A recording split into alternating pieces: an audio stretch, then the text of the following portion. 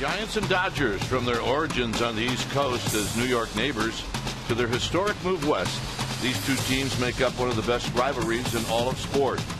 Regular season games take on a playoff feel, especially this time of the year. The rivalry continues as the top two teams in the NL West match up in a three-game series. Stay tuned, Game 1, and it's coming up next.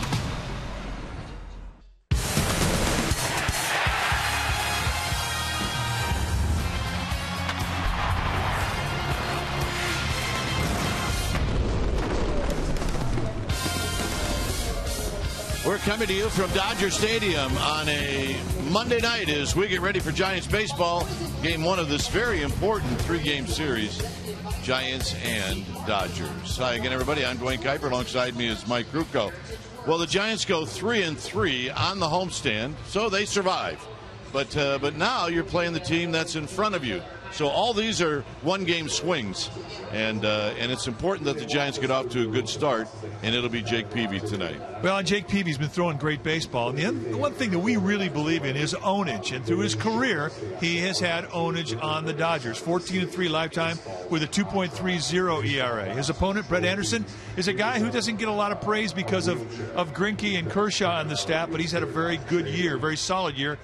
But the win-loss doesn't necessarily show it. This is going to be a well-pitched game. Whoever plays the best defense, whoever has the best situational at-bats, that's who's going to win this game, and that's who's going to win this series. All right. It really is October baseball on the last day of August. Crawford, by the way, in the lineup. Stay tuned. We'll take you to our Comcast Sportsnet studios for an update, and we'll do that right after this.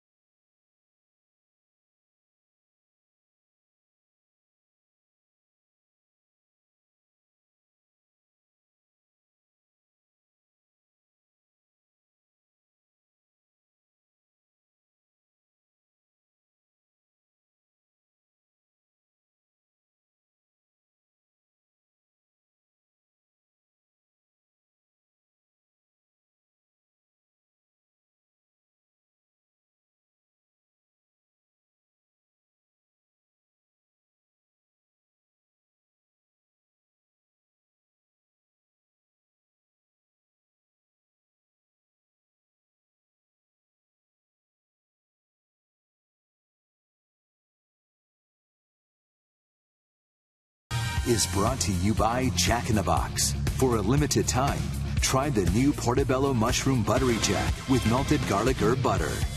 And by Toyota, the full-line automaker with the longest-lasting vehicles in America. Toyota, let's go places. Welcome here to Dodger Stadium. Brett Anderson takes them on, and we get ready for Giants baseball. Our game time weather is presented by the Santa Cruz Beach Boardwalk. Always a good time to get to the beach. The admission-free boardwalk is now open every day.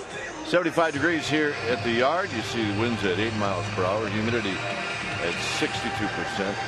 And the forecast is really good. Take a look at the Giants lineup. Aoki, Duffy, and Belt. Buster Posey will be the cleanup hitter. Then it's Marlon Byrd, and he's fabulous in a Giants uniform, followed by Crawford. Welcome back. Then Tomlinson, Blanco, and Peavy. On the hill tonight for the Dodgers will be the left-handed veteran, Brett Anderson. Anderson, 6'3", 240 pounds. He's in his 7th year at the big league level. 27 years of age. This is what he has done in 25 starts, 8 and 8 with a 3.36 ERA. The year really is better than what the record would reflect. 99 strikeouts, 147 and a third against 39 walks. And when you take your at-bats against Brett Anderson, you're going to see a fastball that goes low 90s. He will sink and cut the fastball. He's got a curveball, slider, and a changeup. The basic 4 pitches. And he looks into Yasmani Grandal, and the first pitch of the ball game is a fastball and a swing and a miss. So we get started at 7:10.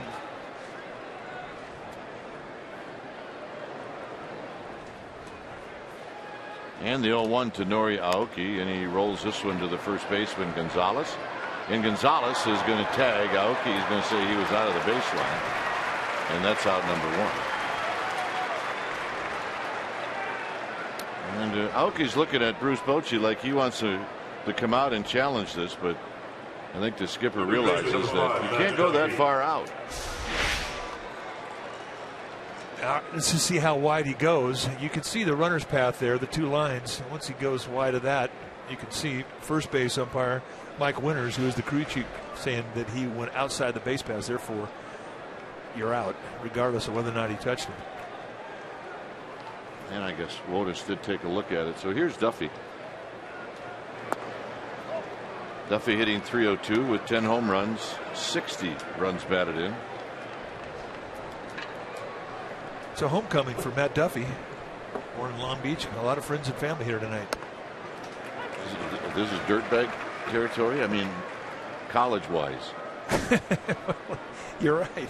We're not too far from Long Beach State, about 25 minutes down the road. On the ground sharply to Rollins. 2 outs. Let's take a look at that Dodger defense playing behind Anderson tonight, starting in the Dodger outfield from left to right. It'll be Crawford, Peterson, and Ethier. Rollins and Turner on the left side of the infield. Utley and Gonzalez on the right side. Yasmani Grandal, he'll be in the squad, putting down the signs. So here's Belt.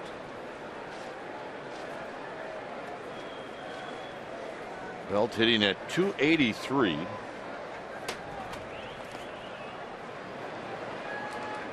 It was quite an afternoon yesterday for the guys that hit in the middle of the lineup for the Giants. Belt, one of them, he went 4 for 4. He's streaky, so a hot Brandon Belt right now would be a good thing for everybody.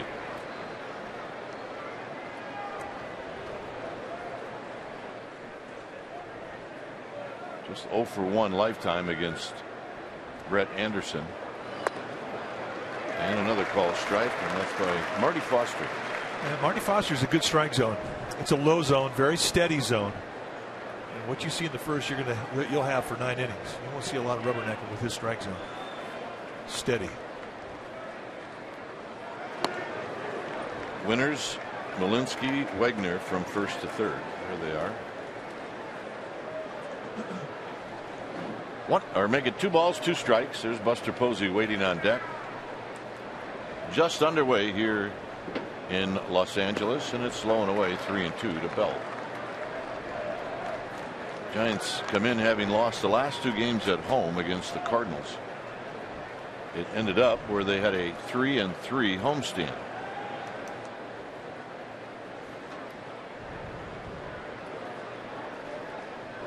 Payoff pitch to Belt. Belt, high drive to right. Down the line, and it is a one-hopper up against the wall. Ethier will get it back in quickly, and Belt's got a double.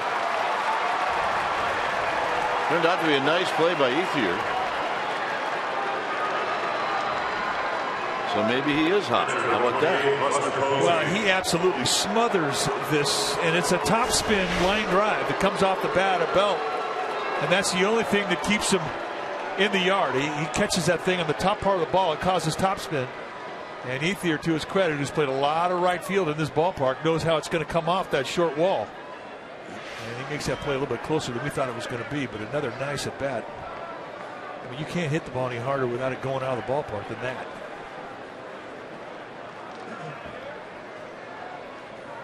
So here's Buster Posey.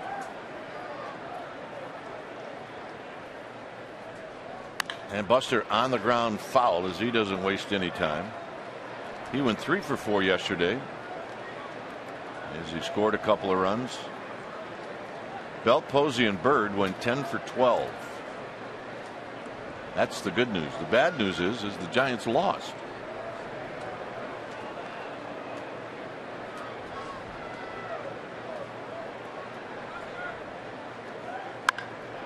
A little pop-up down the right field line. Ethier giving chase, and it's going to fall. It hits right on top of that sidewall. So another opportunity for Buster Posey. Buster had no cheeks into that swing. He did not. I mean, that was kind of an emergency swing. You'll see it an 0-2 count, not an 0-1 count. But what he has done well with this year is that very thing where he'll lose his legs and still let his hands get a base hit. A lot of those swings will serve the ball to right field.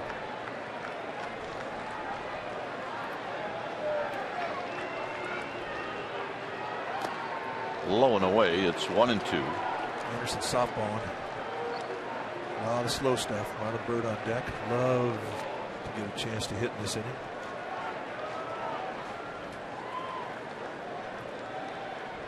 Peterson shading Posey a bit towards right center field.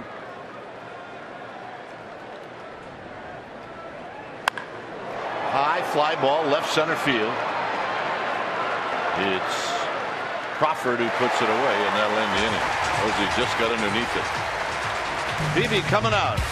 Dodgers coming up.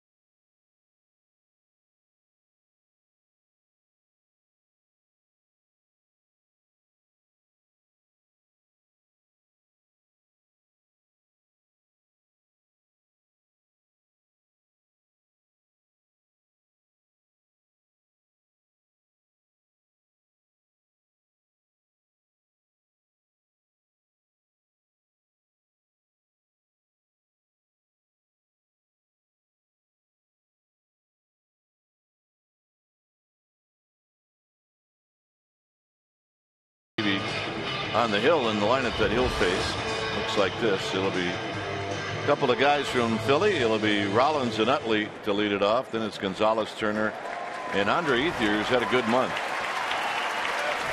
Following Ethier will be Crawford, Grandal, and then the local kid Jock Peterson, and then Brett Anderson will hit ninth. On the mound tonight for the Giants will be Jake Peavy. Peavy 34 years of age, 6'1", 180-pounder. And for Peavy, he is into his 14th year at the big league level. This year in 12 starts, 4-6, with a 4.21 ERA. Really throwing great baseball of late. When he's right, you're going to see high 80s, low 90s with the velocity in the fastball, depending on the type of grip that he'll use. He will sink and cut the fastball. He's got a curveball, and he has a changeup, which he'll throw a lot against these Dodgers lifetime. He has had big-time ownage against them, 14-3 with a 2.30 ERA against L.A. And what do you say we take a look at the defense playing behind Peavy? Starting in the Giants outfield from left to right, Aoki, Blanco, Bird. That's your outfield. Crawford back in the lineup with Duffy on the left side of the infield, Tomlinson and Bell on the right side, and Buster Posey will be in the squad putting down the sides. So here's Rollins hitting at .218. And a strike. Rollins 13 home runs, 41 runs batted in.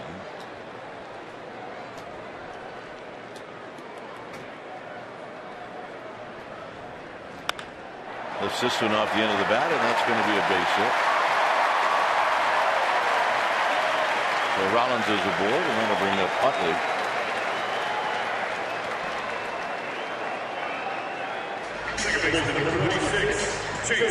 The park tonight has lots of carry. And we're talking from foul line to foul line. The ball's jumping. Batting practice was very, very interesting from both teams. A warm night. And at least for now, it is a home run ballpark. That could change as the Marine layer comes in. But right now, it's live. So here's Utley hitting .212, 5 home runs, 31 driven in. Rollins got 9 steals. He's been thrown out 7 times. And Utley hits a high fly ball center field. Rollins is going to go back to tag. Blanco's going to catch. Here's his throw, and it is a little late, and Rollins moves into scoring position on the fly ball. All right, time now for our AT&T U-verse Rewind. We go back to Wednesday versus the Cubs. Jake Peavy was the winner of that game. 6 1/3 solid. 6 hits allowed, a couple of earnings, 3 walks, 3 strikeouts. And he would go 95 pitches in that outing.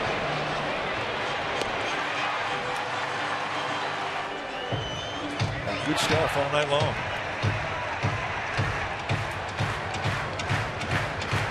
So Rollins in scoring position. Here's Adrian Gonzalez.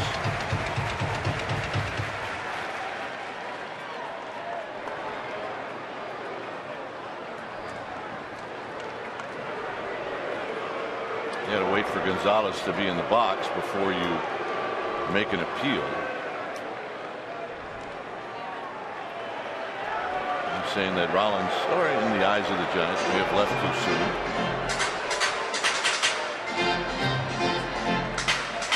Well, it was a heads-up play from Jimmy Rollins, identifying early that that ball was going to be deep enough to where he could get back and then tag.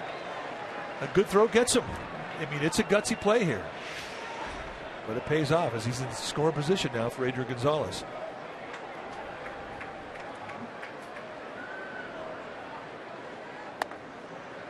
Strike call to Gonzalez.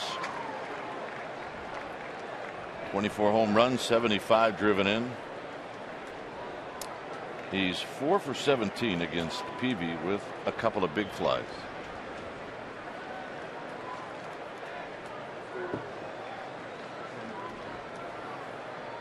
Tomlinson playing in shallow right field.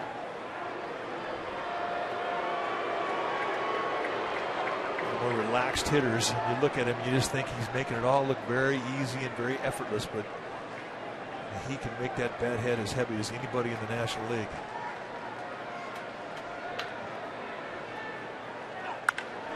Line drive. Aoki standing. 2 outs, and here's Justin Turner. Third baseman, number 10, Justin Turner. And the Dodgers made a decision that they wanted Turner as their everyday third baseman. That's when he took over. He's really done a terrific job. He's had a lot of big hits for the Dodgers the last couple years. It seems like the bigger the at bat, the better at bat he'll give you.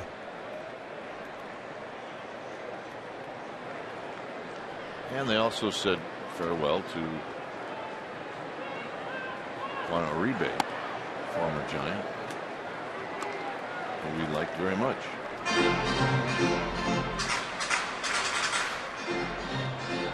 One ball and no strikes. Important that you get that music in between pitches. It's very important.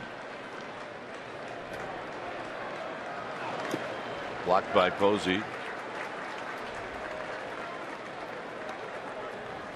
Andre Ethier's on deck.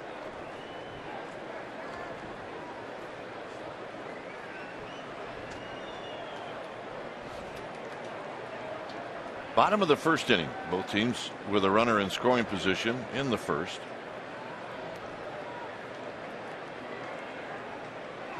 Way outside, it's 3-0. And he will swing 3-0. You watch Posey behind the plate, and he'll wait until Peavy starts his windup before he'll jump to whatever side of the plate that he wants to give that target. You may not see an extreme set here with a 3-0 count. He'll give the target behind home plate, but does not want to tip location to the runner at second. And you have to be aware of those things. I mean, this is a veteran team that Dodgers have, and if you're a base runner and you can subtly tip out a location, whether that catch is setting inside or outside, I mean, you're giving that hitter a big advantage.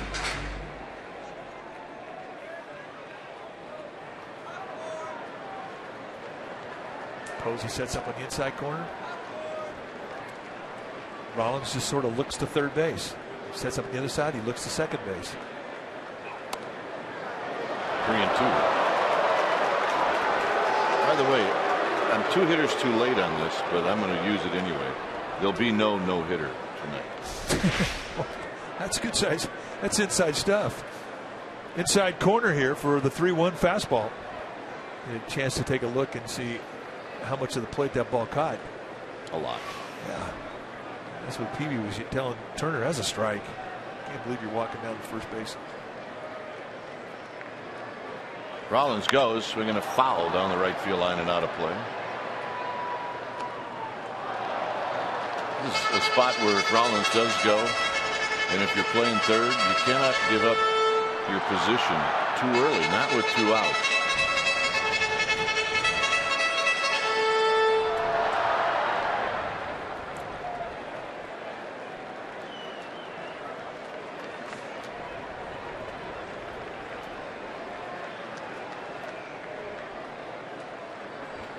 TV gets the sign from Posey. And he wraps this one into the gap. Rollins will score easily. It's 1-0 Dodgers. He hung it. Yes, he did. And it just continues as we've never seen Justin Turner take a bat at bat. Get it in, break it ball, a 3-2 count. Did not want to walk him. Throws it right over the middle with a little wrinkle in it. And Turner not impressed. And it played over towards the right center field side, so left center field was the gap that was open. And he finds it. So here's Ethier hitting at 297.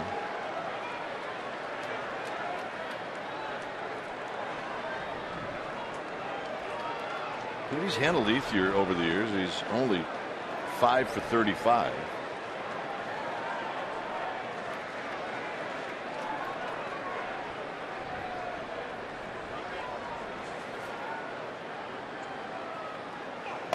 And a strike, and it's 0-1.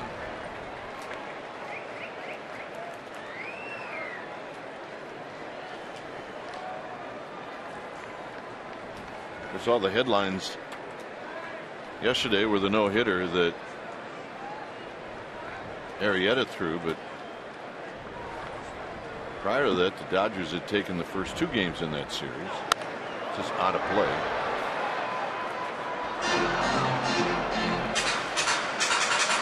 Well, they were playing good ball. I mean, they had won 5 in a row prior to the no-hitter. Yeah, they caught Cincinnati at the right time in Cincinnati, and then played 2 good games against the Cubs.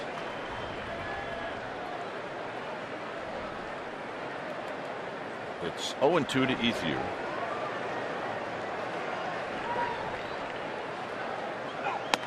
And it's outside, 1-2.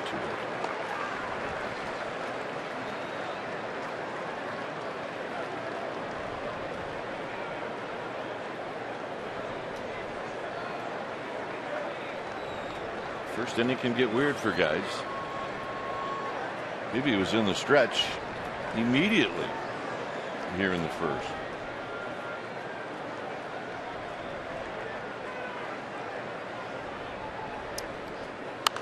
Out of play again. It stays at 1-2.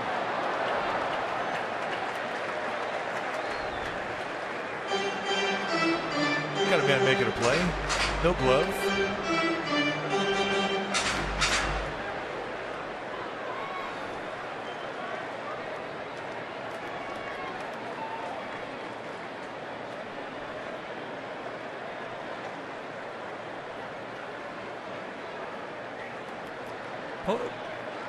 Jake Peavy has a real hard time seeing the signs, which is why you see the game signs finger patches and then the white chalk that is in the back of the fingers, just to enhance the signs so Peavy can see it a bit better.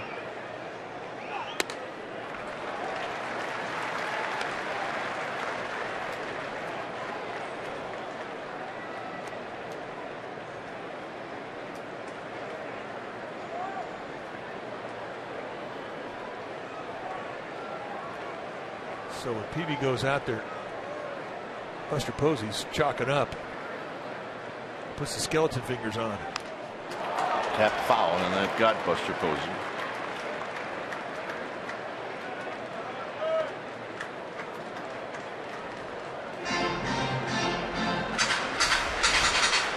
Let's see where to get him. Down the right bicep. Pretty much every day, you figure you're going to get 1 or 2 dings.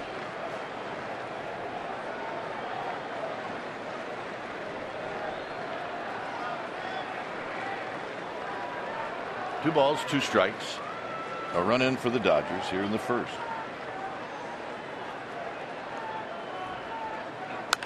Out of play again.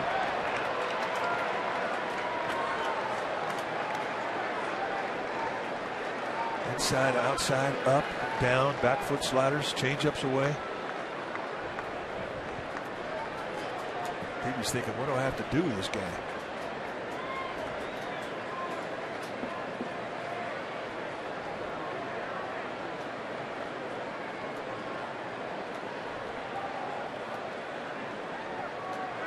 Two balls, 2 strikes.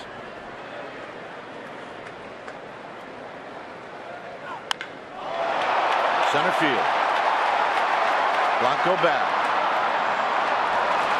Side retired. Marlon Byrd's going to lead things off. Dodgers on the board. It's 1-0.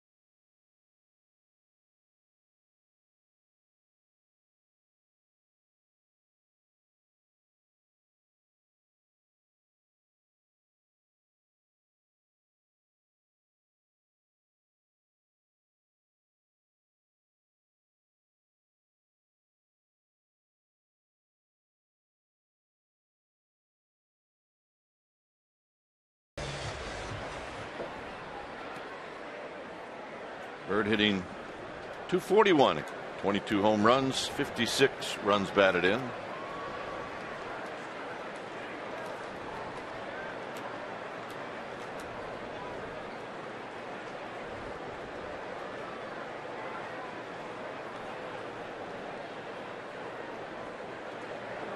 What's going on? Did he lose his chain? Easy. Well, just repositioning everything. And I think he lost his chain. It fell down and was fishing it out. It's Bird waiting on Anderson.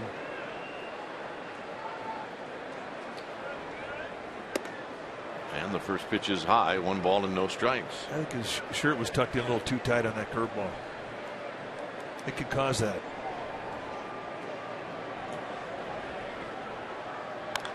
And he pulls it on the ground foul.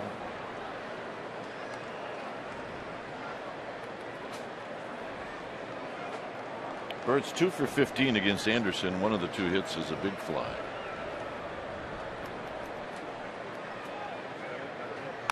Tapped out in front of home plate. Anderson's got it.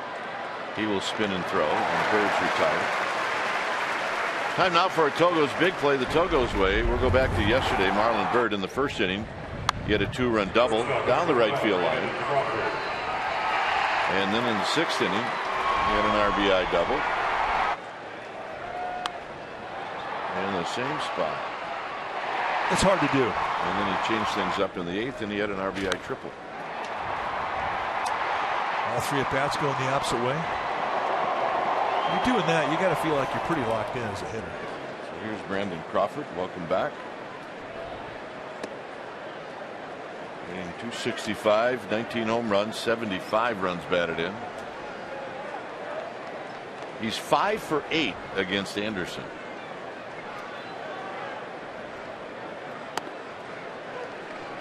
Crawford, who had a little oblique strain,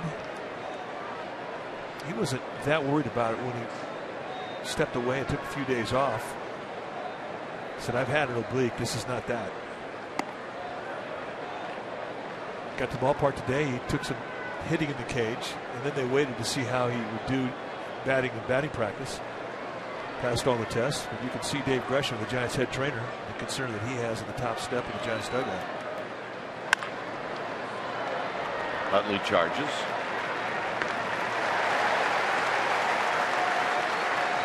And that'll bring up Tomlinson. So now Dave Gresham, Number 37, at some point, go back and talk to him and see how that felt.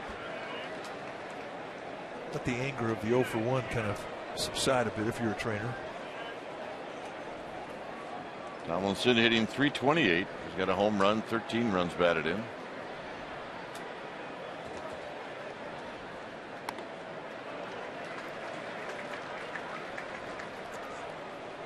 It's a big curveball that Anderson's throwing up there to get strike 1. We know he's going up there looking for that. He's sitting on something hard.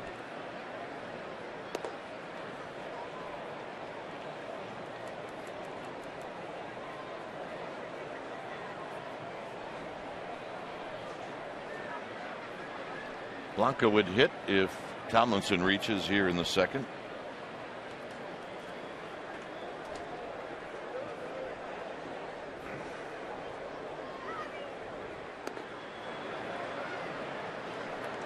Anderson's got a little crossover step. Likes the third base side of the rubber. And with that crossover, it really is a little bit longer to see it as a hitter. Tap to Rollins. And that'll end the inning. So 3 ground balls. It'll be Crawford, Grandal, and Peterson coming up.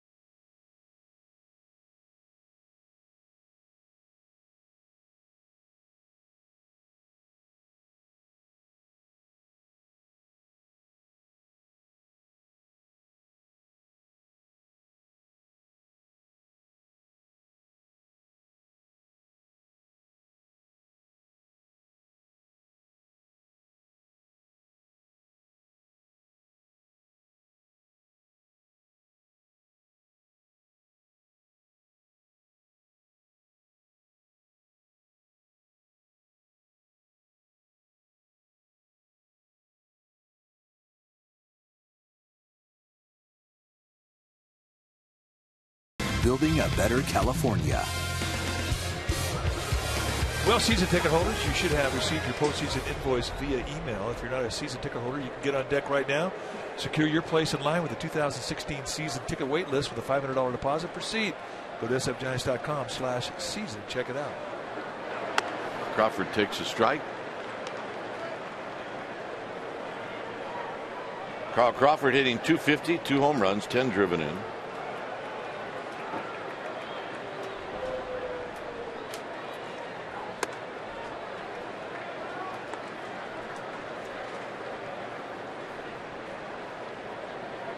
Crawford against Peavy, he's 7 for 22. He's got a triple and a home run lifetime.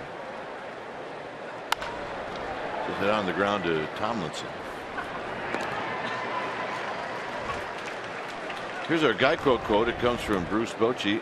On this series here against the Dodgers, you look forward to a series like this, especially when you're behind. We need to win ball games. It's that simple. So here's Grandal.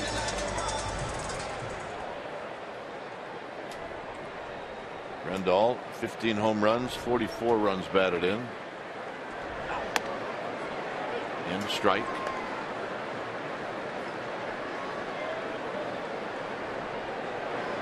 According to our numbers, he's never actually had an at bat against Peavy. 0-2. Good slider right there. That's quick. Same what he had in his last outing against the Cubs. Quickness on the slider and the sinker were very, very different. And the high fastball has popped up. That's going to land on top of the Dodger dugout, and then a big bounce into the seats.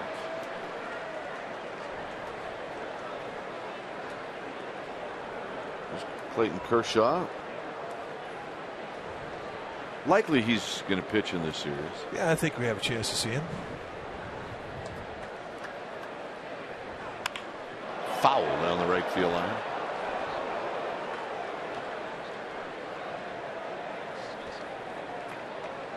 There's the lineup. Tomorrow night it's going to be Madison Bumgarner taking on Zach Greinke. And then Wednesday, the finale, it'll be Mike Leake taking on Clayton Kershaw.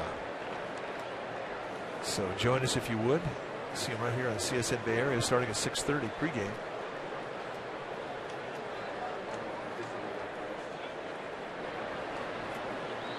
Oh, 2 pitch. Here it is. Tried to backdoor him, got him. See you. First strikeout for Peavy, and he goes backdoor with a curveball, and I don't even know if Grandal knows he even has that pitch. Just go on the back door. Posey just kind of tucking it in. He sticks it with the way he receives it. The way he caught that ball is why he got the strikeout. See, a play like that, you should give the catcher should get an assist.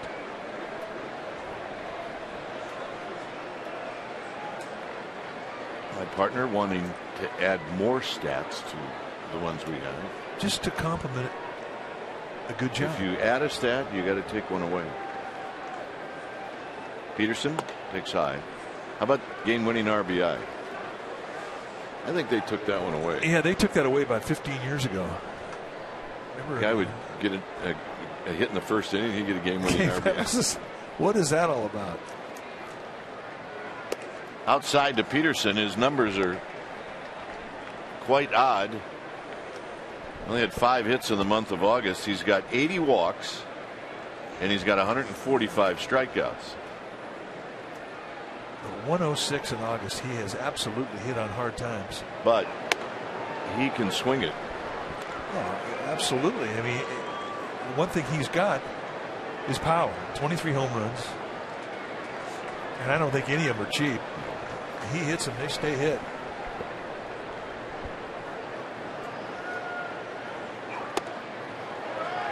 So it's 3-1.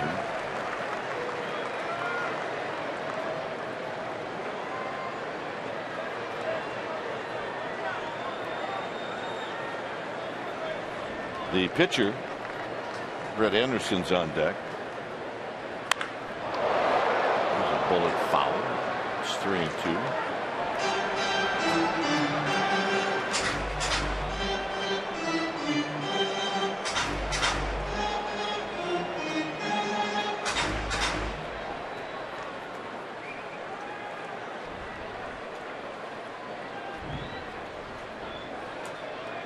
2 outs. Here's the payoff to Peterson. So we're going to pop up. It's going to be Tomlinson when this comes down, and it does, and that'll end the inning. Nice comeback for Peavy, and it'll be Blanco to lead things off.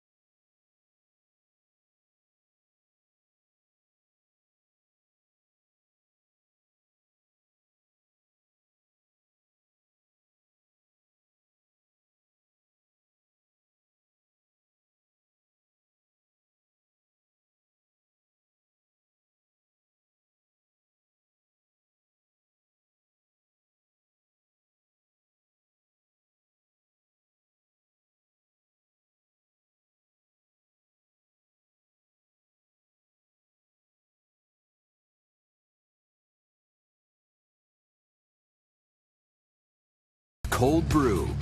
Keep it smooth. USF night is on Monday, September 14th. Tickets still available. Your event ticket is going to get you a Giants cap with USF colors and a ticket to the game.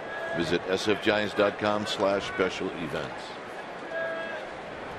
Here's Blanco. It'll be Blanco, Peavy, and Aoki against Brett Anderson in a 1-0 ball game. Look out. In tight, 1 ball and no strikes.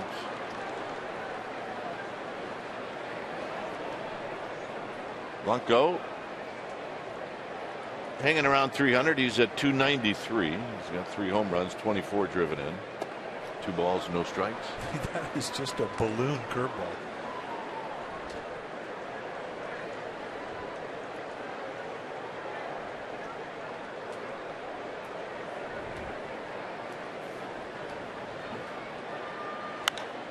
Down the left field line, a long run for Crawford, and Crawford is going to run out of room, and some fan just took a major header. Okay, we're good. That guy landed on that like he was landing on somebody's plush lawn. He landed on concrete. And you're going to post up against that guy? That guy's going to feel it tomorrow, I'm telling you. And that's foul off the fist of Blanco. I'm going to feel it tomorrow. All right, ready? Here, we got this one. Oh, Cuff. It wasn't his fault. Thud. It was Tommy Tuna that knocked him over, for crying out loud. Yeah. Yeah. That's a little harsh right there. You know what? Seriously. Tommy Tuna?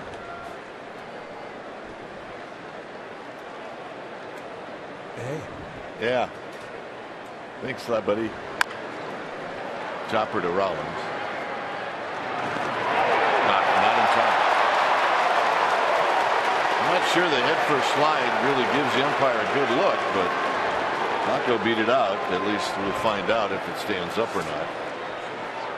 He beat it out for now, and we're going to make it our Ford right choice. I think he's almost saw this thing coming. His best shot was on the belly, and yeah, he beats it out. That one's not going to go anywhere but base hit Gregor Blanco at our Ford right choice. Just don't hurt your hand. Manley's coming out. No, he's not. He's going to get comfortable in the dugout. So here's Peavy.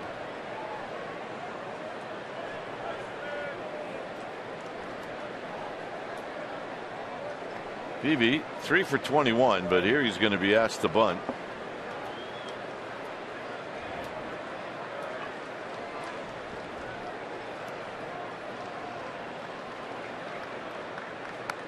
And he bunts it foul.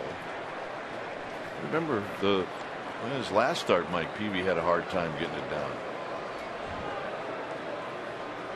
I think he's a better slasher than he is a bunter. He's got 3 this year, so he knows how to do it. It should go down the first baseline. Now, Adrian Gonzalez, first baseman for the Dodgers, he throws well. So it's got to be a good bunt, even with the speed of Blanco at first.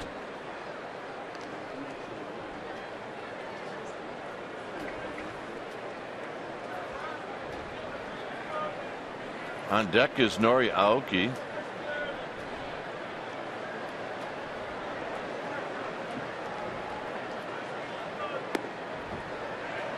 And Anderson misses. Is that a curveball? May have been under a cutter. Looked like he quick pitched him too. The way that the Dodgers are playing the corners, and they're being very aggressive with Turner at third and Gonzalez as first. Bochy may let Peavy slash.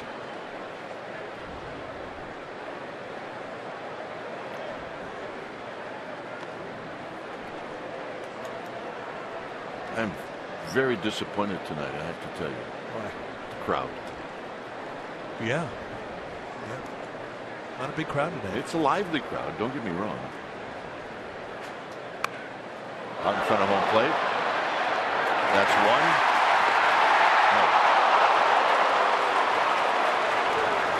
No. Randall made a good strong throw. He's got a good arm.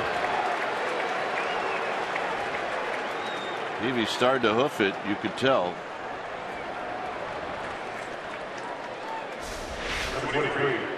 So the bunt just does not get out far enough from home plate, and Grandal, who's got a cannon, sniffed an opening, throws a bullet right to Rollins, and only Peavy's speed denies the double play. So still works out well for the Dodgers. Now they have the pitcher at first instead of a good base runner with speed and Blanco. Aoki takes low. He bounced out to open up the ball game. Good opportunity to steal here. Blanco's got 12 on the year. Oh, I beg your pardon. Jake Peavy's over 30. Never mind about the stolen base. Maybe a delayed steal. I'm surprised they're holding him on, to be honest with you.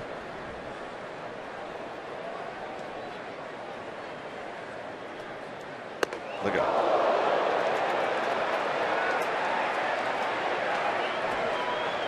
Well, Anderson not afraid to come inside.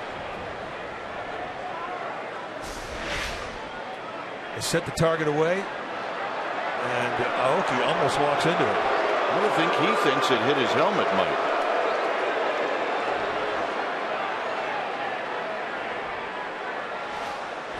I mean, it's going to be hard to tell, but Aoki definitely thinks that it tipped his helmet.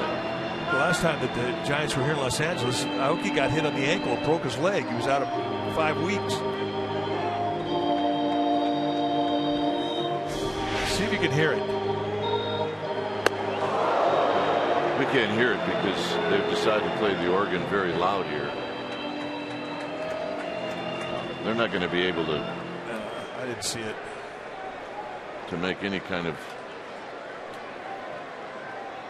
judgment on that. So it ends up being a ball. It's 3-0.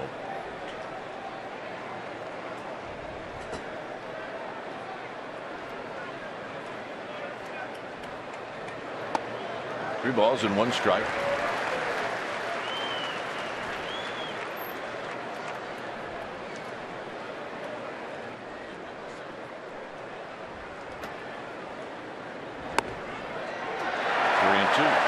So he goes away in a 3-0 fastball, comes down and in with a 3-1 fastball.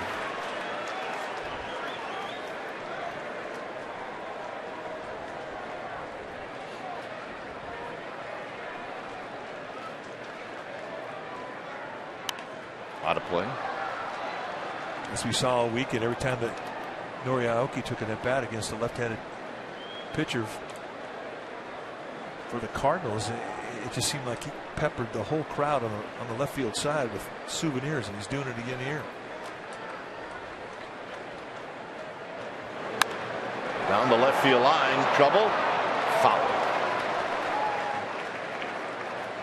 Ball dude making a play. Psyched.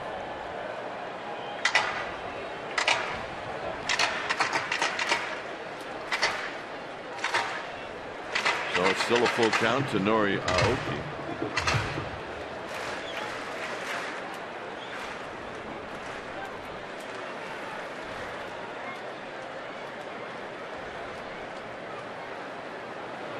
And the walk.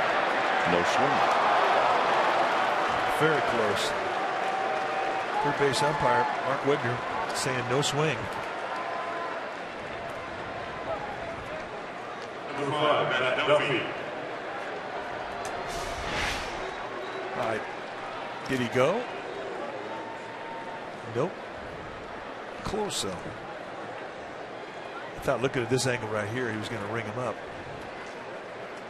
Duffy hit a sharp ground ball to Rollins in the first inning. So Peavy at second, Aoki at first.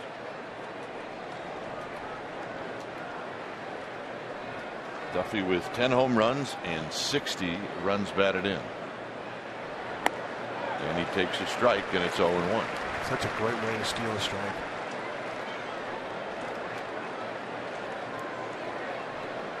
The curveball really isn't quick enough, or hasn't been quick enough to get swing and misses in 2-strike counts, but it's great stealing strike one.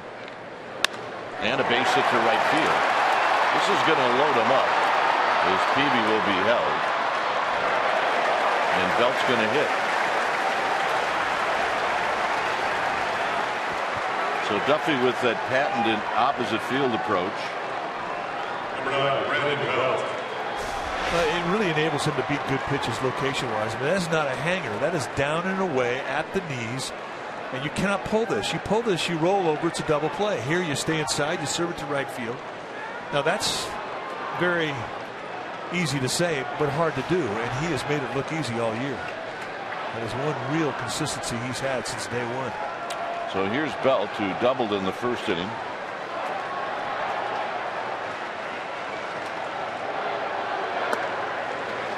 One ball and no strikes. Okay, trying to go to that big rainbow curveball to steal a strike, this time a bit wide.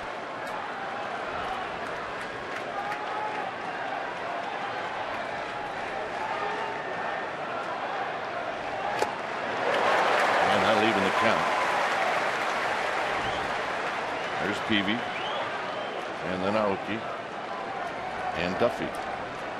Third inning. Pretty good arm with Ethier in right, pretty good arm with Peterson in center. Not much of an arm in left. They'll definitely challenge Crawford, the left fielder.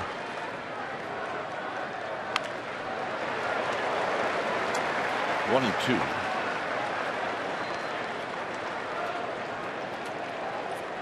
A chance for Belt to tie the game.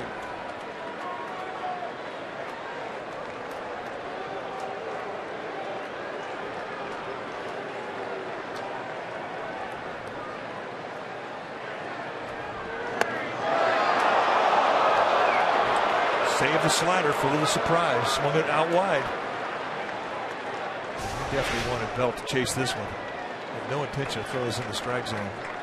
Saw the target from Grandal. Base hit. Aoki is going to be held up. The throw is cut off, and they stay loaded, and this game is tied. Two-strike at bat from Belt. The second hit of the night. Stay hot.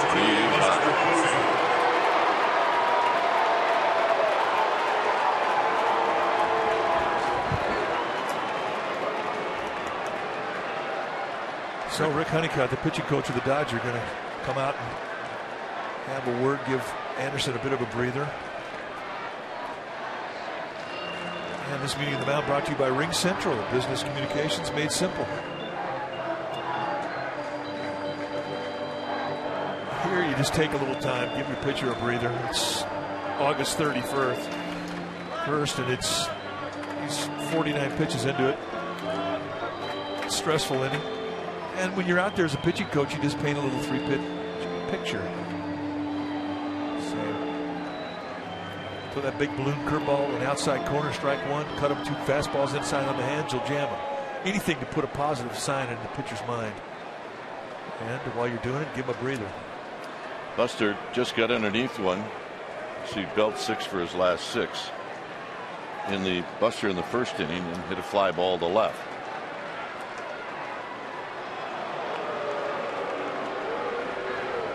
Buster was just hoping that Marty Foster was going to give him time.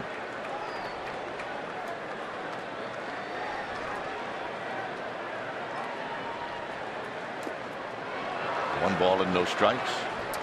Anderson coming out of the windup. You've got that choice if you're on the mound. Bases loaded, runner at third, runners at second and third. You can go from the windup rather than from the stretch. Some guys are more comfortable from the windup.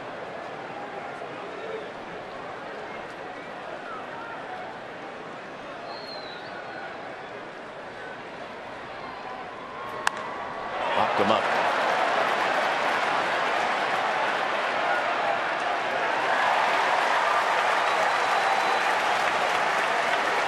So Buster Posey pops up, and now Marlon Bird's got a shot.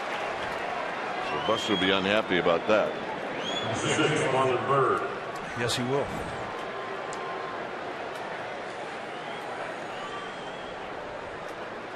Bird bounced back to Anderson in the second inning.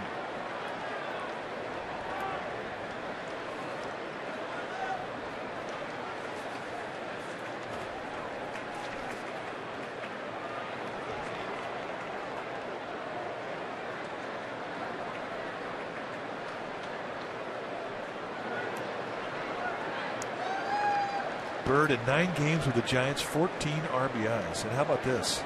The last 4 games, 11 RBIs. And they have set the table for him here. He's got 3 out there right now. There is 2 outs. Giants sometimes do their best work with 2 outs rather than 1 out.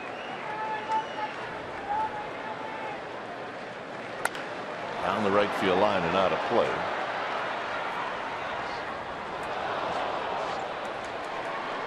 The Giants have 8 grand slams this year. He's got the last one. And that is a franchise record that is 132 years old. Hit that slam on Friday night against the Cardinals. Here's the 1-1 pitch. And it's a high breaking ball. 2 balls and 1 strike.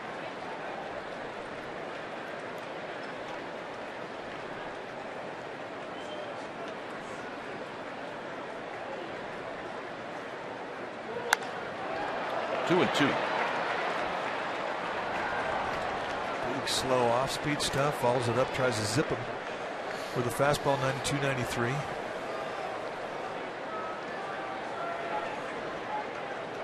And Anderson, I think more than, I mean, he's sneaky with the fastball.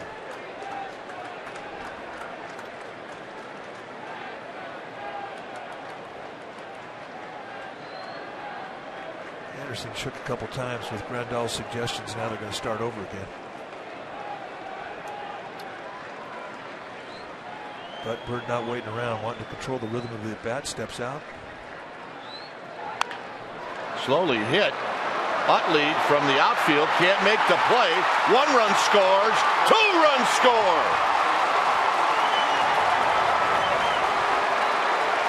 And the Giants take the lead on a bleeder. Had Utley come up with it cleanly, the Giants would have scored 1 run. You see where Utley's playing almost behind second base. He's got to come a long way. Right there. I mean, he's thinking I made a good play, just not letting him go into right field. But in that he couldn't come up clean. The high IQ of Matt Duffy on the base pass. And he knows a chance when he sees it. He takes off and winds up scoring, adding a run. The Giants now with a 3-1 lead here. Great instinct from Duffy. I'm not sure. Crawford is swinging and miss. The last time Bird got 2 RBIs on a ground ball that didn't leave the infield. Oh, left the infield, but not by much. Now watch the bat get in the way. Yep, just clipped it.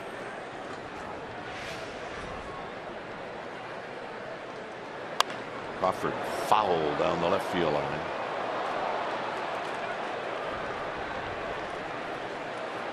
Two RBIs for Bird. How about that? Stay hot. It's 16 RBIs now in 10 games.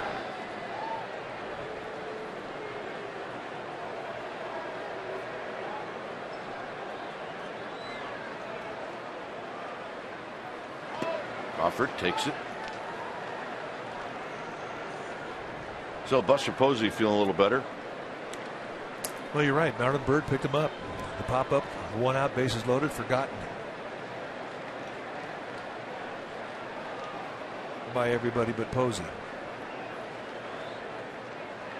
Crawford taps this one back to Anderson, and that's going to end the inning. Giants score 3 times. Bottom of the 3rd inning coming up. Anderson will lead things off.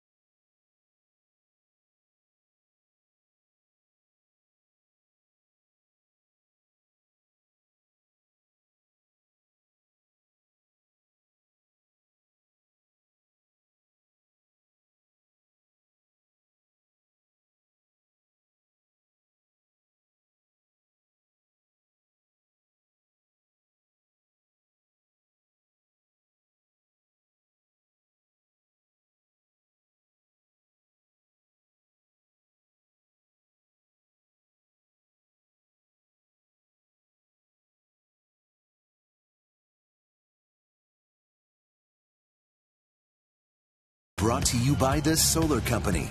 Not just any solar company. The Solar Company. Switch to solar and save. Log on to csnbayarea.com as insider Alex Pavlovich provides wire-to-wire reporting of the Giants. You get breaking news, video special features, and more only on csnbayarea.com. Alex is here. He's everywhere. So here's Anderson, who takes low.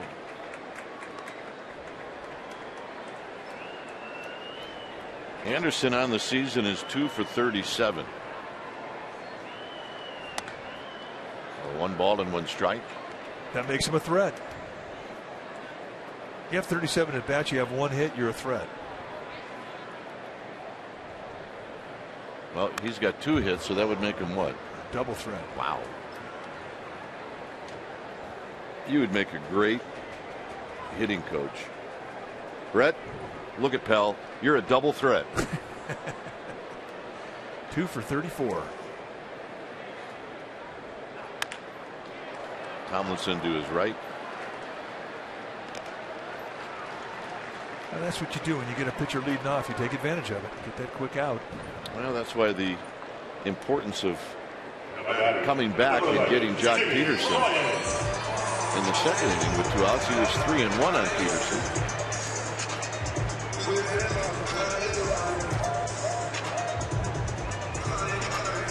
Rollins opened up the bottom of the 1st with a single.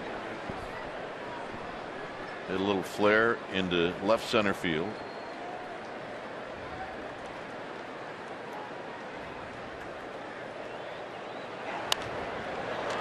This one backing out of play. This has been a disappointing year offensively for Jimmy Rollins, hitting just .218, but he still has 13 home runs from leadoff position and 41 RBIs. That's a lot of production from a leadoff hitter. Oh, he's a threat. He's not an OUT. He's a threat. To make good pitches. You say the same thing about the guy on deck. Chase Utley, indeed.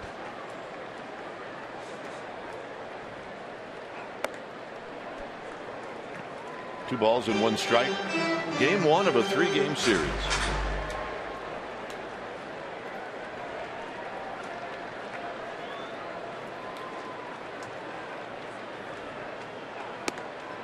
Three and one. Rollins should get something to hit here.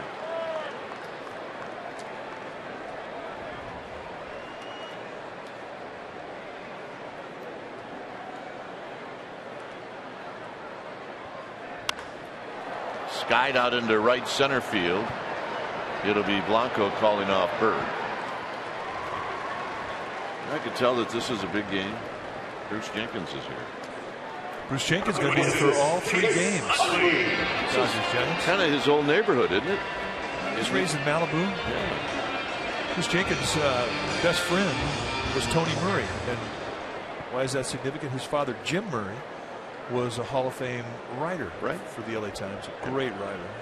He's a legend around here. Oh, incredible writer. And he was the guy that inspired Bruce Jenkins to become a writer, sports writer. Here's Utley. Utley takes a strike. Utley lifted one into deep center field that Blanco ran down.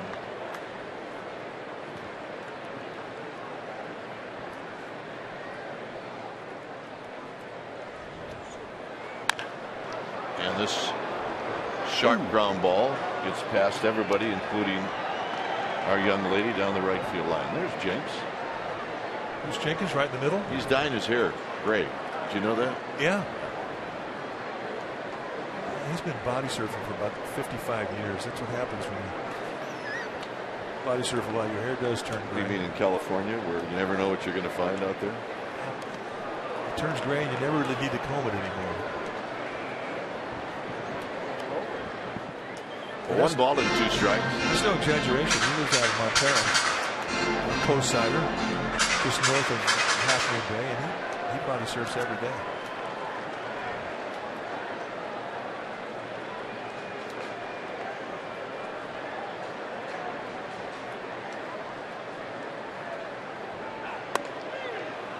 Got him, and that'll end the inning.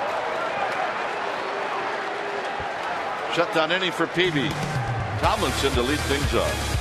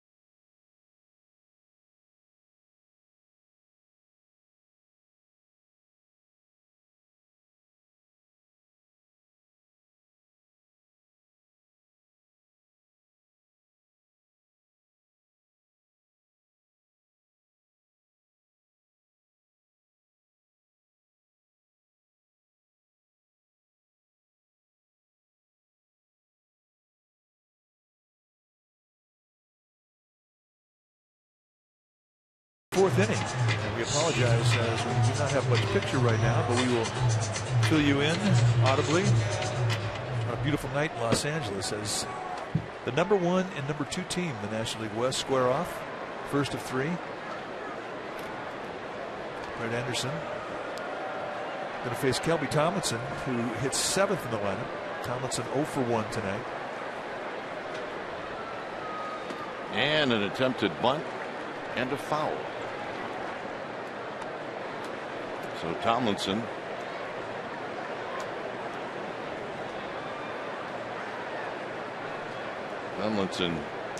bounced out to short in the 2nd inning as Anderson winds and throws in a high chopper foul, third base side. Turner gloves it and flips it over to the Dodger dugout. No balls and 2 strikes. We apologize for losing your picture. Those are not our intentions in big games like this one, but we'll give you our radio version, which we've definitely done before. 0-2. Anderson throws, and it's way outside. 1 ball and 2 strikes. With Gregor Blanco and then Jake Peavy. So the bottom 3 in this lineup for the Giants. Here's the pitch, and it's low. It's 2-2. 3 runs on 5 hits for the Giants. A run on 2 hits for the Dodgers. Anderson looks in the 2-2 pitch, and a swing and a foul past Bill Hayes, coaching at first, and it remains 2-2. Dodgers do not show Kelby Tomlinson a lot of respect in the outfield. Pretty shallow set across the board, especially in center with Jock Peterson.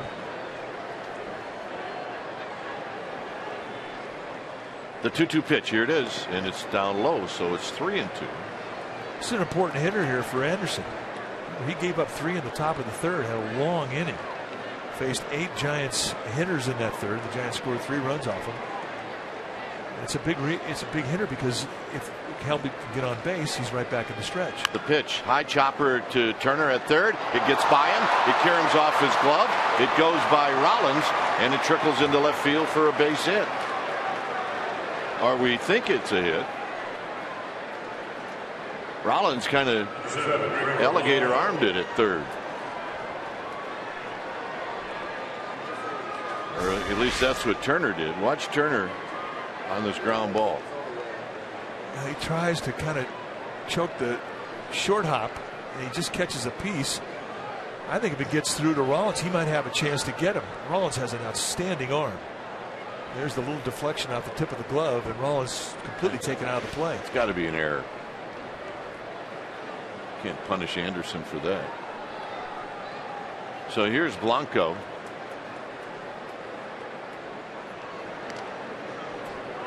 So they're going to give Tomlinson a base hit. And Anderson right back in the stretch. So everything the Giants wanted out of that at bat, they're getting. Why is that a hit?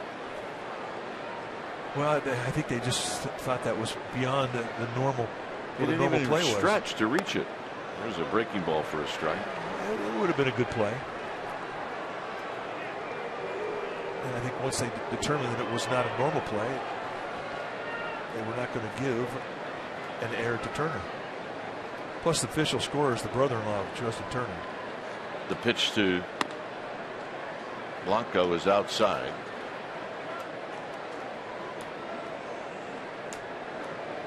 It's always unfair to ask someone to explain why, like I did you, why that's, and then while you're trying to explain it, the other guy's arguing. Well, you asked me.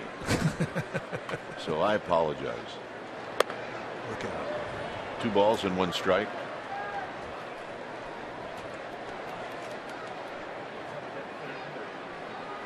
"34 pitches in the 3rd inning for Anderson, and he's in a stress situation again here. 2-2. And that's one of the few swing and miss curveballs that he's had. That was a good one.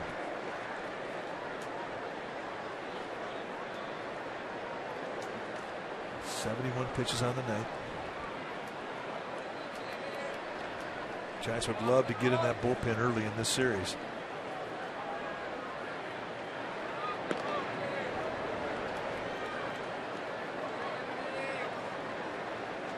So here we are in the fourth with nobody out. Good speed at first.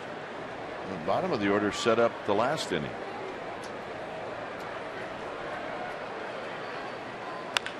Up the middle. Utley flips it. That's one. And that's all they'll get. But a good effort by Utley and Rollins. And they've done that before. They played together a long time. And really just the speed of Blanco denies the opportunity for Rollins. But watch the flip from Utley, little backhander. And Rollins realizing that he was going to have to get rid of it quickly because of the speed of Blanco. Goes right to the bare hand. And despite that, still not enough throw because of Blanco's speed. But very creative. Fun. So here's Peavy. I thought I heard that only Lou Whitaker and Alan Trammell have played more games together at short and second. I think it had a lot to do with Utley deciding to come here. Runner goes, swing and a miss. Throw down to second is not. No, they called him out. Blanco slid by the bag.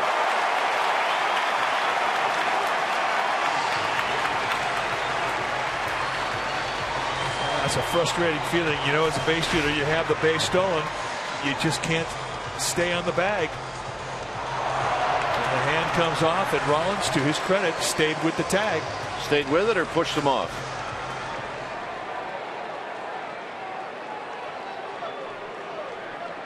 Well, that's a pretty good point.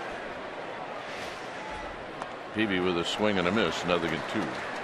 I think if you stay with that tag, it's going to look like you pushed him off.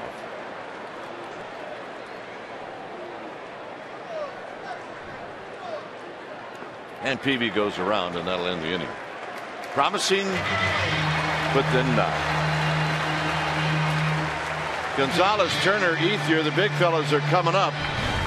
It's a 3-1 lead for the Giants.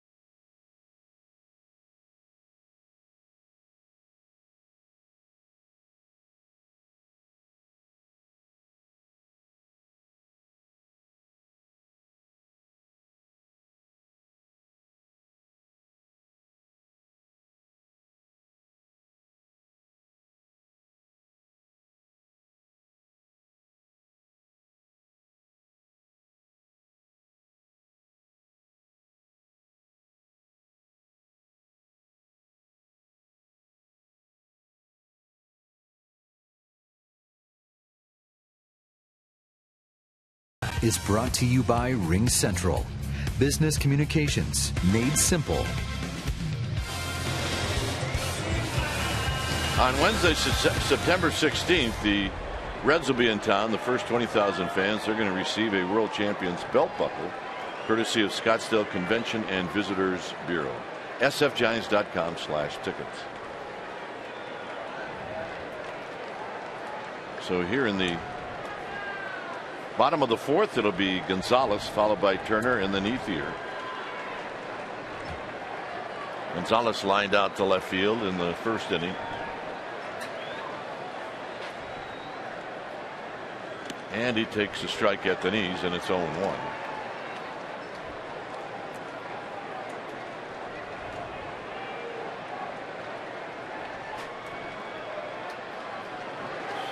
Tomlinson out in shallow right field as this is foul back and out of play. Crawford's not in an overshift, but he is playing almost directly behind second, and Duffy is over in the shortstop position. Outfield pretty much straight away.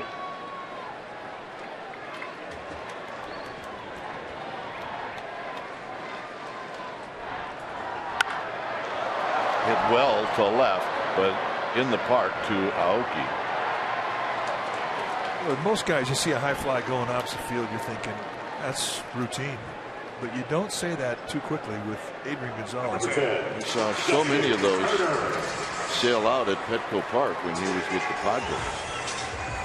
And that was the most unlikely of the ballparks to see consistent opposite field home runs. That's why when Gonzalez went to the Red Sox, it was like, oh my goodness, he is just going to play Pepper with the Green Monster. And he may have, but he certainly didn't do it for very long. Turner doubled in the only run of the game for the Dodgers. He did that in the first. And there's a pitch just high. 2 balls and no strikes. Gonzalez was in Boston in 2011, had 27 home runs, 45 doubles.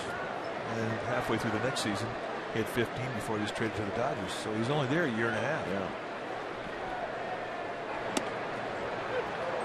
Thank you very much. 2 balls and 1 strike.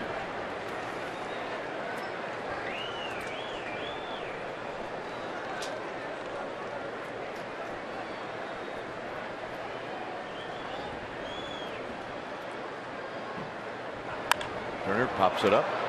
Tomlinson, more work.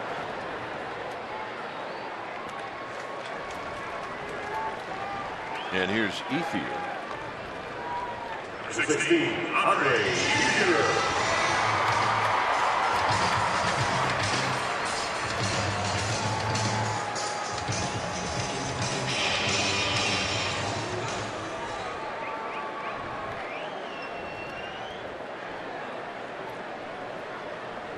Ethier 0 for 1.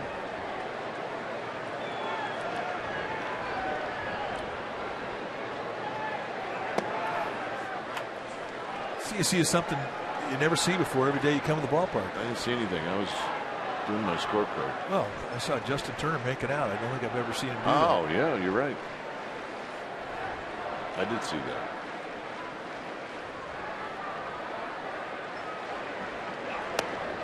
Outside corner strike. He's doing a good job of cutting the fastball and then sinking the fastball and basically Xing the outside corner, especially away from the lefty. Speeds are not that much different, but the movements are. And goes back foot with a little breaking ball. Talk about the success that Peavy has had lifetime against Ethier. They faced each other a lot. And Ethier with not a lot of success against Peavy.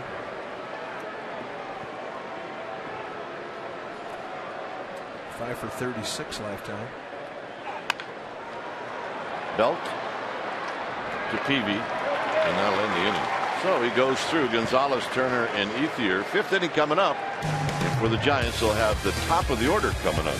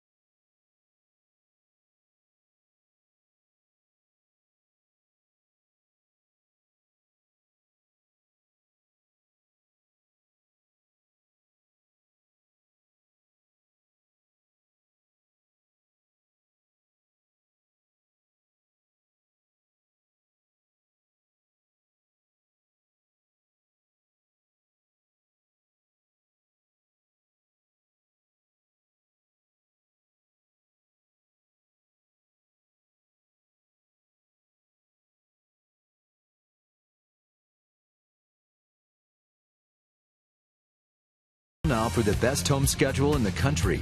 Learn more at gostanford.com or call 800-STANFORD.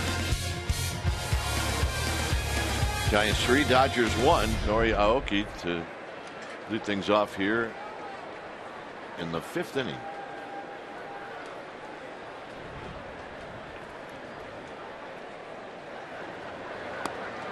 Aoki drew a walk and scored in the 3rd.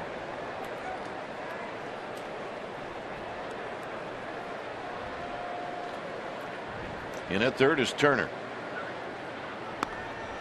1 ball and 1 strike. 77 pitches now for Anderson.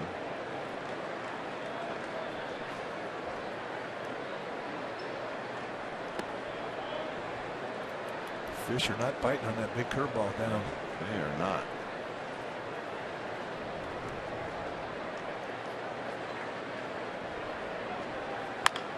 Tapped back to Anderson.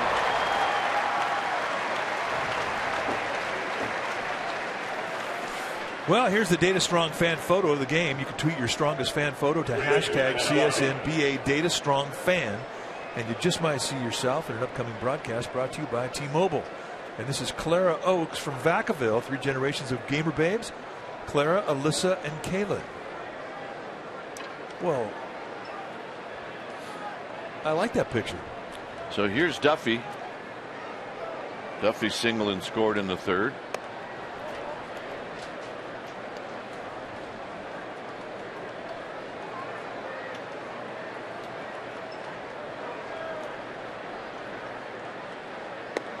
And he takes low, so it's 2-0. The very red hot Brandon Belt is on deck. You see Larry Baer on the left. Serious discussion. Meeting of the minds right there. Talking about ice cream. You think? Yeah. What to put on it?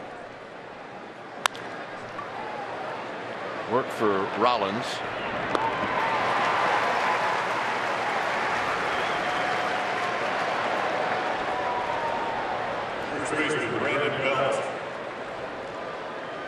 So here's Belt.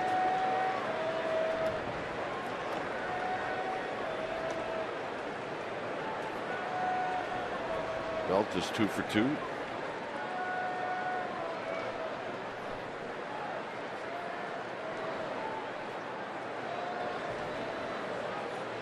Belt takes a ball, 1 ball and no strike. 6 for his last 6. That's hot.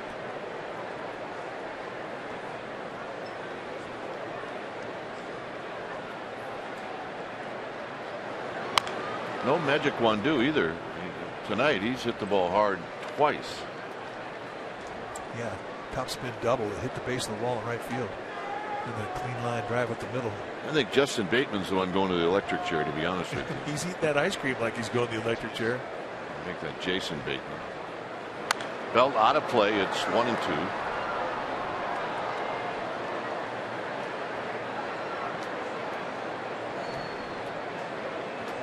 Well, it's a great night to just sit back and watch a ball game. There is none wind in this ballpark right now. Flags blown straight down.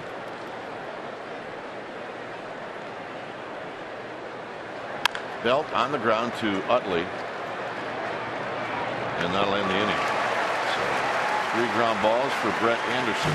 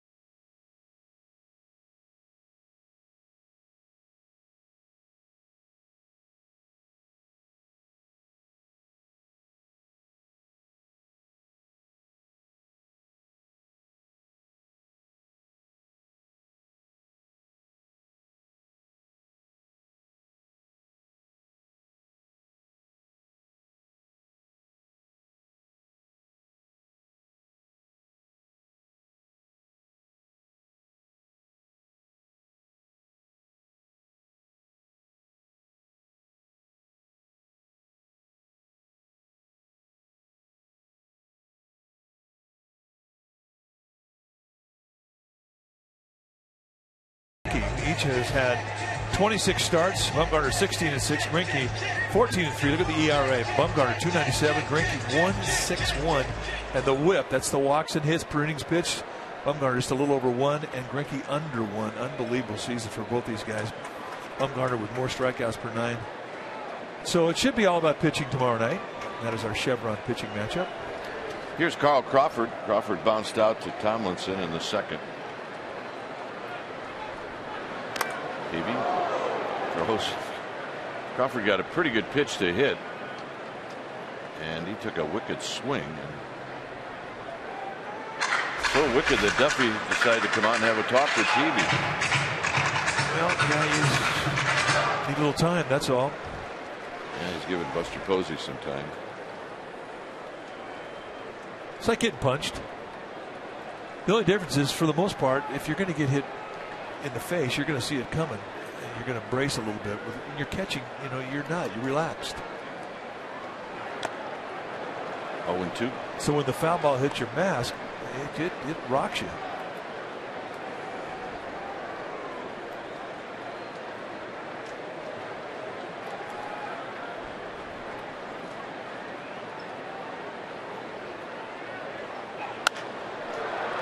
And a little flare to left, and that's going to fall.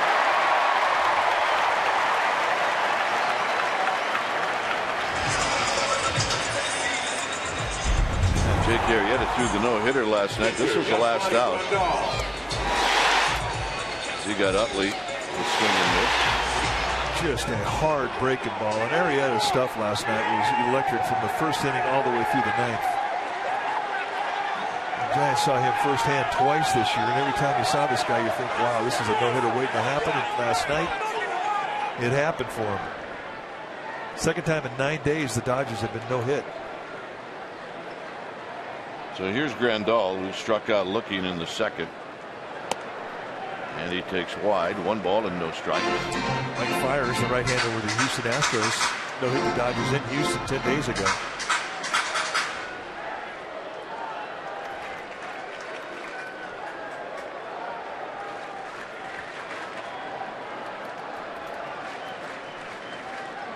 The hit from Crawford ended a streak of 10 consecutive hitters retired by Peavy.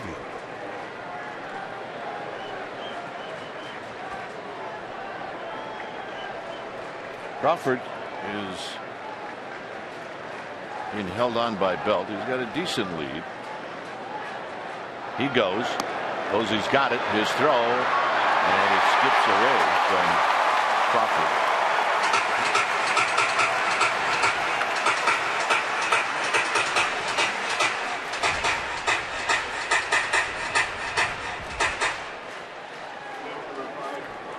The 9 days between no-hitters for the Dodgers, I mean, that is a National League record.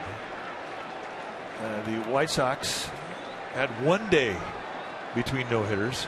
1917, the Athletics in 1923, 3 days between. The Alleghenies, you remember them? 5 days in between. And then the Reds, 20 days in between. Yeah, one of those was thrown against the Monongahela's. They are now the Ohios. It's a strike. It's 2 balls and 1 strike.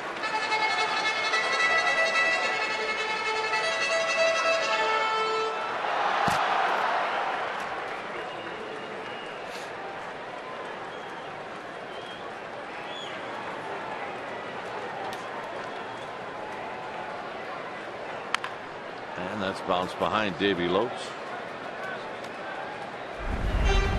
There was some controversy in the game. This was a hard smash off the bat of Kike Hernandez. Short hop starting Castro, and it was ruled an error.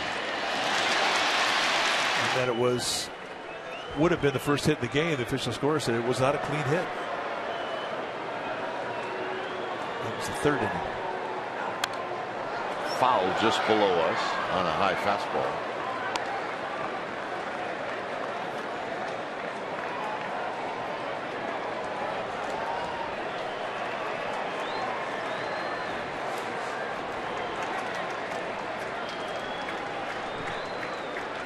Two and 2.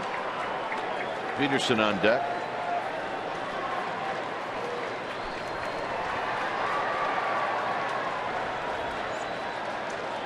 Posey bouncing back and forth, and this is bounced to Belt, and Belt to Peavy, and then on the play Crawford will go to third. Pedro Baez, the right-hander, was throwing in the bullpen for the Dodgers. Now he slowed it down a bit. So Peterson will step up with a chance to knock in a run.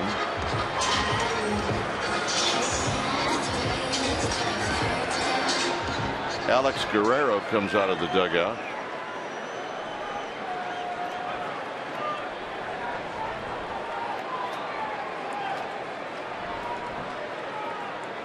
Chance to play the infield back.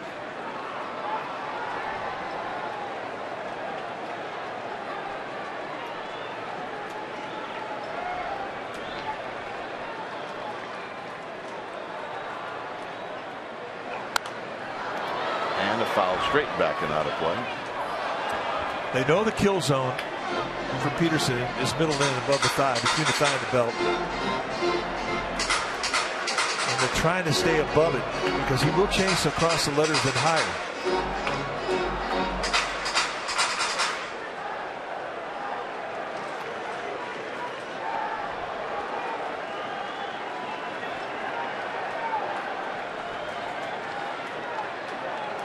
Posey sets up. 1 ball and 1 strike. And the next pitch for Jake Peavy will be number 70.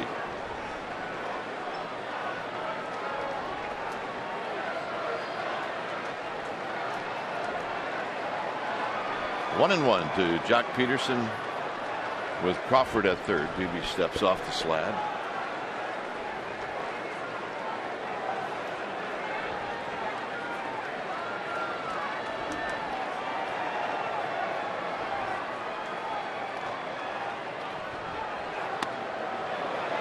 The 1 and 2. 92-mile-an-hour paint. Full sink, moving away. Peterson having a bit of a chat with Marty Foster, who played umpire, about that pitch.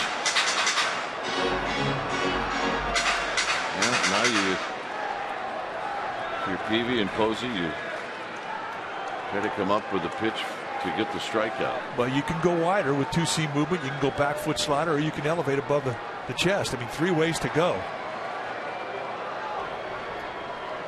Because that last pitch was called a strike, he's got to cover it now. And you can go wide, run that movement away from him, and he's got to get after it. Or you can go back foot slider down and in. Or up above the letters inside. And that was a missed location. They were going to try and backdoor a slider in the outside corner, then pulled across the plate. It wound up not being a bad pitch. The bad pitches are when you're trying to nibble a corner and you leave it out over the middle of the plate when you're heading the count 0-2-1-2. That becomes a location mistake. So Peavy now ready. Got him. And that's the pitch he wanted to throw. A little cutter coming back to the outside corner. And that's the strikeout Peavy was looking for. They set the target in the outside corner, and watch the way that Posey tucks it in. Another example of framing to the strike zone and stretching that zone out a little bit. And that's an assist you can give Posey by the way he caught the ball. That's why they got the strikeout.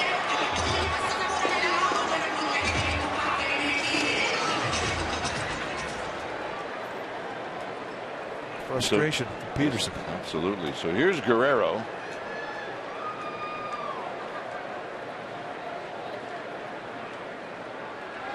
Guerrero, a free swinger.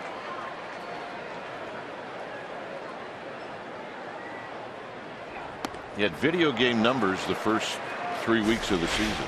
Oh, he was on par to hit like 160 home runs. That's how good he was. There's the strike 3 that just caresses the outside corner. Stuck nicely by the reception of Posey. Got a great shot from up top.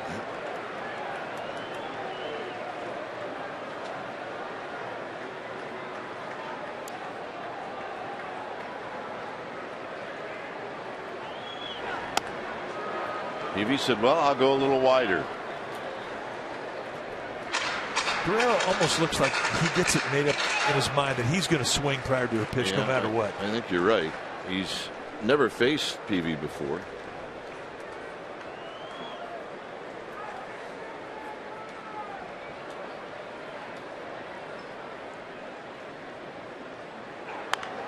Pops this one back and out of play, and he does not want to walk. He's not afraid to swing hard either. There's the tantrum. Slam the bat, saying it's a ball to Marty Foster. He takes it out of the helmet. He's had 5 hits the entire month of August, and it's starting to wear on the Rook.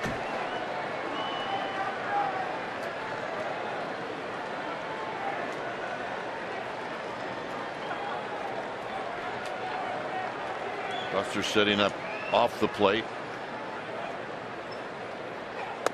Got him, and that'll end the inning. Right down Broadway. Buster Posey's going to lead things off. It remains 3-1 Giants.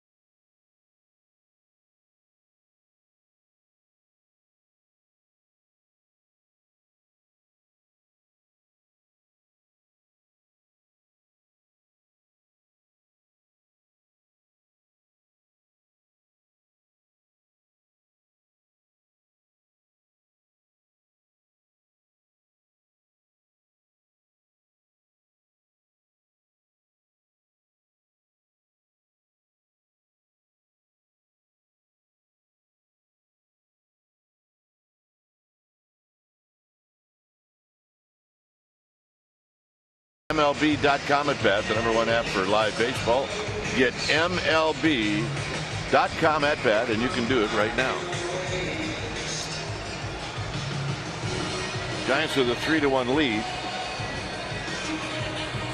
When it's time for a change, think Speedy Oil Change and Auto Service. Your oil change tune-up and repair expert. And you're going to see some pure stuff with Pedro Baez. 39 times he's come in. Look at the strikeout totals. Averaging almost 11 strikeouts per 9 innings against just 8 walks. And how does he do it? You're going to see mid to high 90s with the velocity on the fastball and a hard slider. Right around 90 with the slider. He's also got a split. Well,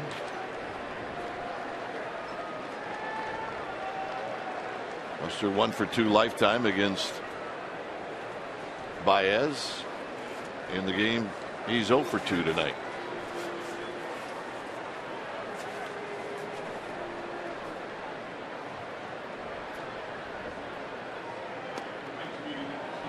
And right out of bed, the 90-mile-an-hour slider. Just to let y'all know that he has one. And I think a lot of guys, when they face a hitter like, or a pitcher like Baez, you want to beat him early. And he will give you some location pitches to hit.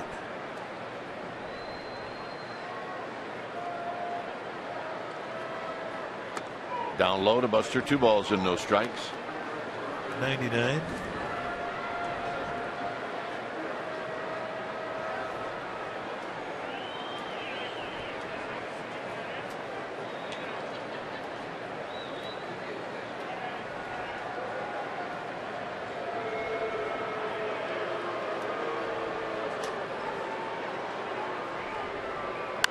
Out of play.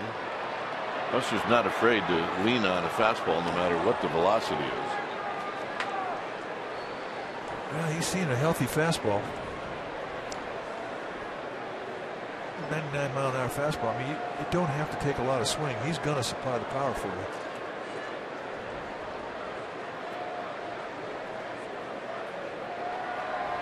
Two balls, one strike.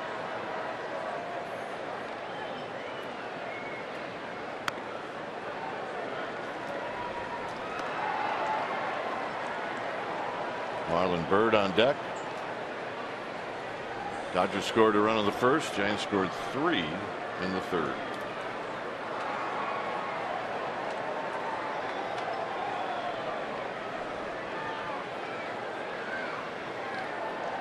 Three-one pitch. Here it is.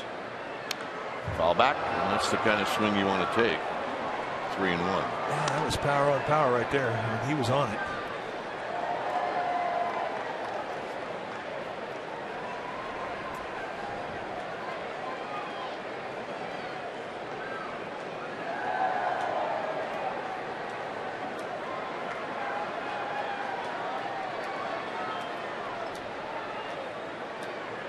So 3-2.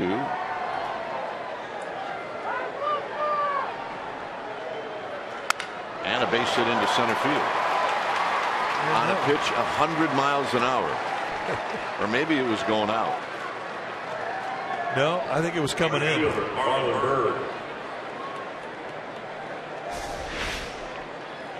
Get it in, 100-mile-an-hour challenge right across the letters, and Buster Posey sends it right back where it came from.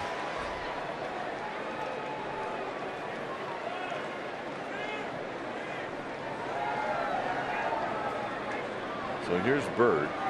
Byrd with a slowly hit ball to the right side. With the bases loaded that Utley could not corral. It ended up being a single and 2 RBIs.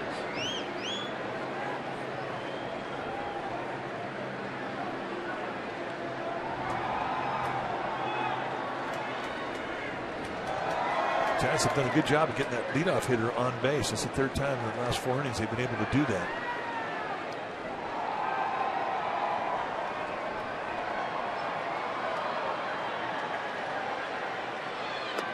Down low.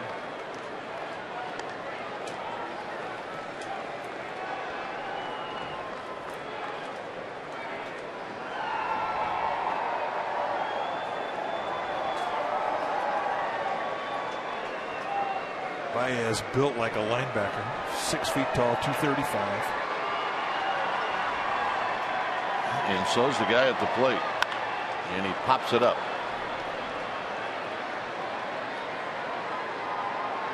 So Utley will make the catch. And here's Crawford.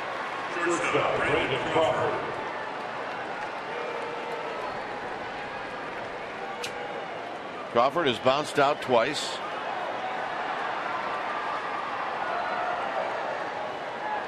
They're the Crawford girls. And Brandon's sister. Jay is on the left. That's his wife, and his sister is in the middle.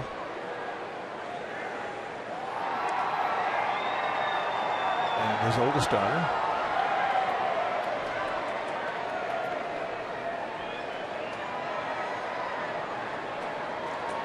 Crawford played the Tuesday night game against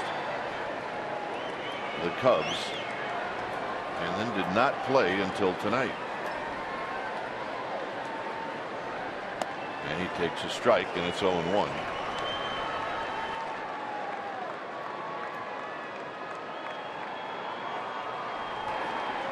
No balls and a strike.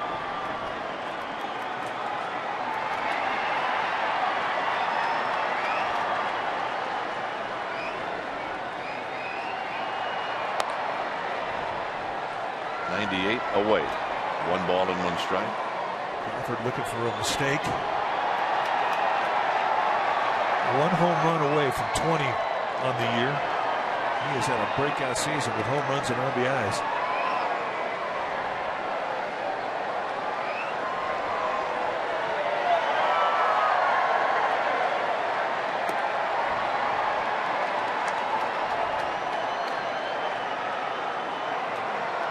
Well, he had one against his future brother-in-law, Garrett Cole.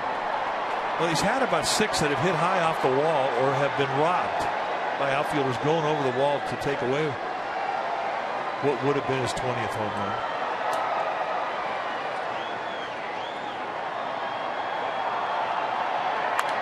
Fouls it back. It's 2-2.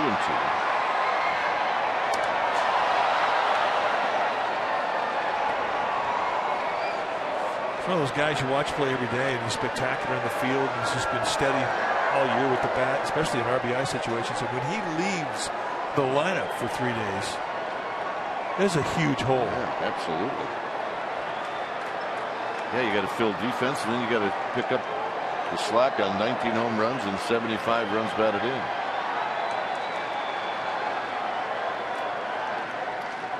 Posey with his lead, and Crawford hits a high fly ball. Peterson with plenty of room. And here's Tomlinson.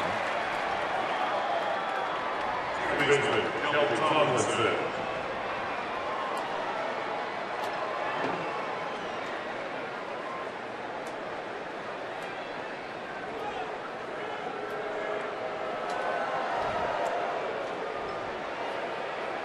A lot going on down there in the Crawford section. Tomlinson 1 for 2.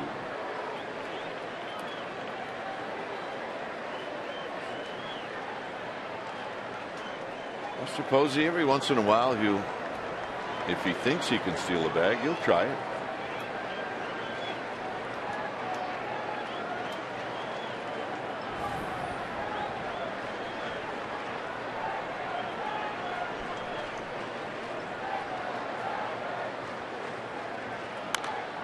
And this is popped above us and out of play.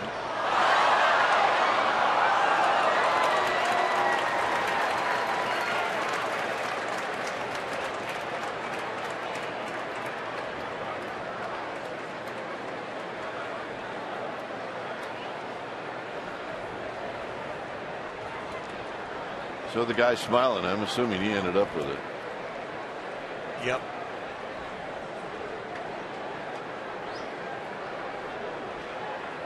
Psyched. No balls and 1 strike. I think that's the first time he ever got a foul ball.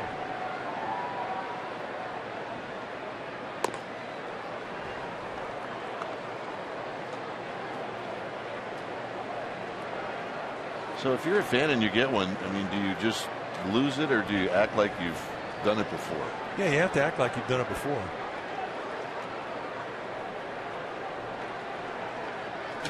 For some guys, well, he didn't do that then. It's not a possibility. 1 ball and 1 strike. 1 and 2. Change up. I mean, that's the first time he's throwing that. So Kelby Tomlinson's going, is that legal? He's throwing 99 fastballs. He's throwing 90-mile-an-hour sliders, and he's got an 88-mile-an-hour changeup. Should be a rule: if you throw it over 94, you can't throw a changeup. Yep. Never done it before. Can you tell? In the dirt, 2 and 2. Yeah. Some guys just cannot help themselves. The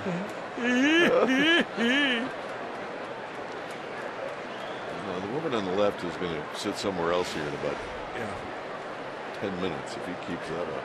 She'll be heading to the car.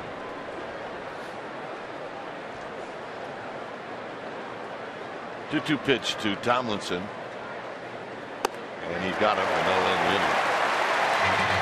So Giants waste a leadoff single by Posey.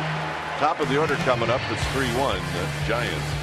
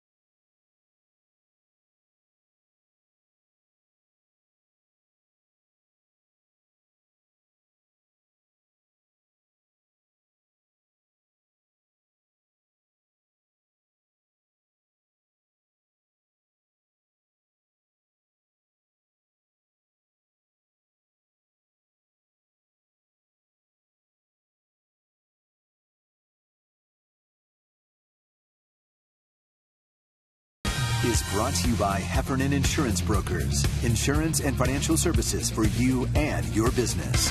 Visit hefins.com. And by Xfinity, home of the most live sports. It's a 3-1 lead for the Giants. It's been that way since the third inning. And Peavy gets a tough spot in this lineup.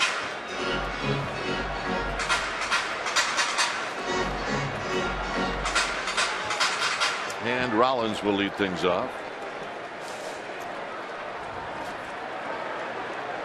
Rollins poked a little single in the left center field for a hit in the first. Then he hit a fly ball to right.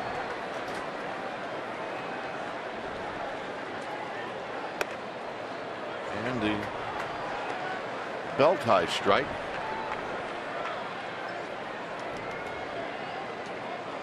Utley and Gonzalez.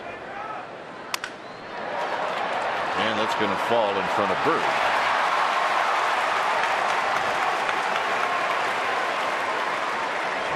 A little magic one-do from Jimmy Rollins. Rollins has 2 hits tonight. Both of them have broken his bat. But the Dodgers get exactly what they wanted. They know they got 24 home runs sitting. Dude hit third this inning. They wanted to get somebody up there on base ahead of him. Now they at least have a chance to do that, unless Utley hits it into a double play.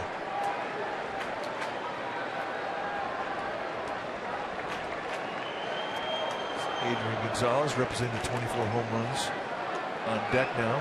Rollins has got 9 steals. Remember, Crawford stole in this spot in the 5th.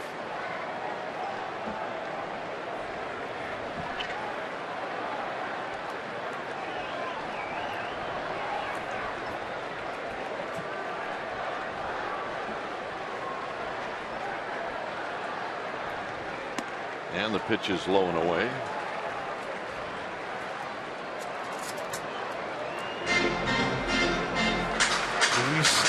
Avalon getting ready in the Dodgers bullpen.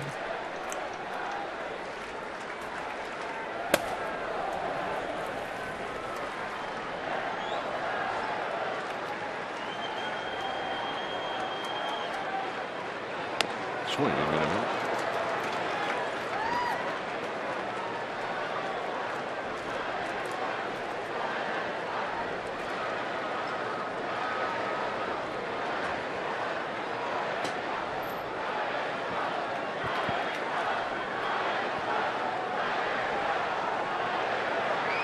One and one to Utley. Rollins being held on.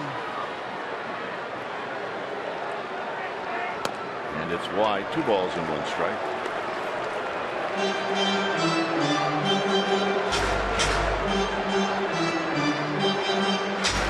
Peavy now 81 pitches into this start.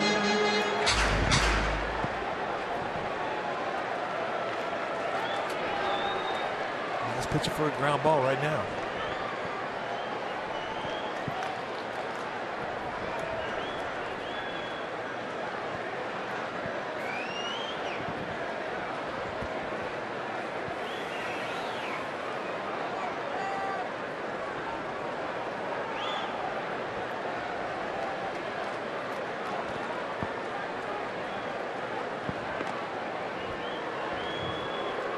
So keep an eye on that guy at first base.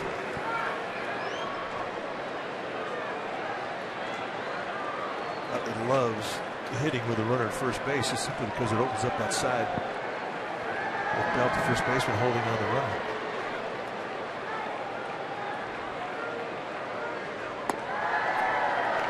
So it's 3-1, and now Peavy's got to come in. He has to come in. He knows it. Wants another ball. What's wrong with the gun? Has strikes in it. Clearly, that other ball did not have strikes in it. But it is a situation where you wouldn't be surprised to see the runner moving.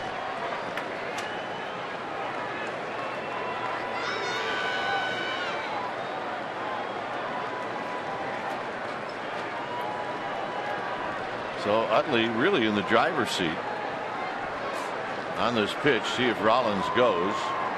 He does not. And a swing and a high fly ball into center field. It'll be Blanco who's going to put it away. Utley still has never had a hit against Peavy. Now 0 for 11.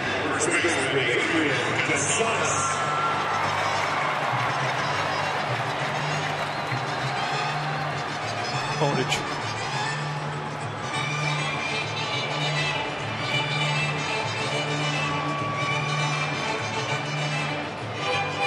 Osich.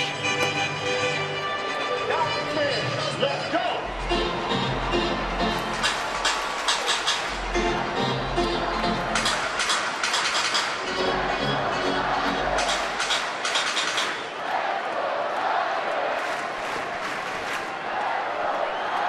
So here's Gonzalez.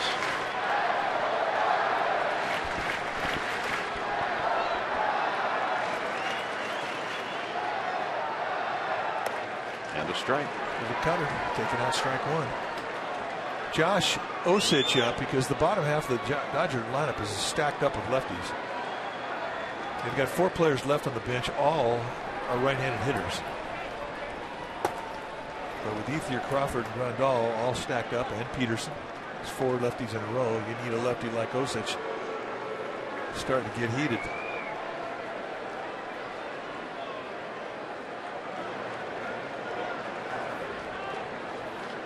Oh and 1.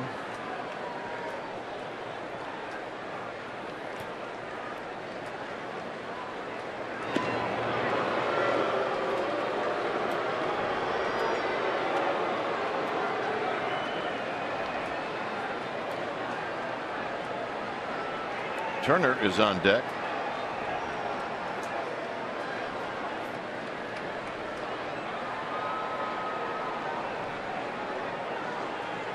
Posey setting up away. And Rollins either started to go and stop or he bluffed. You know, Peavy's got a good move to first. I mean, he's quick.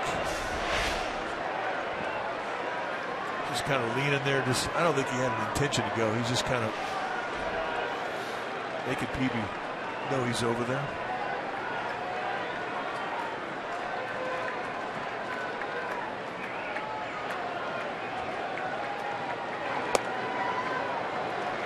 Just a bit outside with the cutter.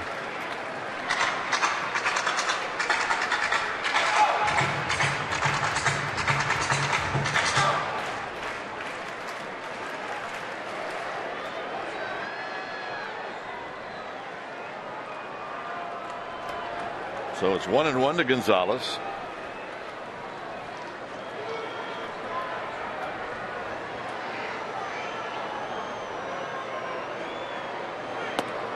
Two balls and 1 strike. Way off the plate. But with 2C movement, running away from Gonzalez. He did not look like he was very impressed with that pitch.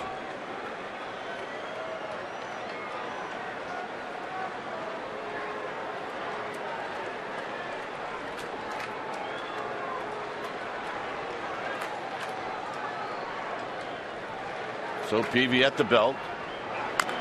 And Gonzalez taps this one foul off his foot, so it's 2-2.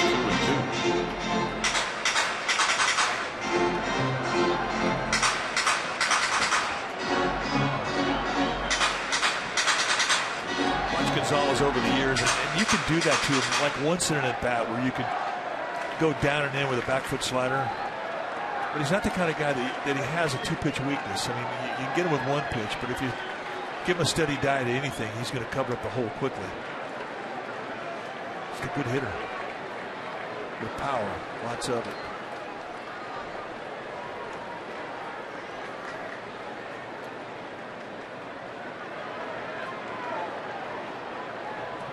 Rollins goes, swinging a drive into right center field with a ton.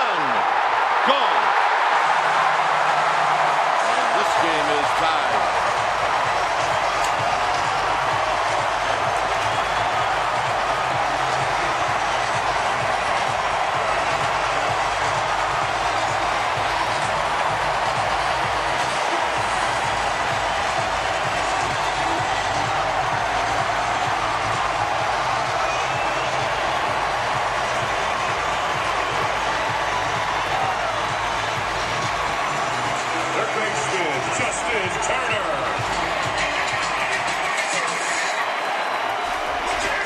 2-strike count. They go away, and East extends right through it. That's the strong bat head we're talking about. Just a heavy bat head throw. Takes on right center. Clears the fence easily. This is high down the right field line. It's going to be out of play.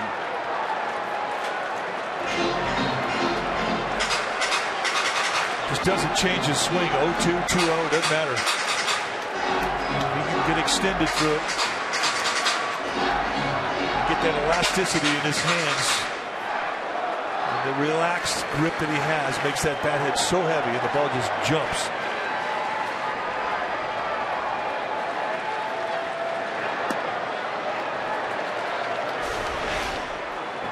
See how effortlessly he throws this thing. It's just a beautiful swing, unless you're out there 60 feet 6 inches throwing to it.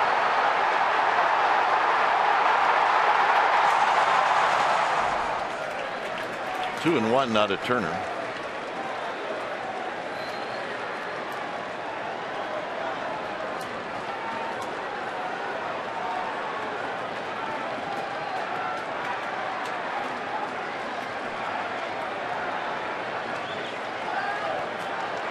Turner pops it up. It's going to be Duffy.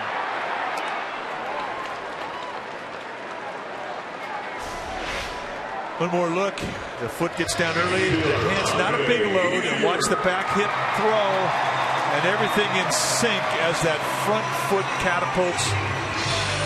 And everything in absolute synchronization with one part to another. And the end result is he hits the ball about 425 feet.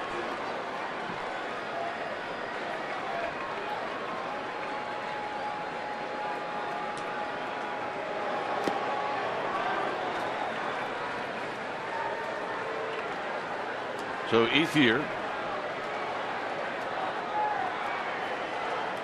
was flied out and bounced out.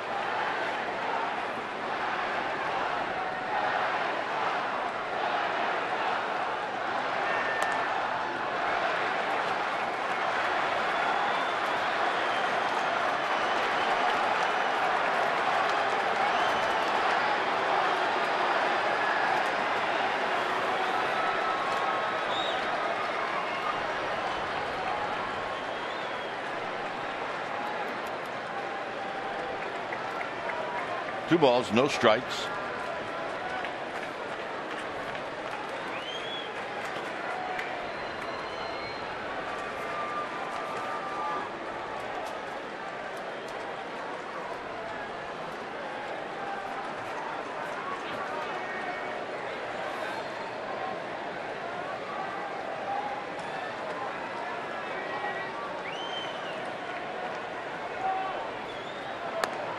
And he backdoored him. 2 balls and 1 strike.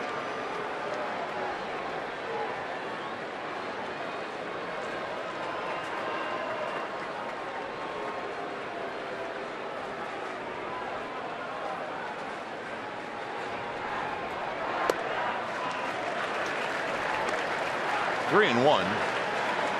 On deck is Crawford. I think if he walks him, he's out of this game. If he wants to have a chance to get a win in this game, he's got to get him out.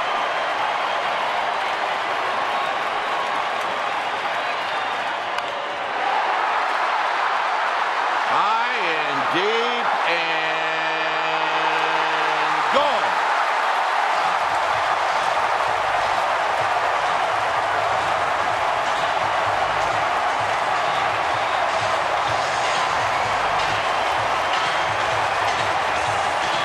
Home run number 13 for Ethier.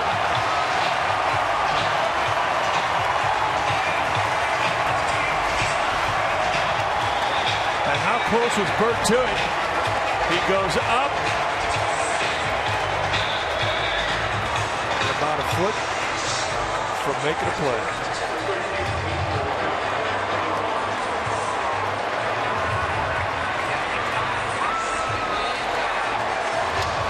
When it's time for a change, think Speedy Oil Change and Auto Service. Your oil change tune-up and repair experts.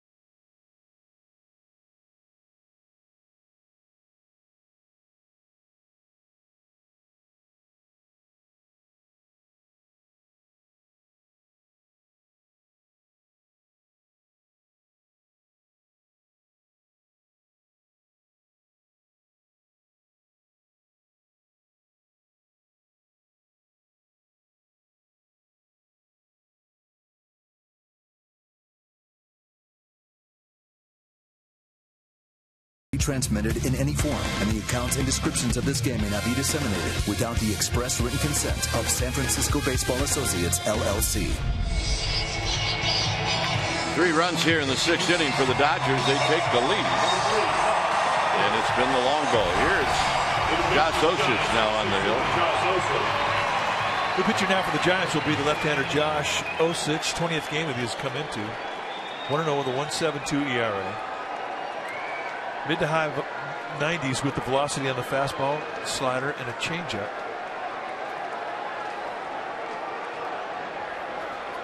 So here's Crawford.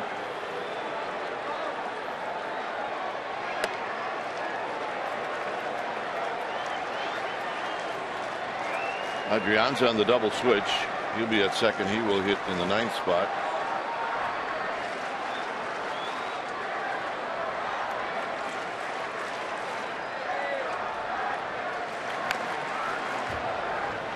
One ball and 1 strike.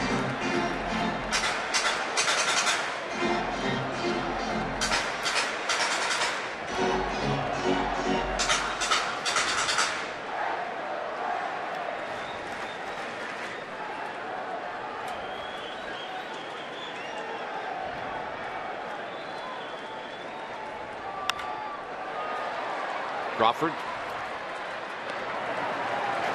2 outs. Or make that 3, I beg your pardon. Damage done. Giants are coming up. Now they trail by 1.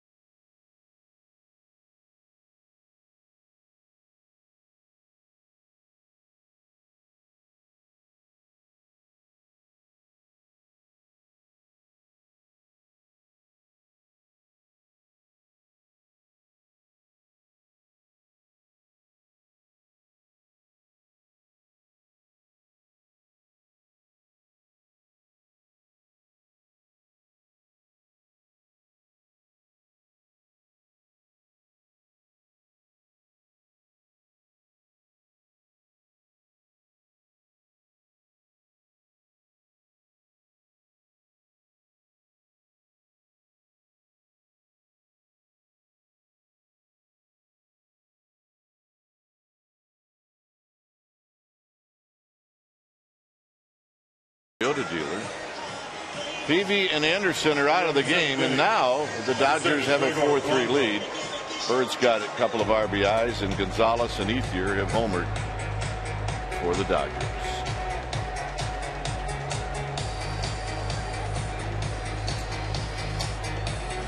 So the Dodgers bring in a lefty. And that lefty would be Luis Avilan. Came over when the Dodgers made a trade from the Braves, and this is what he has done in Atlanta and the Dodgers this year. 2-4, 3.83 ERA. And look at the strikeouts, almost 9 per 9 innings. How does he do it? Good fastball. You're going to see a low to mid 90s fastball, hard curveball, and a changeup. So Blanco to lead off, then Adrianza, and then Nori Aoki. Changeup really is the better of the 2 specialty pitches for Avilan.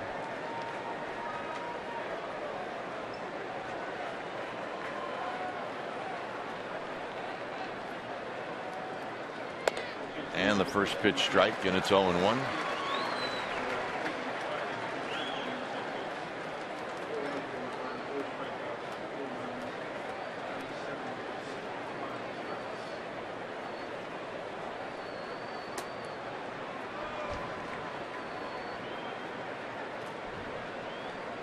Giants trying to answer that 3 spot the Dodgers put on the board in the 6th.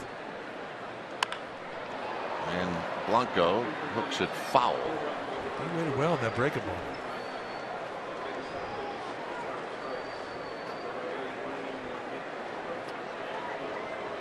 Gonzalez, Ethier, big swings of the bat. The Giants retake, or the Dodgers retake the lead.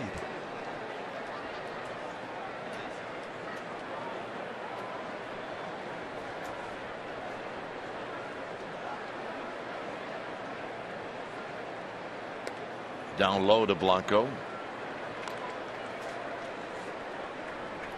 Anderson, Baez, and now Avalon.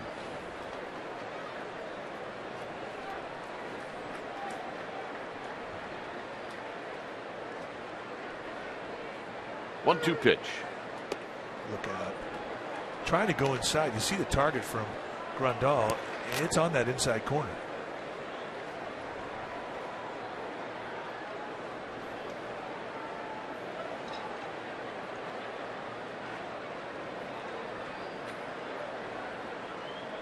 Now they go away.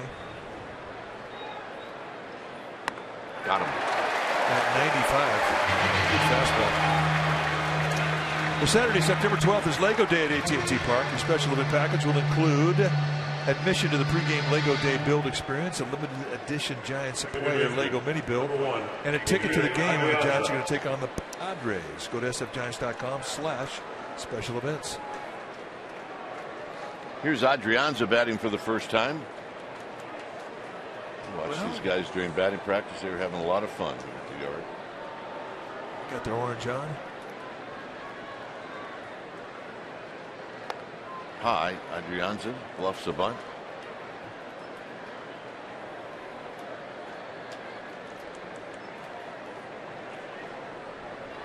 Adrianza, a switch hitter.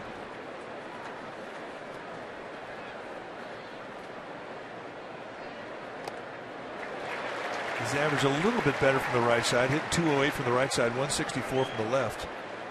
Just has not found the same confidence here offensively that he had when he was at the AAA level.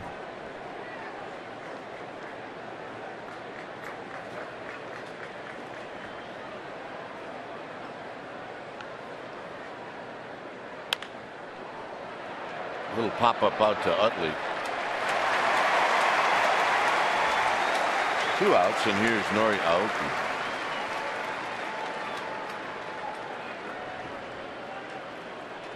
The fielder, number 23, Nori Aoki.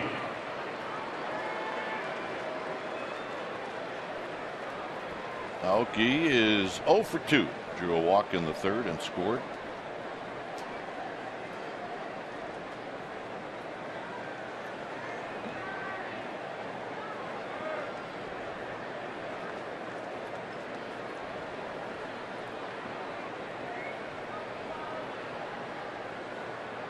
And he shoots this one right at Utley. And that's going to end the inning.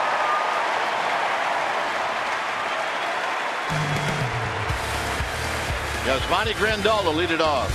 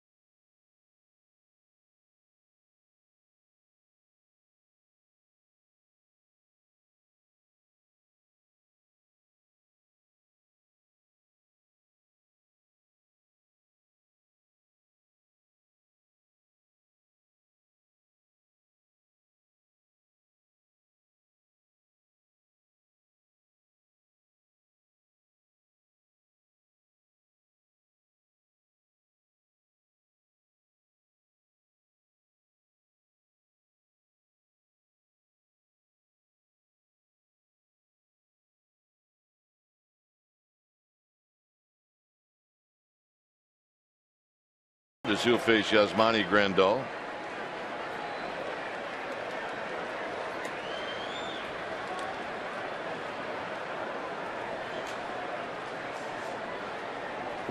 Peterson. And then we'll see what Don Mattingly does. No balls and one strike. Grandal coming out hacking. See that more with hard throwers like Osich or Pedro Baez. Hitters do not want to get down an account where guys have 3 ways they can strike you out. Good pitch. That's a 90-mile-an-hour breaking ball.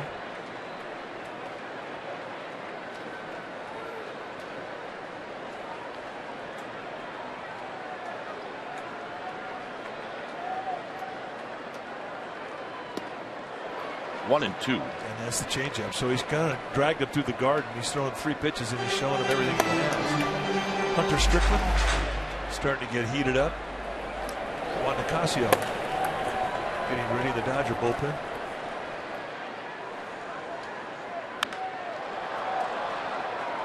Skied out to center field for Gregor Blanco. A changeup that Osich has really got a nice confidence in. It's such a great pitch for right-handers, especially after you establish the speed of the fastball in their eye. Come out with the same arm action and throw that changeup. You get a lot of those pop-ups off balance just like that.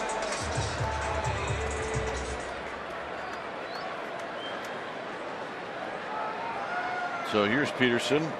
Peterson's 0 for 2.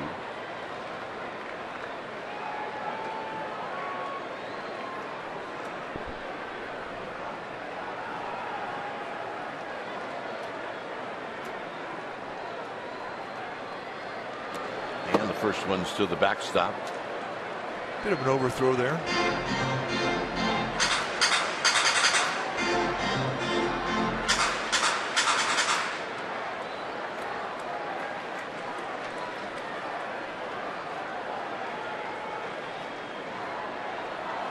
One and 0 to Jock Peterson. Get on the ground and a base hit.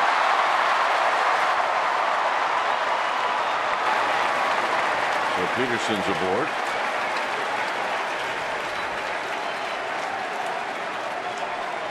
So he finally got off the number 5 in regards to hits in the month of August, and that's his 6th hit. He will be very happy when he wakes up tomorrow and he'll be in September. Here's Austin Barnes as Bruce Bochy comes out.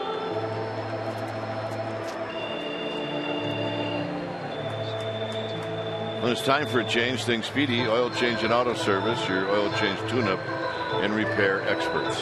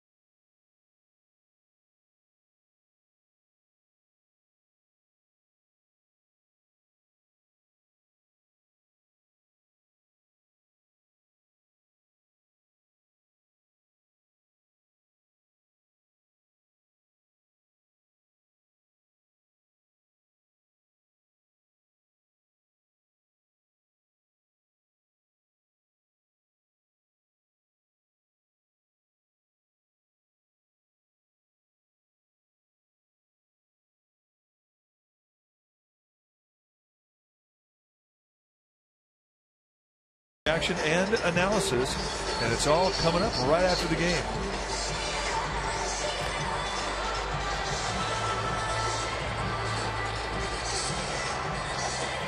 So the new pitcher for the Giants is Hunter Strickland.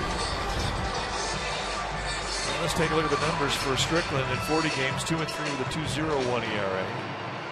Averaging over a strikeout an inning against 8 walks. 2 types of fastball that'll go mid to high 90s. Hard slider to split.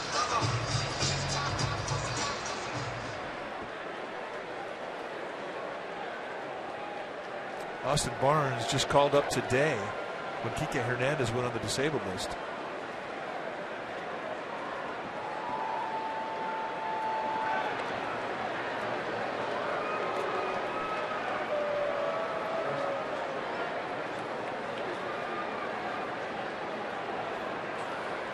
Barnes is having a good year down in AAA, 315 with 9 homers, 40 plus RBIs. And takes a swing and fouls this one towards the upper deck, but it falls just short. It's no balls and 1 strike. Barnes a catcher by trade.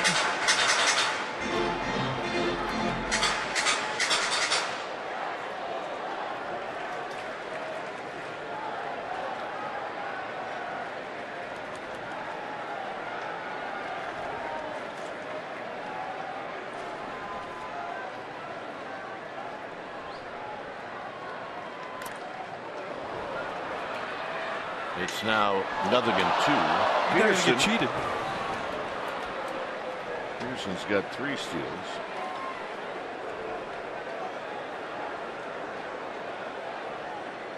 Tomorrow is a big day for a lot of guys around baseball. Tomorrow you can expand the rosters. Normally the roster's at 25. Tomorrow you can expand them to as many as 40. Bring up 15 guys. The normal is 4 or 5 guys. Some organizations will bring up more. Got him. Here's Rollins.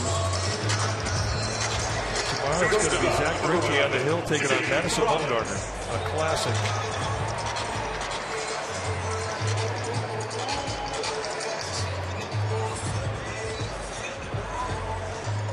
Rollins has 2 hits and he scored 2 runs. He started both rallies in this game for the Dodgers. 1 in the 1st, 1 in the 6th.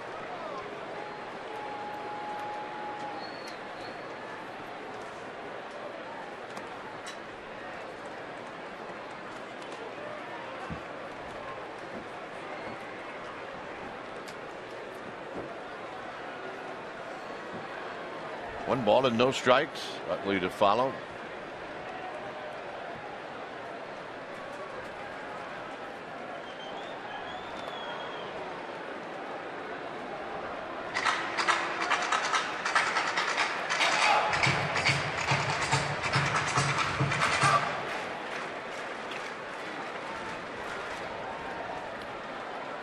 Both teams now with 7 hits. The difference in this game is the Dodgers have 2 home runs. There's a strike to Rollins.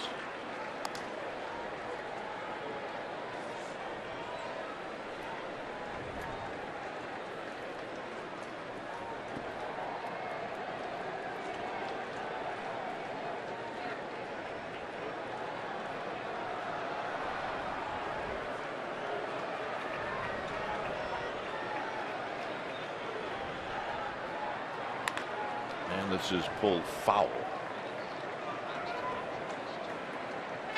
They'll join us tomorrow. It'll be game 2 of this series.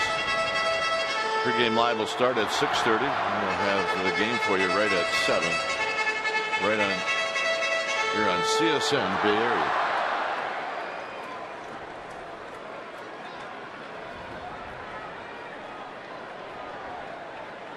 One ball and 2 strikes.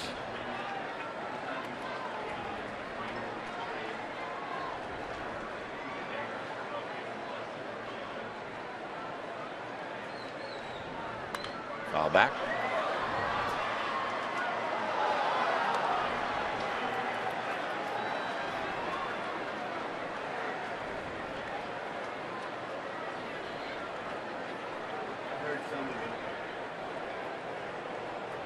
To be the 8th pitch of the inning coming up, or of the two hitters that Strickland has faced. Strickland struck out Barnes. Here it's 1-2. And it's low, 2-2. Those call-ups can start tomorrow. A lot of minor league seasons will go a little bit beyond September 1st. The River Cats, the Sacramento River Cats, AAA affiliate for the Giants, their season officially ends the 7th of September. And the fact that you can expand your rosters, and most teams will do just that very thing tomorrow, just to beef up the bullpens and give Bruce Bochy an extra man or two on the bench.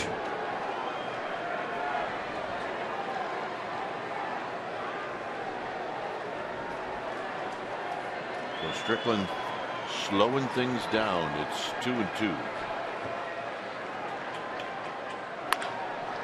Belt's got it, and that's going to end the inning. 8th inning coming up. It'll be Duffy, Belt, Posey, Bird, and maybe more. It's 4-3 Dodgers. Hey, Dodger fans.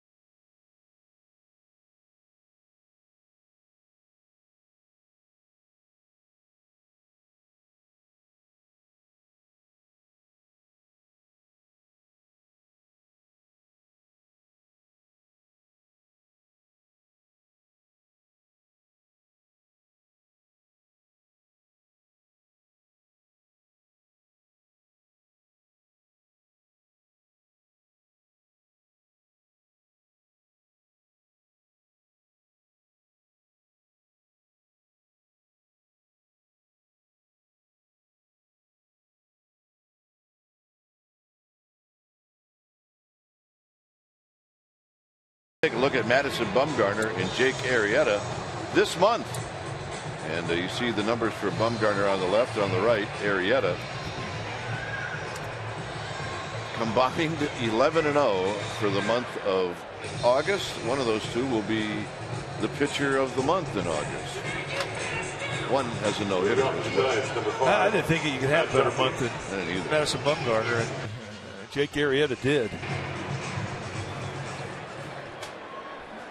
Yeah, if you count home runs. Bumgarner's got 2. But it's time for a change. Think Speedy Oil Change in Auto Service, your oil change tune-up and repair experts. So Juan Nicasio, the new pitcher now for the Dodgers, 42nd time that he has come into a game. He's having a good season now. The bullpen 1-3 with a 2.92 ERA. Over a strikeout an inning. He can definitely get a wild hair up his nose, though. 25 walks in 49 1/3. Hard thrower, mid to high 90s. Hard slider and a changeup. You may remember him as a starter with the Colorado Rockies, which is what he was his whole career, and he has found a nice niche in the bullpen with the Dodgers. It's his birthday today. He's 28 years old, big guy, 6'4", 250. Duffy takes wide. Duffy 1 for 3.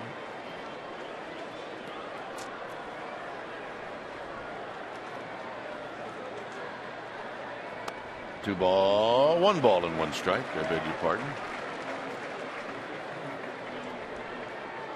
Peterson shading Duffy towards right center field.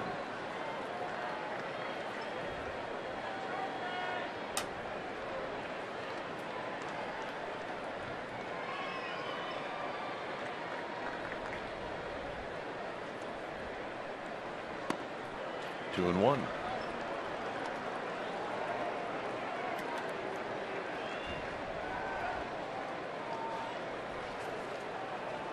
This is the fourth Dodger pitcher. As you see Belt waiting on deck.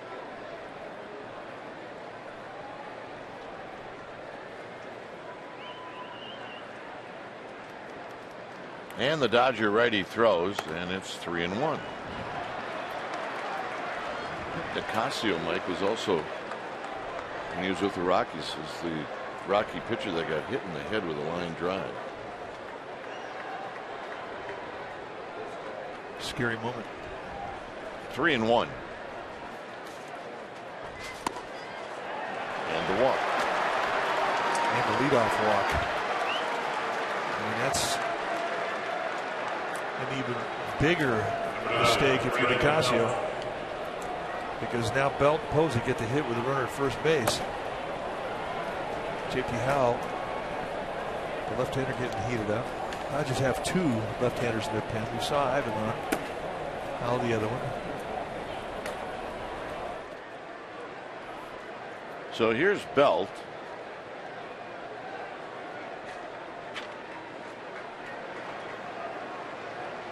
Belt only 1 for 13 lifetime against Nicasio.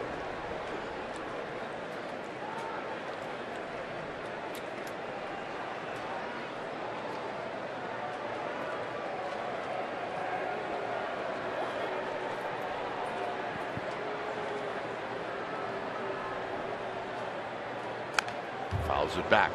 No balls and 1 strike. 95-mile-an-hour challenge, outside corner to knees, and knee-high flames are what Belt likes. He likes that ball down. And the groove that he has been in of late, I mean, it didn't make a difference where you throw it. And he gets into those streaks where he'll hit anything, any speed, any location.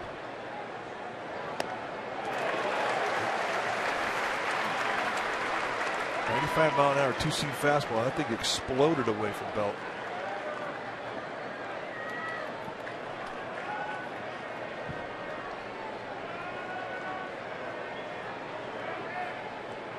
Oh, 2. Duffy with a leadoff walk here in a 1-run game with the Dodgers leading. The beef all coming up here in the 8th.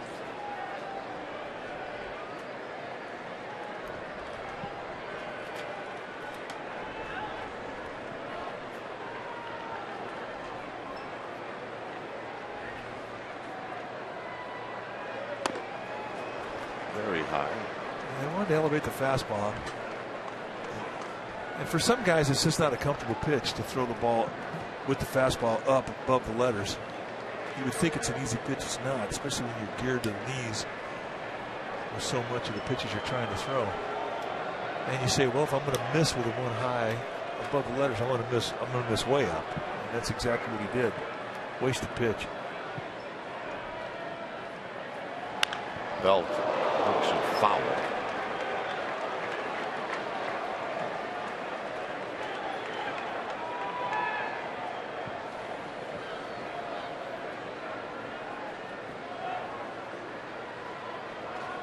Three runs in the 6th inning. Put the Dodgers out in front, and now the Giants are trying to claw back. It's 1-2 to Belt.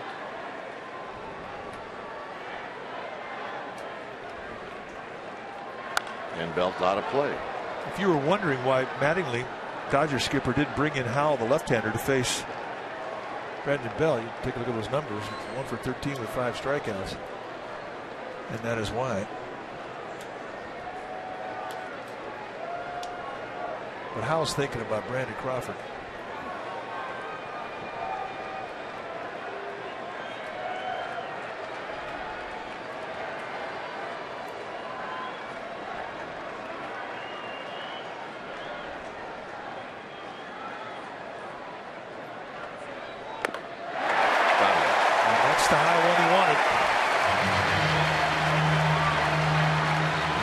Just good old-fashioned country hardball.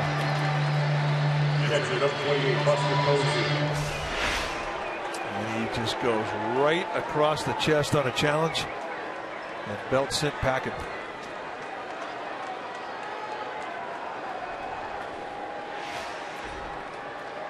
So here's Posey, who's 1 for 3.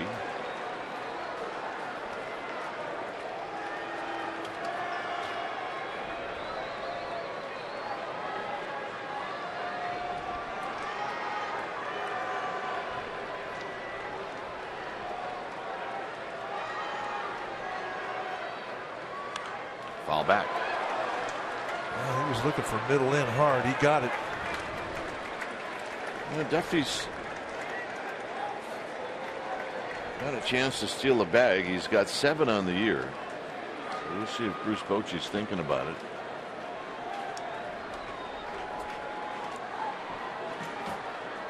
Now, Nicasio can be slow too. Starts thinking about that hitter more than that base runner. He gets pretty deliberate out of the stretch. It would provide an opportunity.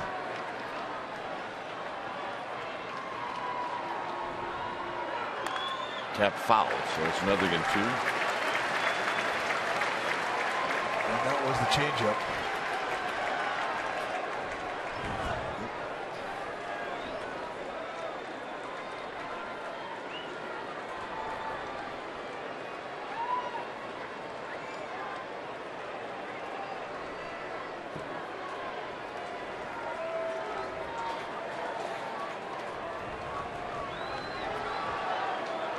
Mattingly giving the signs.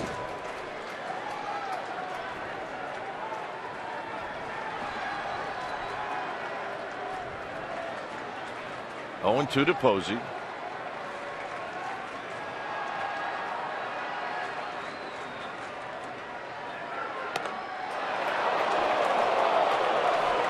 a Dodger staple for a long time. 2-strike 0-2 paralysis fastball. And that was a good one. Set the target completely off the plate. And Grandal doesn't even hardly move the glove. And you can see just how far off the plate it was. It sets up, if it's down, it sets up a lot. And some hitters will actually go after it.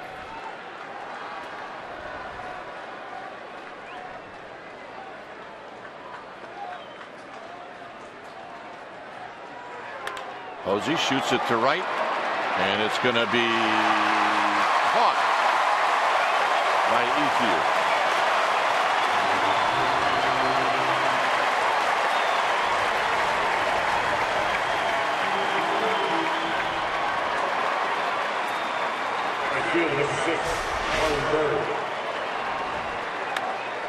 Good opportunity to go the other way with the outside fastball, sinking line drive, and Ethier takes one away.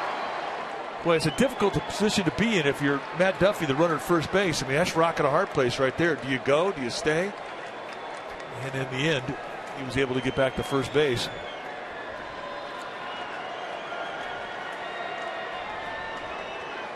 So here's Bird.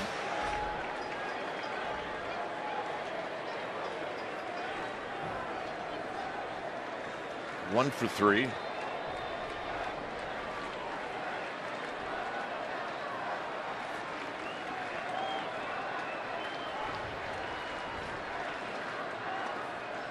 And it's no balls and 1 strike.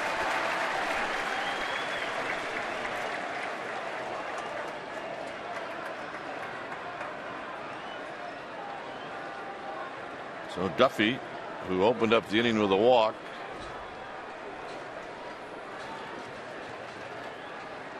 with his lead at first. And Duffy goes. Swing and a miss. And Duffy will steal it easily. Duffy got dinged.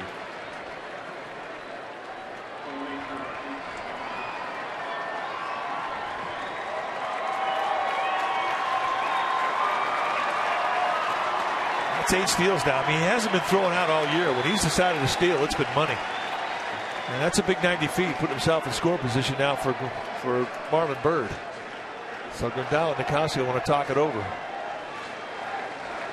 Duffy, if you recall the last homestand, he had one play at getting back to the bag of first base where he rolled an ankle, and it has not been 100% since.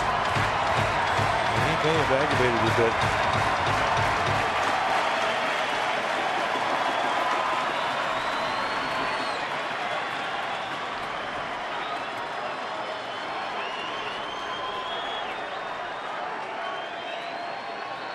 Here's the 0-2 to Marlon Byrd. And it's high and foul. Byrd has been an RBI machine. 10 games with the Giants, 16 RBIs last 5 games, 13. And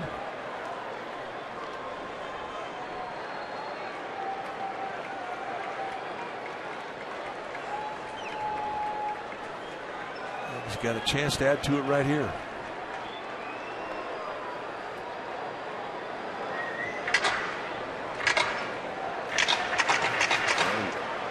Grandal and Nicasio with another meeting. Duffy has good speed. With 2 outs, he's going to get a good jump. He'll be going on contact. Best chances the Dodgers have for an outfielder assist is in center and in right.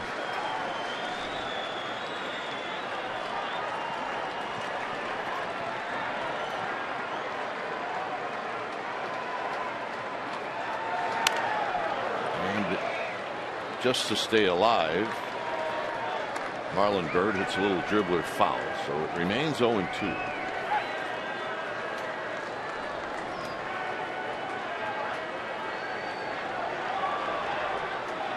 A 4-3 lead for the Dodgers here in the 8th.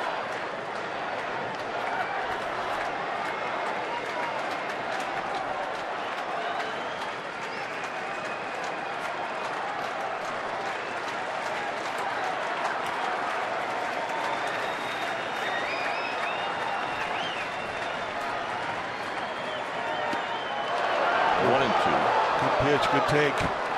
It's a great 0-2 pitch. Nicasio has made some great pitches when he's been ahead in the count. I mean, that's a hard slider. When you're in the protect mode, that's not an easy one to lay off of. And Byrd manages to hold up.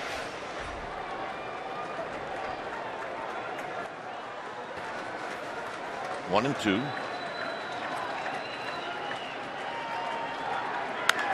Down the right field line. Fair ball. This game is tied.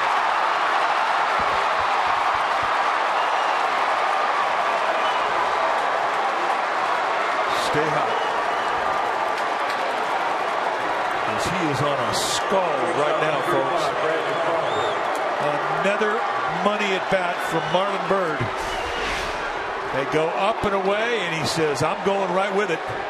Yesterday, he had 3 extra base hits, all to the right side of second base. Here, he does it again. An easy score for Duffy. He puts himself in score position, and this ball game is tied up.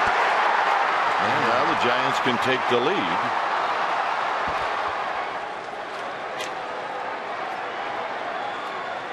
Crawford 5 for 16 against Nicasio with 4 doubles, but I guess it's not going to matter. It's going to be Andrew Sussex who's going to hit.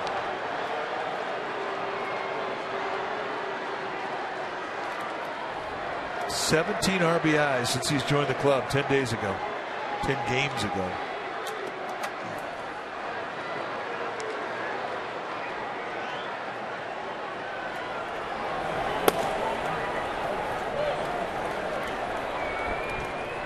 So Howell going to sit down.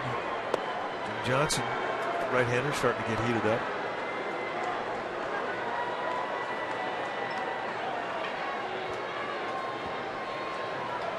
How's your pitching? The bullpen ranks 13th in the National League with an overall ERA of 4.04. Starters second in the National League. And overall, because of the work basically what the starters have done, the Dodgers ranked in the top 5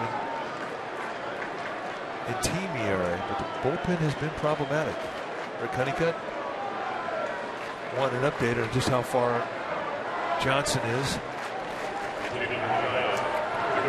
So here's Susak. It's been a while since we heard a roar coming out of Sacramento.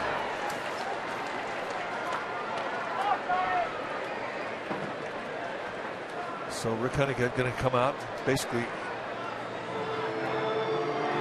go over the scouting report about Andrew Susac. And you're right, Susac from Sacramento would love to thrill the hometown fans watching the ball game tonight.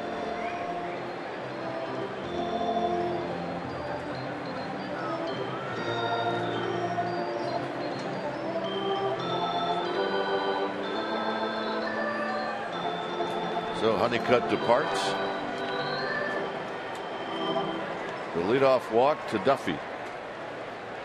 And the Giants cash in. Now they have a chance to take the lead. And Andrew Susac has got a shot to give them the lead here in the 8th. He likes the fastball, likes to get extended, lots of power. And that includes foul line to foul line.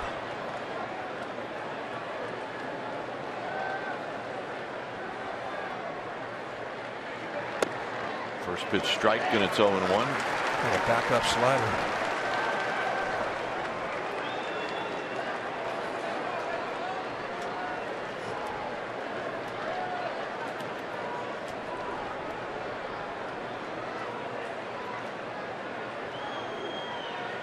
Nicasio and the 0-1 pitch to Susac. 1 ball and 1 strike. I thought that was a better pitch than the first one.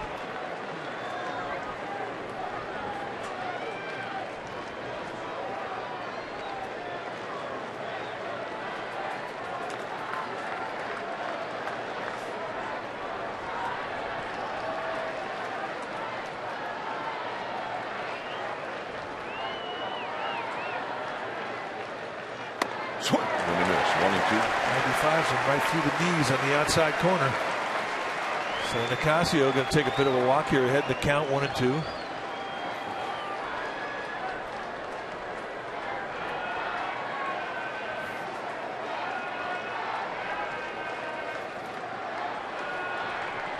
Well, this is where Bird was when he got the base hit. 1-2.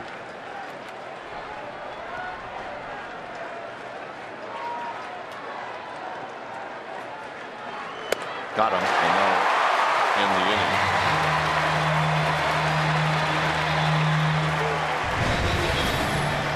So Bird goes the other way, and that doubles in the tying run. It's 4-4.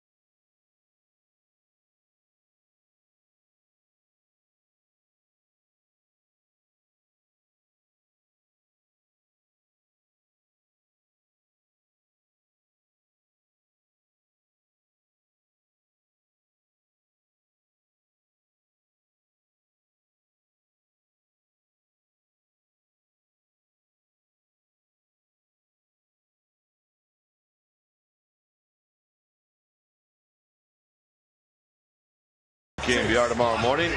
I'll talk about the game with Murph and Mac on KNBR 680, the sports leader.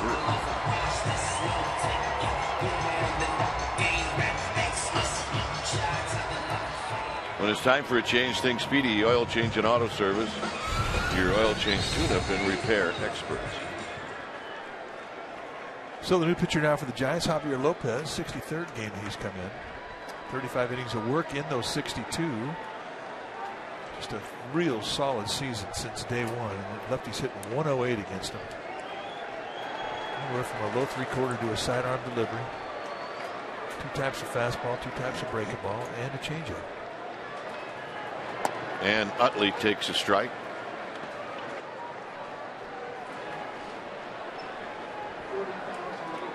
Utley 0 for 3.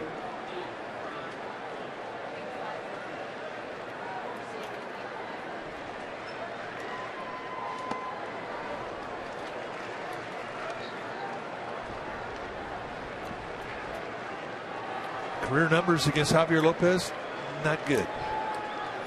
0 for 20. A lot of ground outs to the second baseman. Just 3 strikeouts, so he puts the ball in play. Just has not found a hole. 2-1.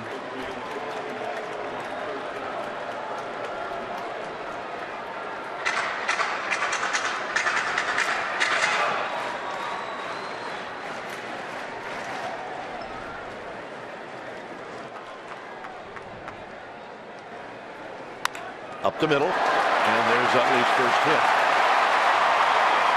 He's thinking about 2. My goodness.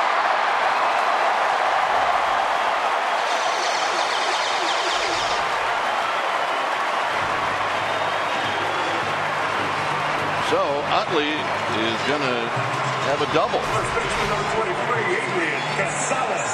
Right off the left heel, kicks away from Crawford.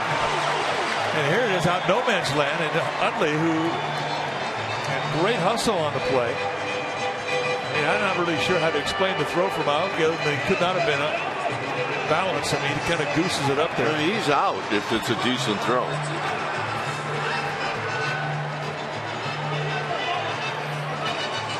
Well, it was not a decent throw, and it winds up being a double for Utley. Just like that, the Dodgers get a runner in scoring position. Lopez looks like he's okay with the ball hitting on the foot.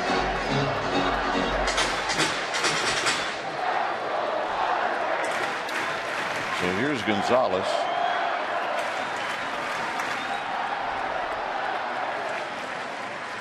And Gonzalez is going to just routinely bounce one to first.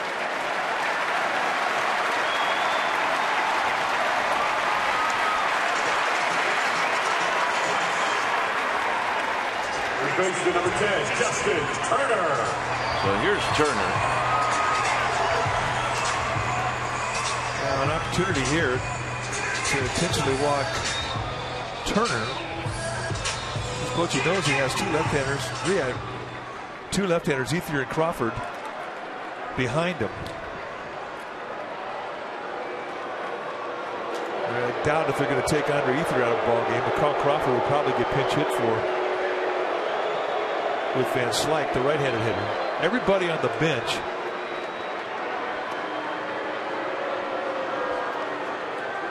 to our surprise, Don Mattingly has pulled back Andre Ethier.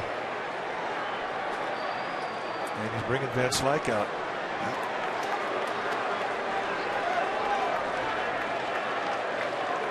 Three for 17. Ethier's numbers against Lopez.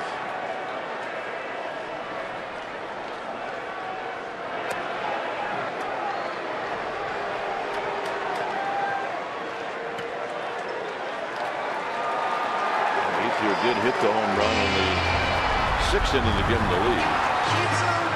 So here's Van Slyke. That broke a 3-3 tie on the hanging breaking ball. So Van Slyke gets introduced, and now Bruce Bochy can go get a right-hander out of his bullpen.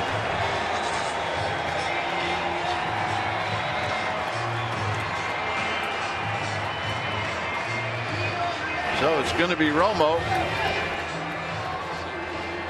Romo will face Van Slyke. It's 4-4.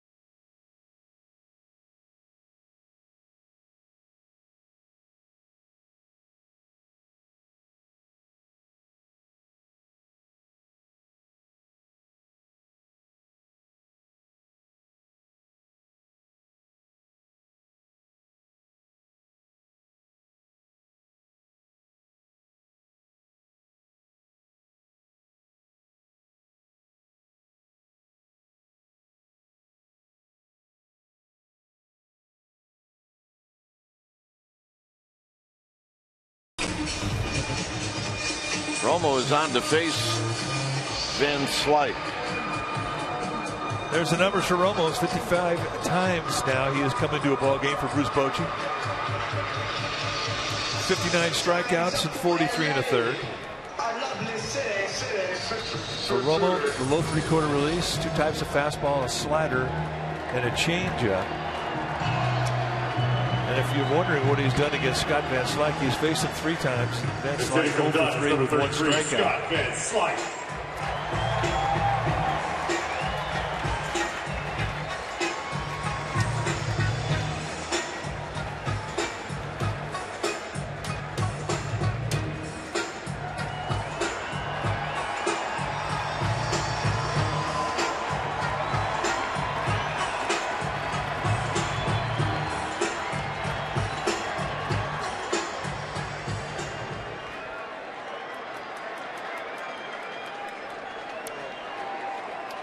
So here's Van Slyke.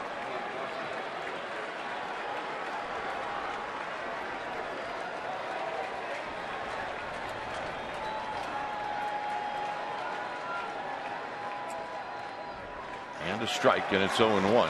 Van Slyke, Romo likes to work these right-handed hitters away. Van Slyke is a tall, long-armed hitter. So you got to be careful with him. He can reach out. And Romo's one of those few guys you're going to go up there looking for a slider. You're not going to look for the fastball. Right. That's how established his slider is.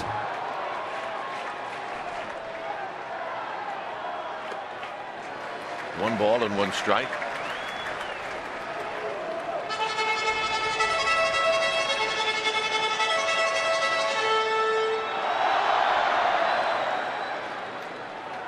Utley at third. Turner at first.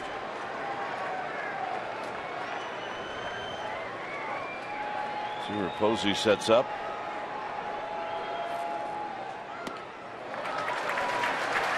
So way wide with 2 sliders.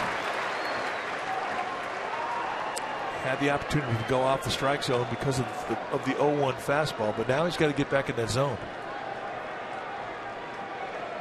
For Van Slyke, I mean, he's trying to get something up that he can get in the air deep enough to score Utley from third.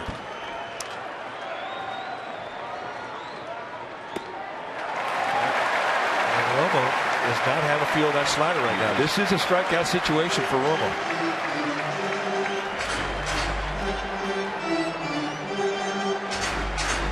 He does have a base to put him with, but you would think that he would want to pitch to the right-hander with 2 left-handers coming up right behind him.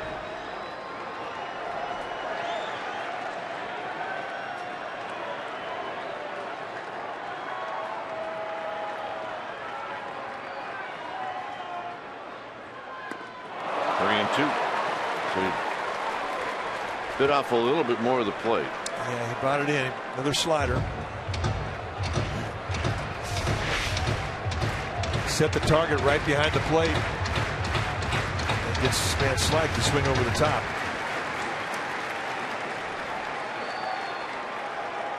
Posey wants another slider.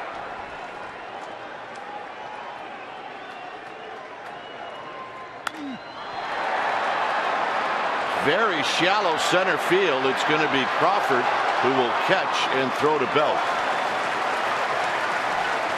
2 down. As good as a strikeout. Non-productive out.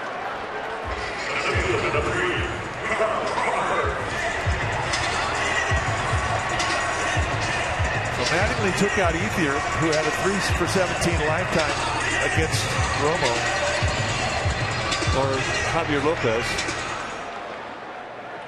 And he sets up this match with Carpenter to face Romo, and Carpenter has never had a hit off him. Or Crawford, rather. He's 0 for 4.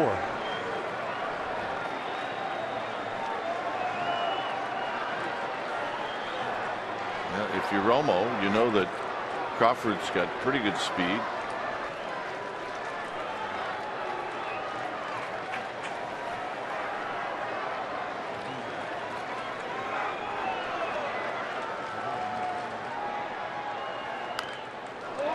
Cued off the end of the bat, foul, and it's 0-1. Way out ahead on that fastball at 89. You mentioned Romo has 2 types of fastballs. One, he'll cut against lefties. He'll throw the 2-seam fastball that runs away, and he'll throw a changeup. And that, too, is held with a 2-seam grip, and that runs away from left-handers. But this year we're starting to see him throw more backdoor breaking balls with that slider.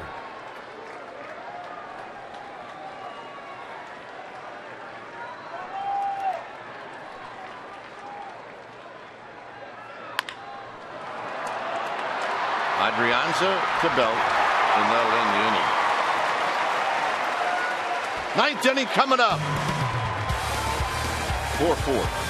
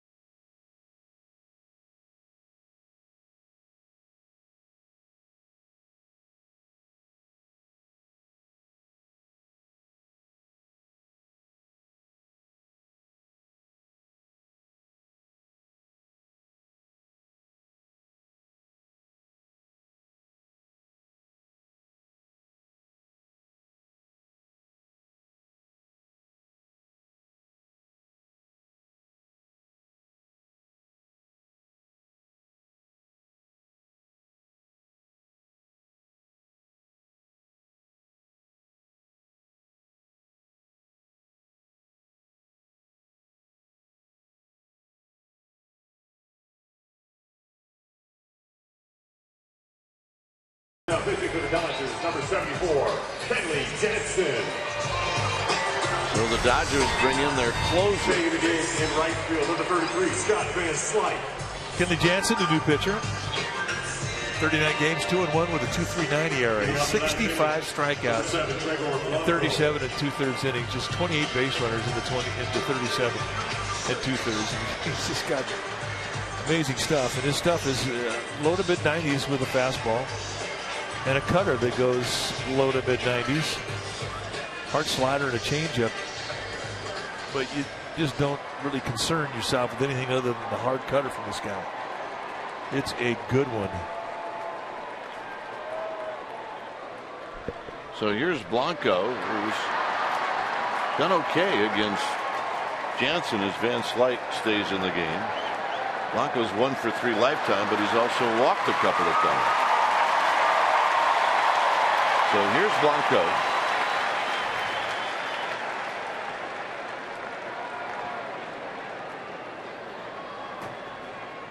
And the first pitch is high, 1-0.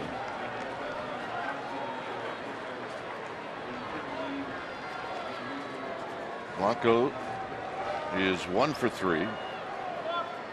Adrianza on deck. And there's a flare to left, and Blanco leads off the inning with a base hit. So now Adrianza is going to have a chance to move Blanco along. Look at what Jansen throws. 87% of the time you're going to see that cutter. I mean, he can tell you what's coming. It's still a tough thing to hit. And the league hit 181 against it. It pretty much sums up how difficult it is. 10% of the time you're going to get a slider. Dodger folks will tell you he's got a changeup, but last one he threw, I think it was in spring training. Backyard. 5th time that the Giants have been able to get the leadoff hitter on against the Dodgers tonight. See how Bruce Bochy plays this. Will he bunt Adrianza? Straight steal Blanco. You can put on a hit and run play. So Mattingly calling the throwovers to first base to see if Adrianza would tip his hand, and he did. Yeah, I think it's a decoy.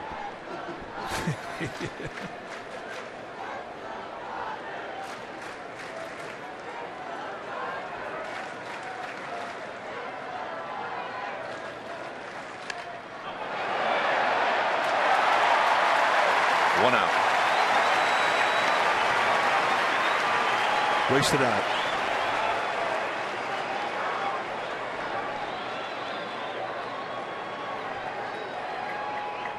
And that'll bring up Nori Aoki. Number 23, Nori Aoki. Aoki is 0 for 3.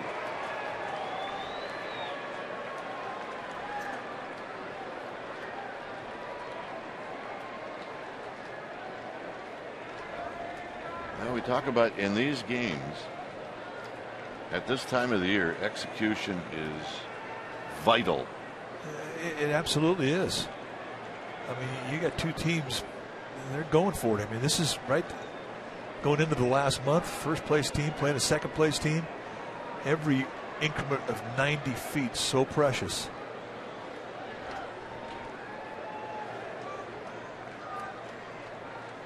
Well, this matchup, Jansen, Aoki, and with Grandal, at least before Kenley Jansen threw to first, was setting up inside with that cutter. So it's always interesting to see what Nori Aoki does with anything inside. Well, it's a steal situation, plain and simple now. With the bunt not being able to get down, Jansen takes a while to get rid of the ball, so it will give him a chance to steal. And Grandal knows that. I mean, you have a slow pitcher out there out of the stretch like Jansen is, you really have to try and speed things up if you're the catcher. And that puts a lot of pressure on the exchange from glove hand to bare hand for a catcher.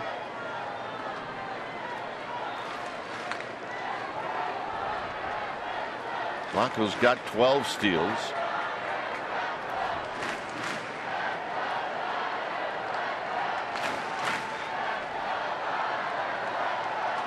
He goes. And he made it. Oh, may have hit Blanco in the back. Utley hasn't caught one yet at second base. 13 steals now for Gregor Blanco. Well, Jansen really did not help his catcher out. That was 1.38 from the time he started his motion to the time it got to Grandal. It hits Blanco in the back leg.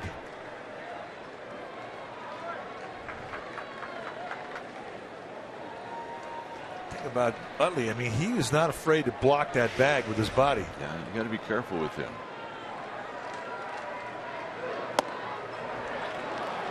Two balls and one strike.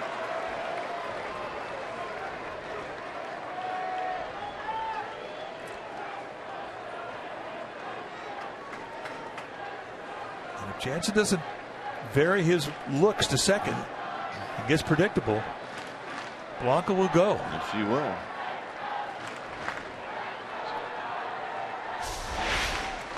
See how Utley kind of slides his right leg into Blanco. A lot of contact there as the ball hit the leg of Blanco.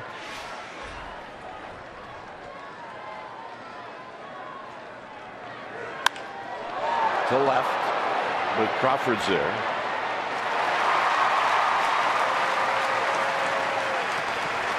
And that'll bring up Duffy.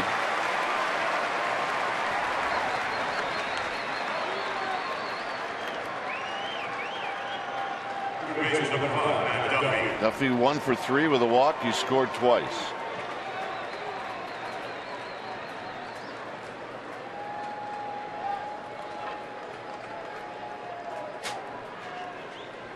Well, if there's an ideal approach to a guy that has a power cut like Jansen has, it's a guy that has a good solid approach the opposite way, hitting from the right side. Because if you're hitting from the right side against Jansen, that ball's going to go away from you. The break on it is subtle. It's not a big one. It's a slide. And it's a 3 to 6 inch slide. Very difficult to pull. The way you beat it is with a strong top hand and an approach to right. And Duffy can do that.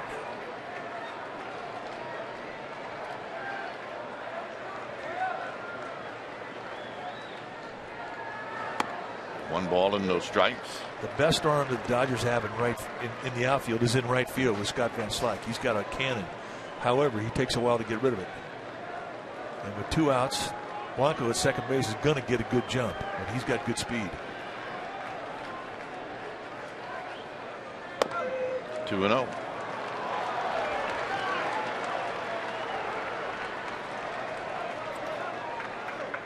Those are straight fastballs. Those are not cuts.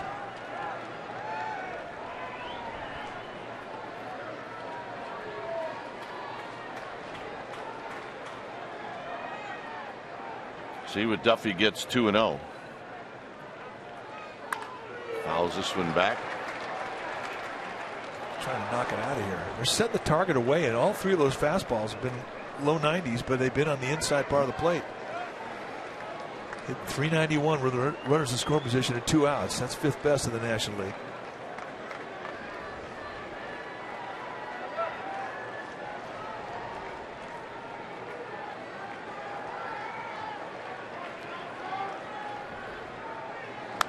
Foul back. 2-2. So they're respectful of his ability to beat the cut. 4 pitches, 4 straight fastballs, 4 fastballs on the inside corner.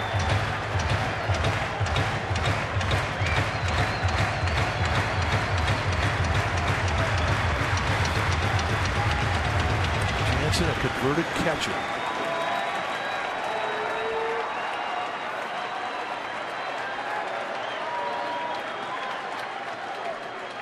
Two and 2 to Duffy. Out of play. And that's the first cut he's seen.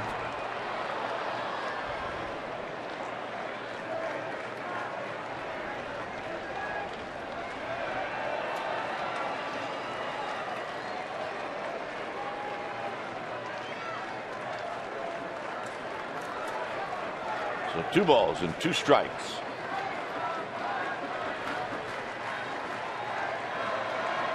Jansen looking in to Yasmani Grandal, and everybody is ready. 3-2.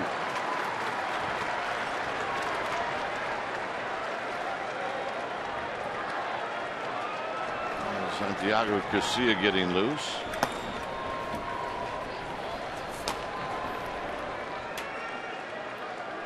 Jansen really slowing things down.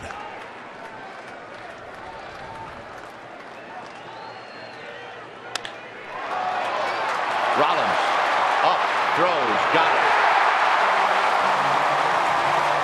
And that's going to end the inning. Bottom of the 9th coming up.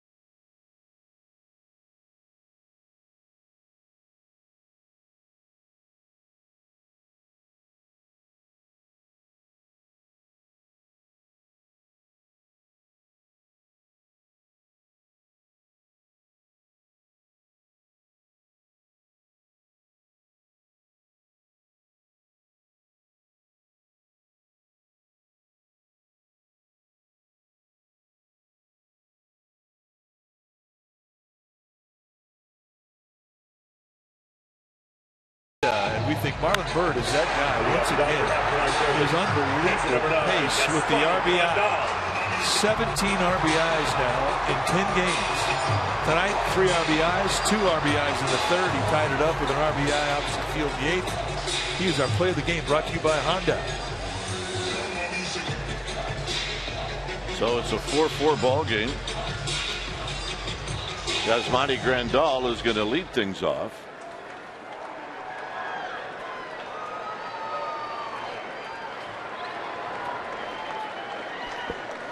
Grandal is 0 for 3 tonight.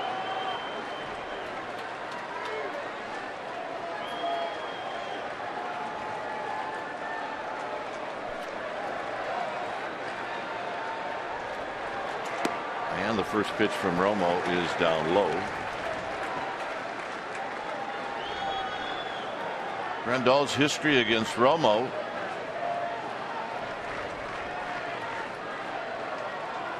1 for 9.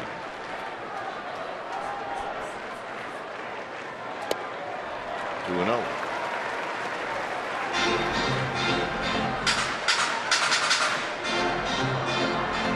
Now he's going to try and send everybody home happy here in Los Angeles ahead of the count 2-0. He's got power. It's middle in.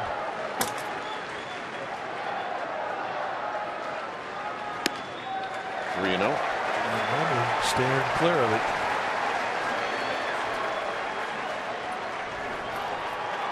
Now think about the Dodger lineup. I mean, they've got pop up and down the lineup. They hit a lot of home runs.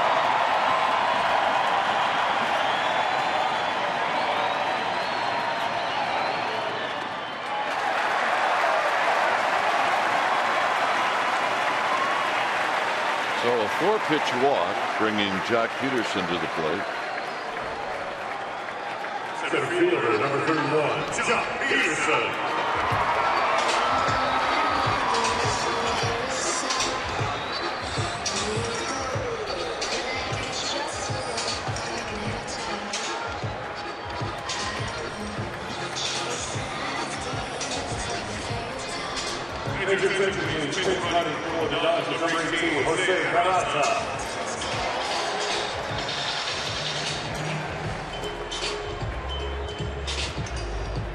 Jose Peraza is pinch running.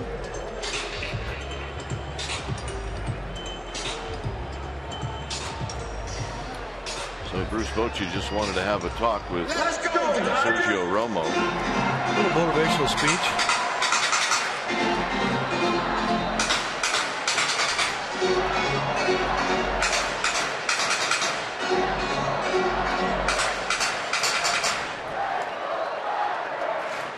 So here's Peterson, who's single in his last at bat.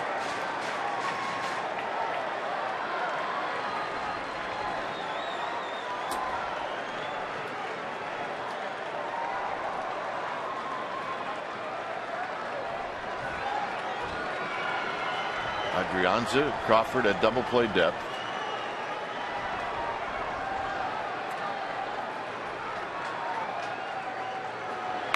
And Peterson lays down a good punt.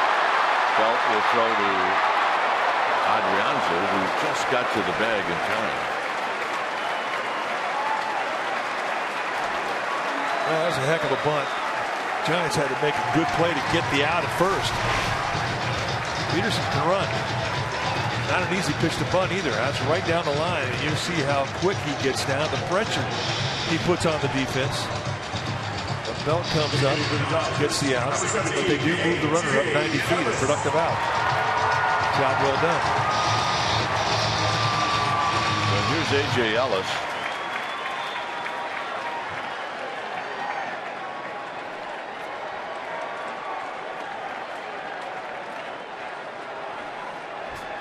The last move that Don Mattingly can make. I mean, that's it. There are no more guys on his bench unless he uses pitchers.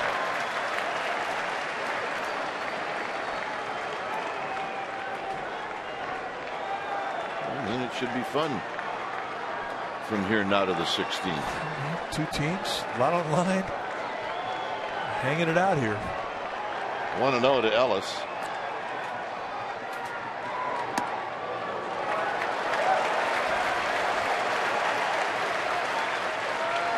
Raza at second. He's having some thoughts about taking off.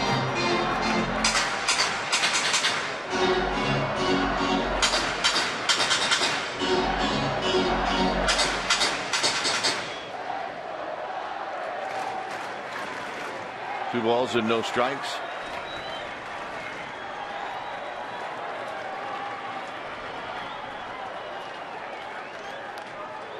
Romo spins around. Ellis against Romo is 2 for 7.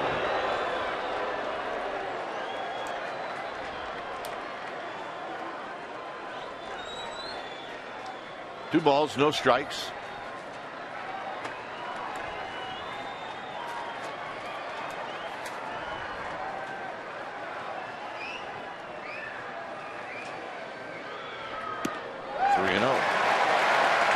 So if Romo were to lose Ellis, then he's going to face two left-handed hitters.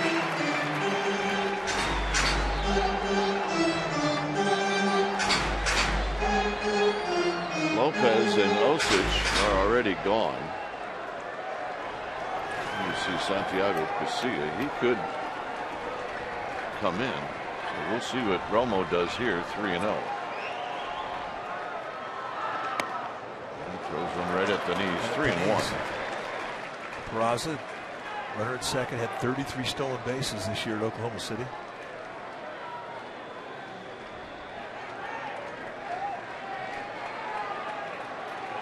Giants do not have a really good assist arm in the outfield. Best one in center field with Blanco.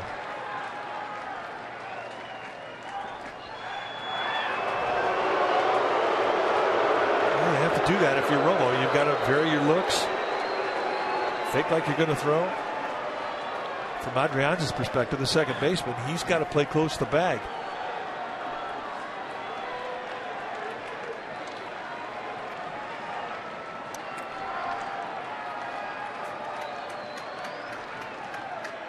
Runner goes. Posey's throw to third. Not in time.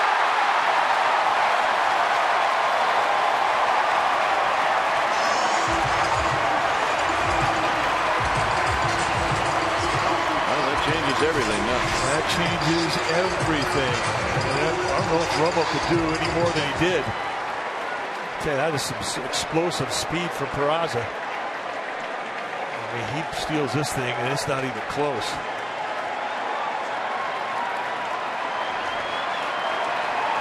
Giants are looking at this to see if he came out the bag. No chance. Smothered it. And it now becomes a strikeout situation. Monish talking to Chad Chop and Sean Dunston in the Giants clubhouse.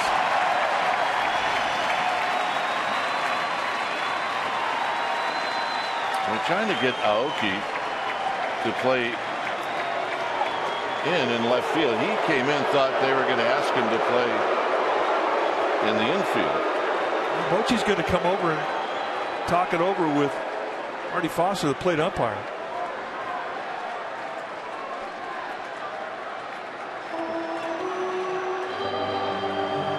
They're going to take a look at it. Well, I think the Giants sense that there may be something there. Duffy held the glove on Peraza the whole time. So if there was a gap, and we don't think there was, between the base runner and the bag, I mean, it's at least worth taking a look at. Mike Winters, the crew chief's talking over with Don Mattingly.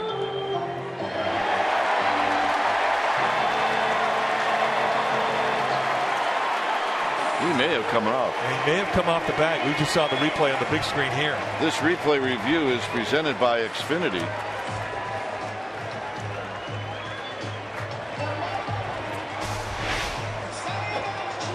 Okay, everything's right there. Now watch, everything comes off the bag as he slides past it. And right here is the question. Point question right there.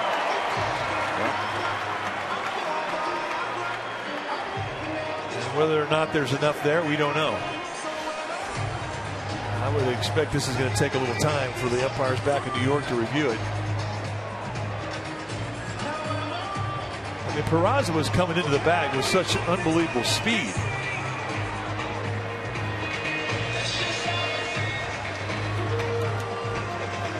I mean, that's why we've said now for the last year almost that if you're an infielder, you have to keep the tag onto the base runner at all times. And this is why right here.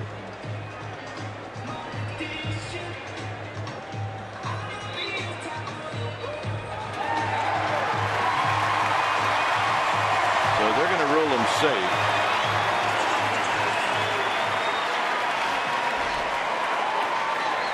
It may be that you really don't know what was going on beyond Duffy's glove.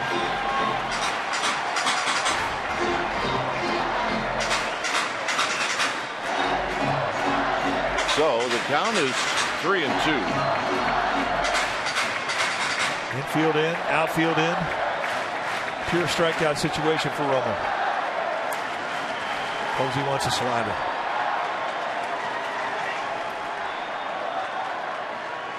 Got him.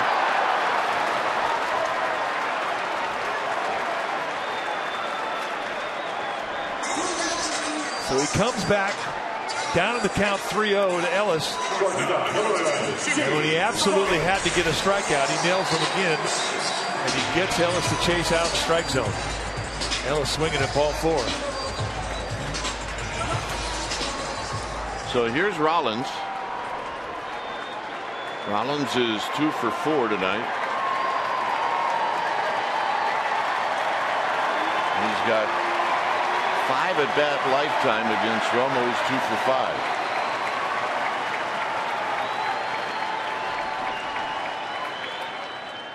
And he takes a strike, and it's 0-1.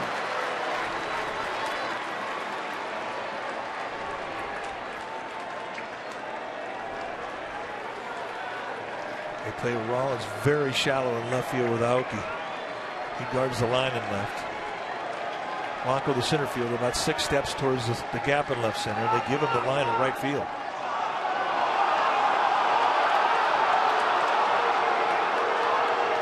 And Rollins and Utley both came unglued saying that Romo balked.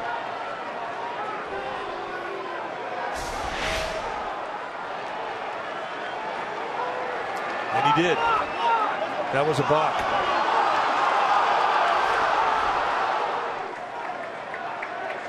Wow.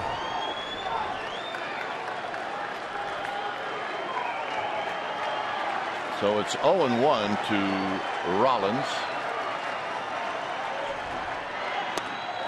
1 ball and 1 strike. This is what Rollins and Utley both saw, that little start there. And Rollins immediately pointed the finger, and Utley on the on-deck circle came out the same way. They saw the same thing, and they could have called a balk.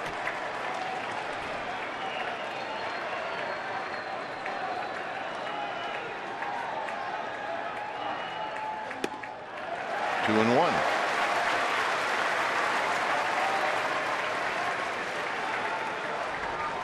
Utley's on deck. Utley's numbers against Romo are exactly the same as Rollins. And that's 2 for 5. But you can toy around with Rollins. Out of play, 2-2. So this would be pitch number 24 for Romo. So Bruce Bochy has stretched him out. All right, he's digging deep. And you can do that when you think you're going to have a pitcher the next day go deep into a ball game. And that pitcher for Bochy is Madison Bumgarner. And he is stretching Romo out right now. He does not have another left-hander in the bullpen. Lopez and Osich have already been in the game.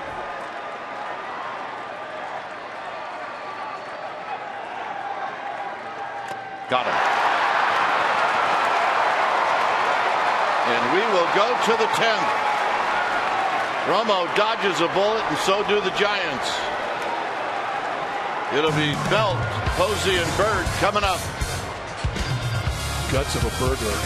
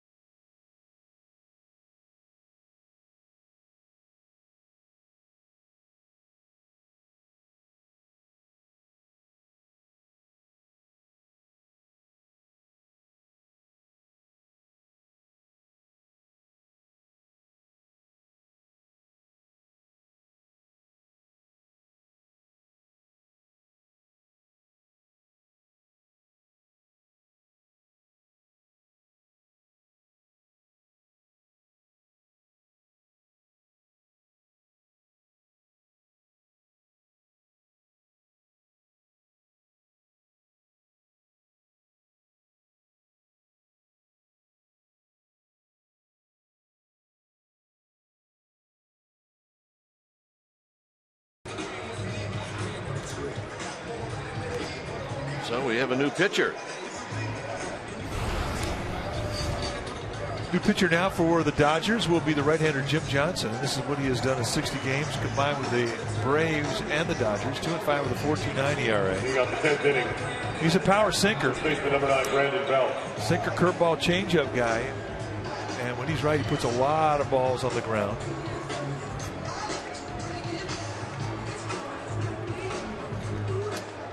We do have other changes, including the new catcher is A.J. Ellis.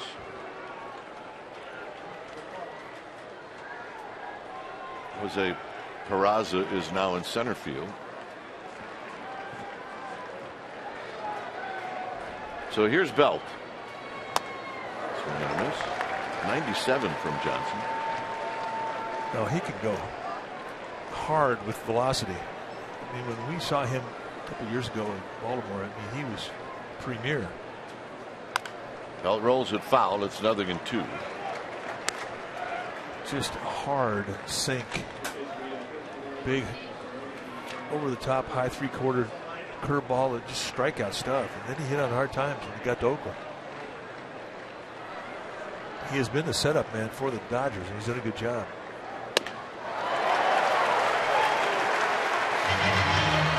Belt retired, and here's Posey. Pitcher number 28, Buster Posey. By the way, Peraza in center field made 4 starts in center field in AAA. As I've said before, when infielders go to the outfield, they really play deep. Posey taps it foul. Well, that's where he's playing. And that's deep. Deep. Yeah, I mean, what are infielders comfortable doing? Coming in on balls.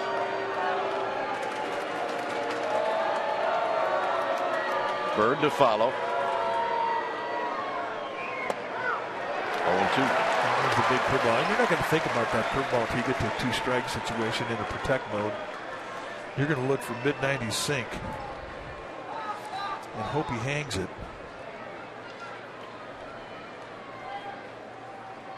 They're going to come into Posey. It's a 1-2. Look out. Get hit with one of those. That's going to lead the Brewers. Mid-90s sink. It's a weighty baseball. Very heavy.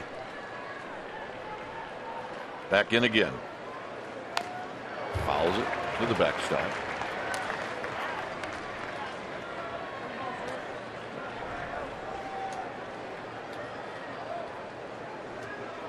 Buster tonight is 1 for 4. He hit a line drive to right field that Ethier made a nice catch on.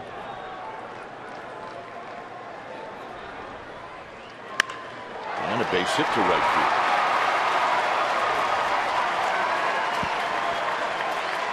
field. Just waiting for something up. Got it and didn't try to do too much. And that's respectful of the stuff he's looking at. And Bird, too, has a nice approach to right field, and he's been hitting a lot of balls that way.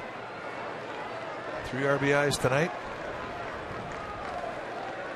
2 base hits to the right side. 3 extra base hits to the right side yesterday.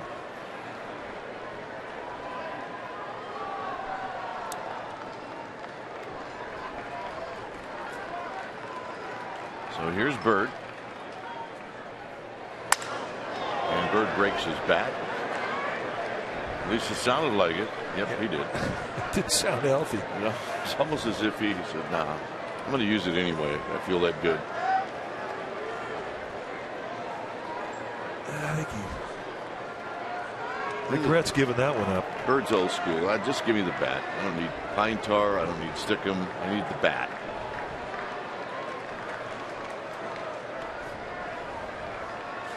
You don't need any of that stuff. No.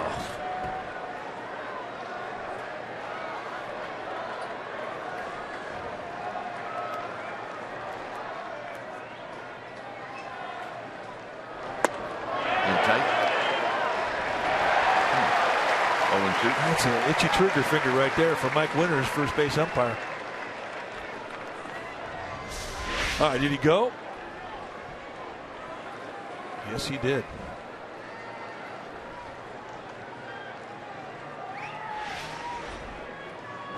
pounding him in.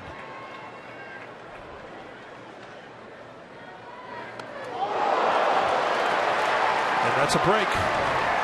That's a 90-foot mistake and an 0-2 count. 95. It hits Bird on the thigh. That's macho. The guy hits you 95-mile-an-hour sink. You don't even acknowledge it. Piddly. Rather piddly. Me, I'm doing snow angels in the dirt. In the end of August. Oh. Here's Crawford, who's 2 for 2 lifetime against Johnson. And the first pitch is an off-speed pitch up for a strike. It's 0-1.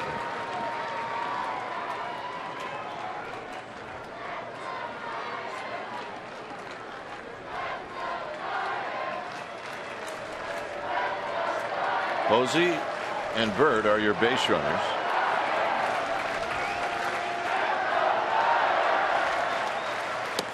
Inside to Crawford to even the count at a ball and a strike. Juan Perez is on deck. Yep.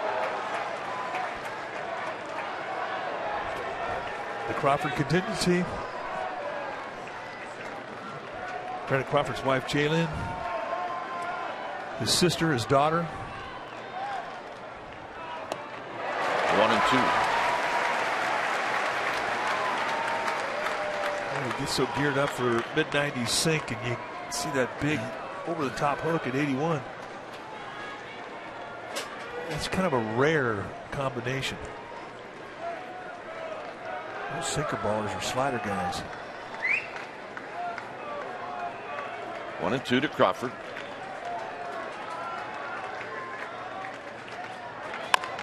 Tapped slowly to Gonzalez. Both runners will advance. And now the pressure's on A.J. Ellis, Dodger catcher. There's one thing about Johnson is he throws a lot of balls down in the dirt. The big over-the-top curveball. Sinkers down. Well, Juan Perez hasn't ever had an at-bat against Jim Johnson. And he's done a nice job this year. He's 7 for 18.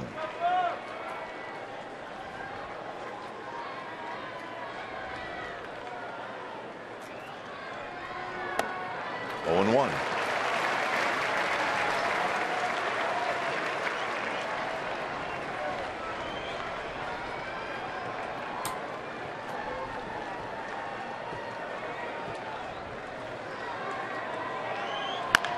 Tapped. Rollins got it. And that'll end the inning. Bottom of the 10th coming up.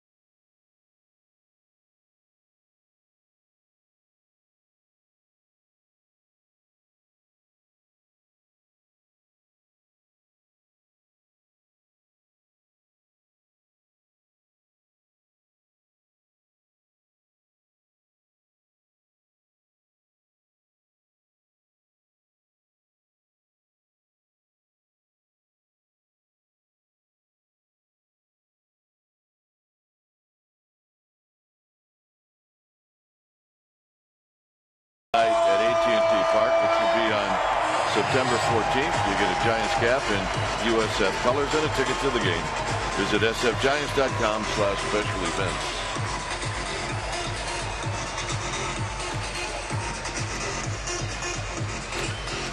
Four 4 ball game. Santiago Casilla is on to do the pitching. Leading up on the 10th inning for the Dodgers. Second baseman number 10, Chase Utley. You see the numbers for Casilla. To be his 53rd appearance. And it'll be Utley to lead things off.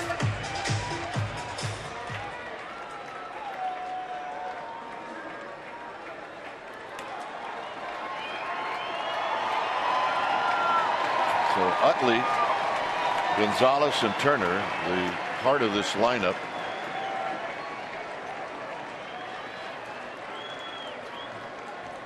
Utley against Casilla is 0 for 5.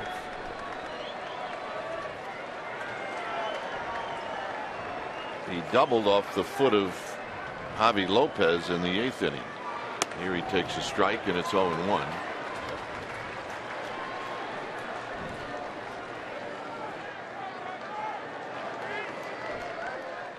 No balls and 1 strike.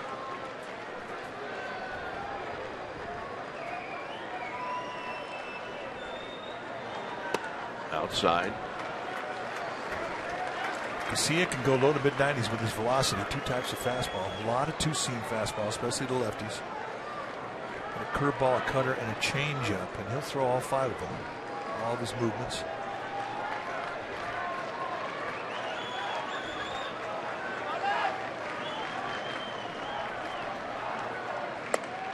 Two and 1 out of Utley.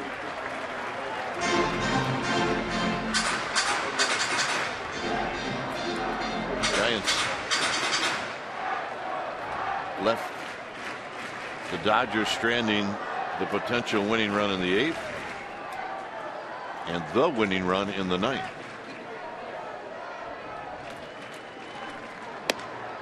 Three and 1 to Utley. Well, this is a get it in situation.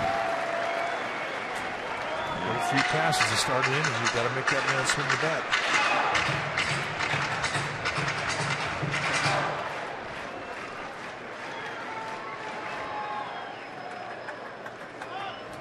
So if this is a good pitch, Utley will lean on it.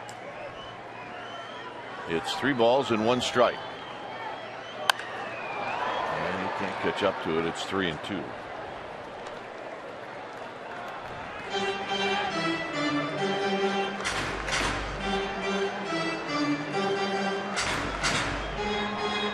So Cassilla's going to have to do it again.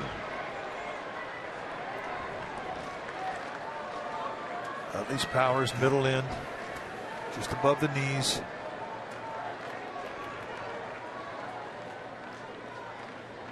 Posey wants a fastball away.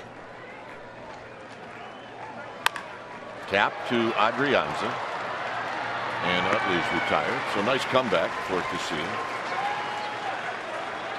Gonzalez hit a game-tying home run in the 6th inning off of Peavy.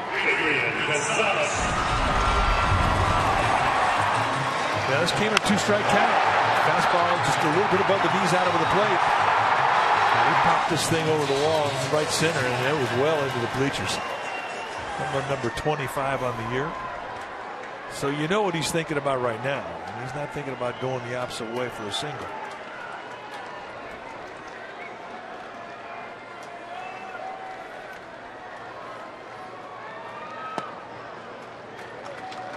His numbers against Casilla, he's 1 for 9.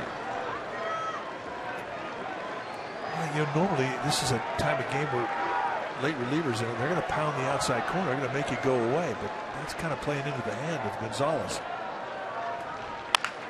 Rolls this one to Belt. Bell will take it himself. 2 outs. And here's Turner.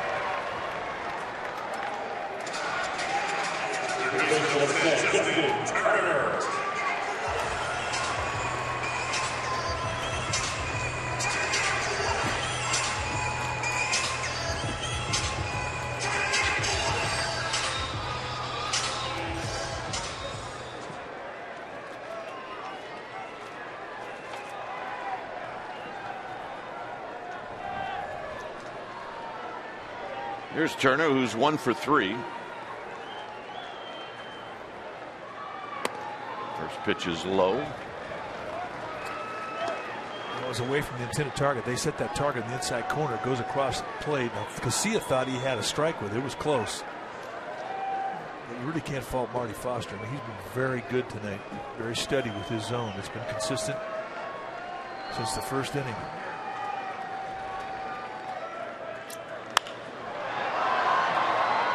Bird coming in. And we will go to the 11th. Casilla does a nice job.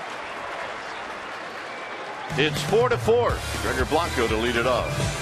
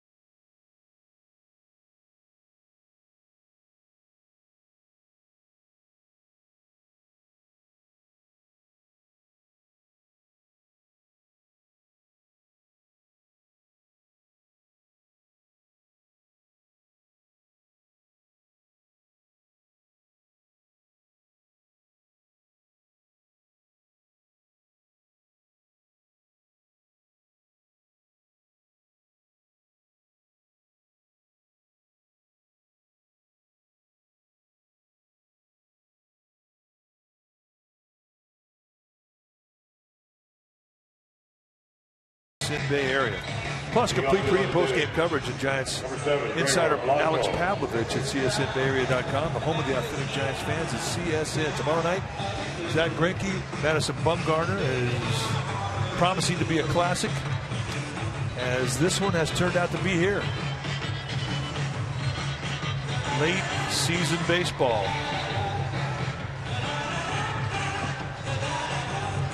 Well, we're missing an umpire.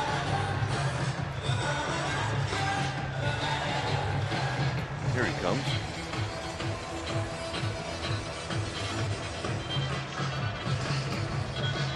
There's Marty Foster.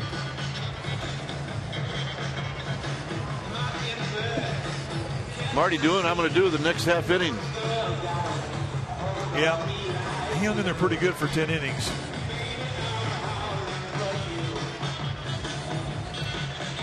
He's good for another 10. Nice job, Marty. That'd be it. So here's Blanco.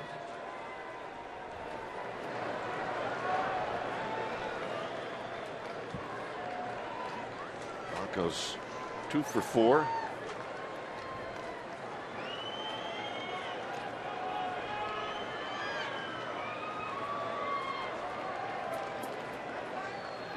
And he fouls it back, and it's no balls and 1 strike.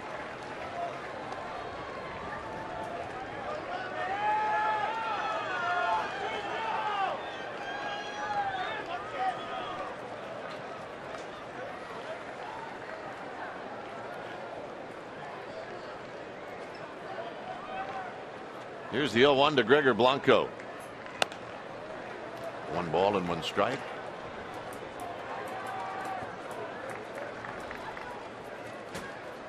Giants have 1 player left, Justin Maxwell. That's what I got. You got that? That's it. This is bounced to Utley.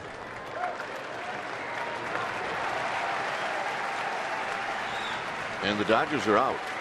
Dodgers are out of extra men. If they're going to use anybody to pinch hit or pinch run, it's going to probably have to be a starting pitcher. Giants, who came into this game with 4 extra men, just have the 1 left over. That's Justin Maxwell right there. See, 3 left in the bullpen, 3 right-handers.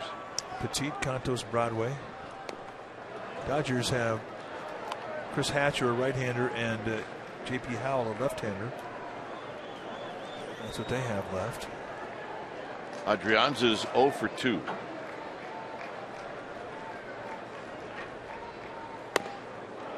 Two balls and no strikes.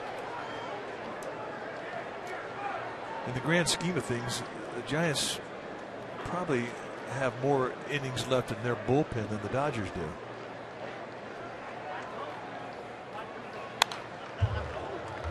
Two balls and one strike.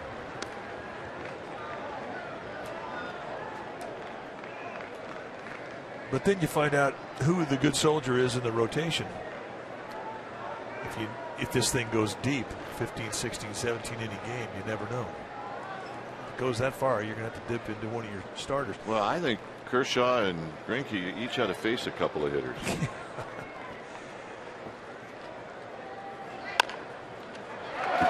Adrianza back to the pitcher, 2 outs. The one thing about Bruce Bochy and Don Mattingly is that tomorrow, September 1st.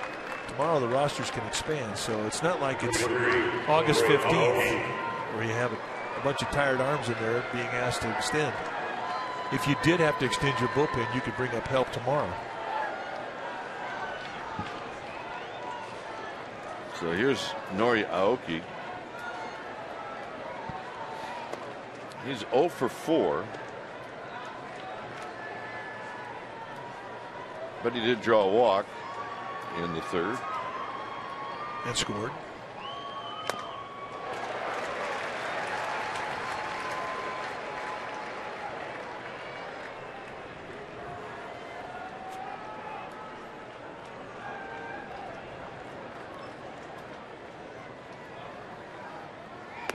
And that pitch is down low.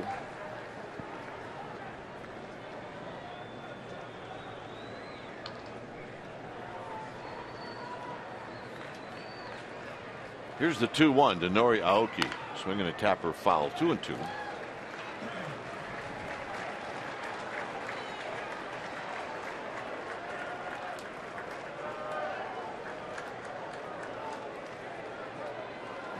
Giants looking to get a base runner, maybe get an extra base hit, get Aoki in scoring position. Johnson's going to step off. Oh, you're right. They'd love a 2-out extra base hit, too.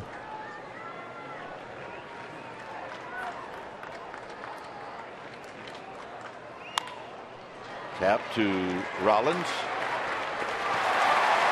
And that'll end the inning. Bottom of the 11th coming up.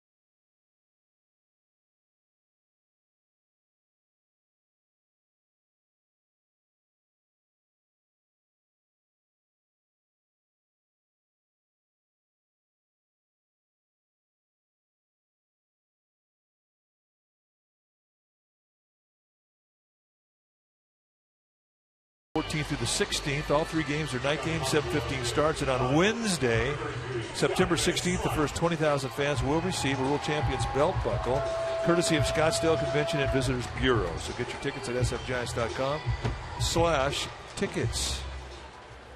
Here we're headed to the bottom half of the 11th inning.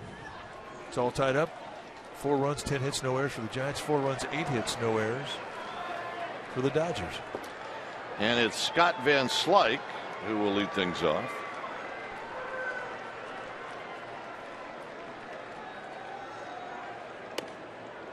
Van Slyke takes that running fastball inside for a ball. Van Slyke is a pinch hitter in the 8th, popped out.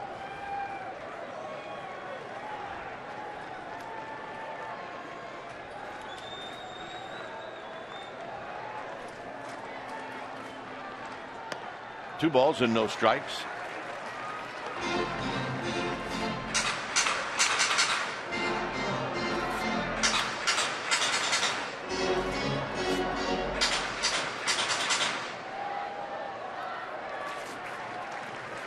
There's Crawford on deck.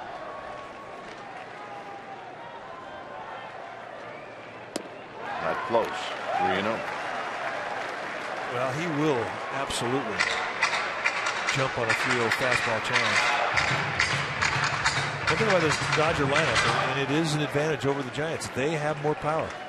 They've got more guys who can hit the ball in the ballpark.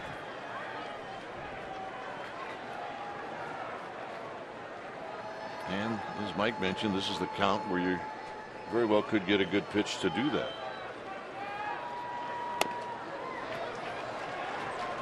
3-1. Looked like he was taken all the way. Didn't like that pitch right down the middle? I guess not. Looking middle in. Well, let's see if he gets it again. He might. And he got jammed, and it's 3-2. 94-mile-an-hour two-seamer right on the hands. Now, I don't know if that was his intended location. It wound up being a great pitch. He sent that target away. See the target outside corner. This thing explodes right into his hands, right up the bat.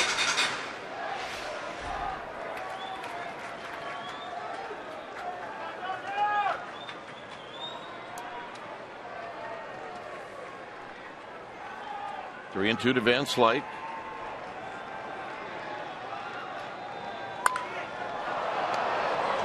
Duffy or Crawford, or is it out of play? Duffy, one down. Woo.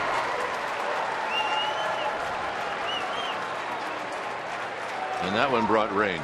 Yes, it did. So a nice comeback down to the count 3-0. A payoff pitch 3-2. And the rainmaker is gathered in by Matt Duffy. And Crawford there, they had this one covered. So here's Crawford. So nice comeback for Casilla.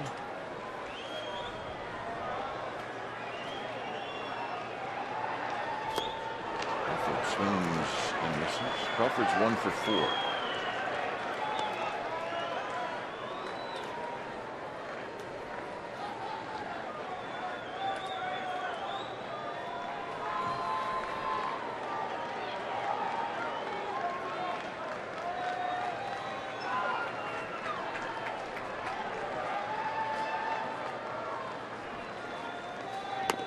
This time he takes the same pitch. It's 1 ball and 1 strike.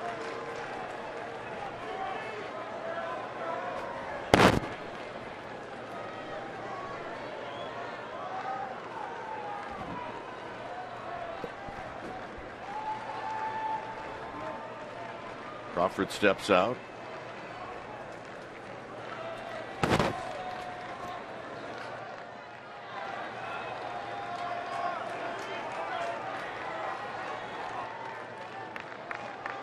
One ball and 1 strike. 1 and 2. Broke him down. Good breaking ball, back foot. So 2 times he's swung below the zone. A first pitch changeup. And here in a 1-1 count. Curveball, back foot. Can't lay off.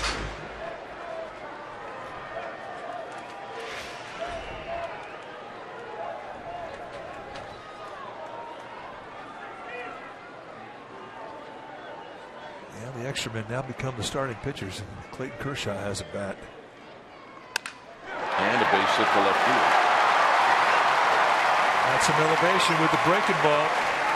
Head to count 1-2. That's a mistake. And Crawford makes it pay. Nice opposite field approach to beat it. And with Crawford, you have a base stealer at first base. There's the hanger right at the belt. See the reaction from Casilla. And that's the only off-speed pitch that he has left up, and he paid the price.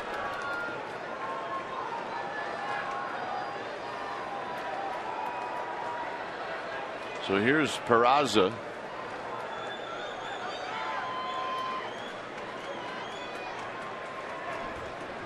Peraza, a right-handed hitter. You saw that he can really run. Fouls this one back.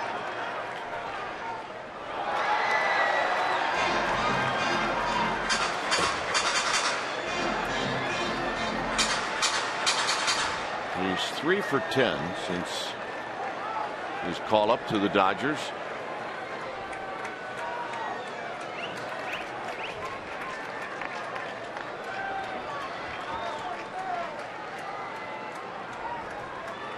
Crawford at first. He's got 4 steals on the year.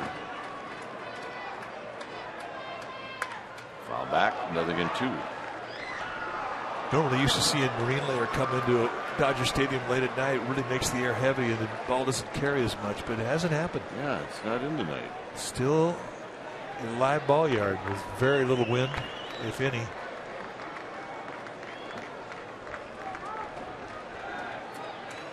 You see the flags in the background, just kind of a trickle going. Benign conditions.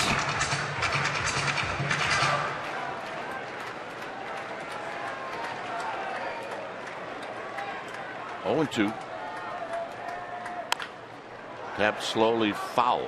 You want that one to go foul. Yeah, with his speed and the way that the Giants are playing their defense, they're playing him back. A swing and bunt, he wouldn't even get off the throw. Peraza could fly.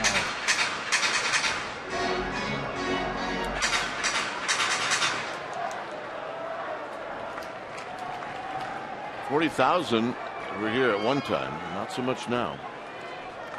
School night. It's 0-2. Peraza waiting on Santiago Casilla with Crawford at first. Got him. Fastball right at the knees. And Peraza's a doe in the headlight.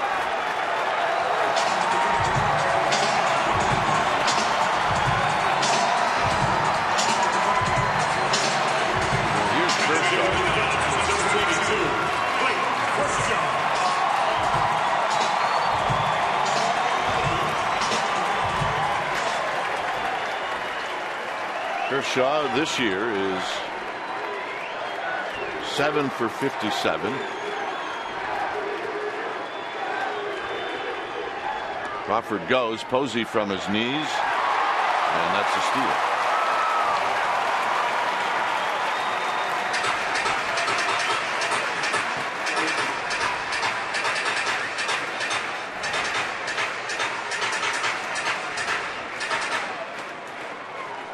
So Posey going to go out and calm the waters a bit with Casilla. We'll talk about what sign they're going to use with the runner at second, but he's also going to pump him up a little bit. I think he wanted to know if that was a strike, and I think he's unhappy.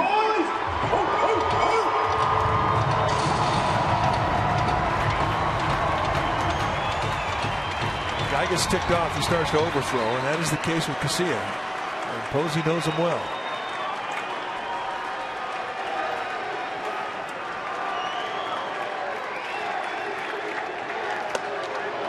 One ball and 1 strike. 95-mile-an-hour two-seam fastball running away.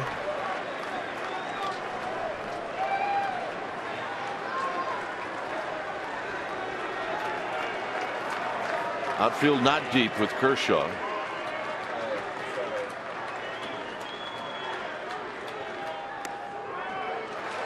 Boy, that's a pretty good pitch. Better be careful. Well, Ron Foster's giving him a warning. He's telling him that's enough. And once an umpire drops that mask, I mean, you better listen. So Casilla's got to take a walk. Now he thinks in this sequence there's been 2 missed calls, and here's the next one. The first pitch he thought was there, and this is the third pitch. And he reacted. And Foster gave a warning.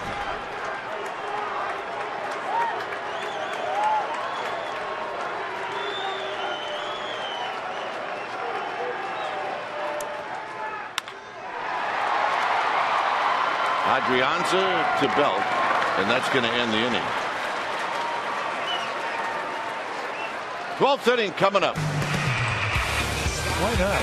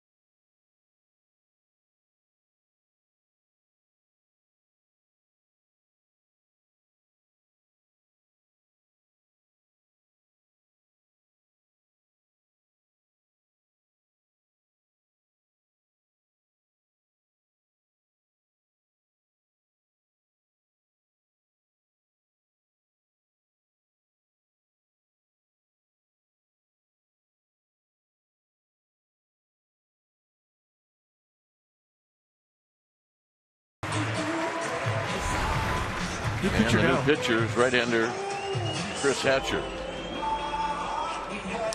Numbers for Hatcher in 34 games, 1-5 with a 5.32 ERA.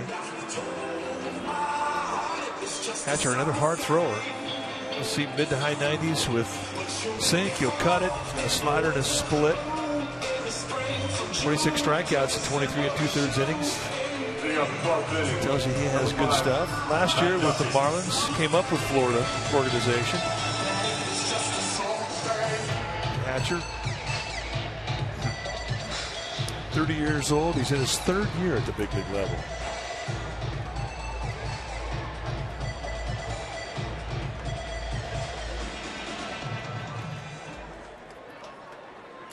So it'll be Duffy to lead things off.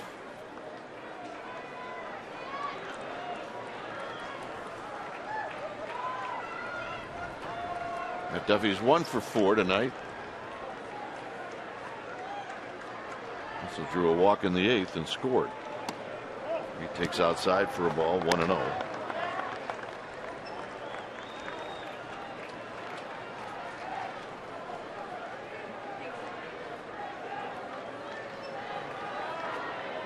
Belt and then Posey. 2 balls and no strikes. I think the Giants would be happy with a walk.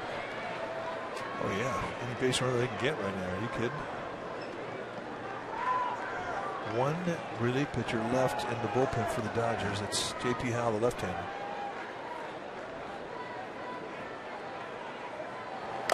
Swing and an inch. 2 balls and 1 strike.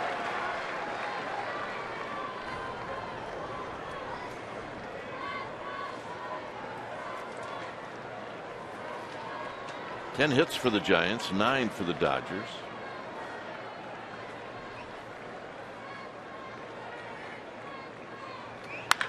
Duffy, a high fly ball center field.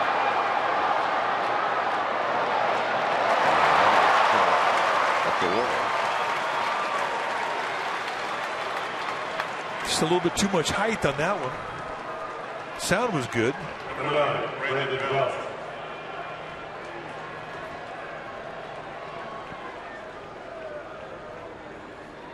So here's Belt.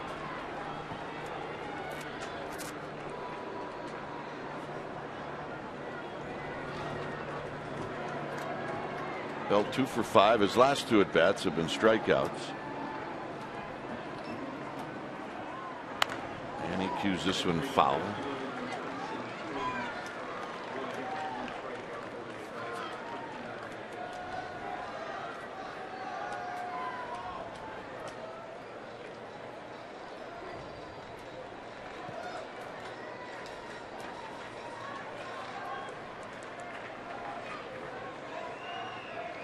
Belt hits a high drive to right. Van Slyke back at the wall, and he makes the catch. 2 down. Wow. Back-to-back warning track shots. 28, Buster Posey. Just a little bit too much height. Van Slyke. Can of corn.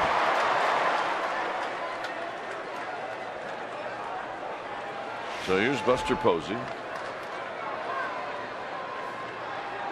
Buster, a couple of hits tonight.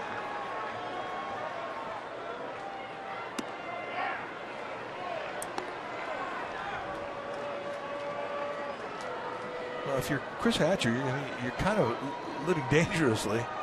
He's making mistakes up. The Giants are hitting him. They're just underneath him a bit. 2-0.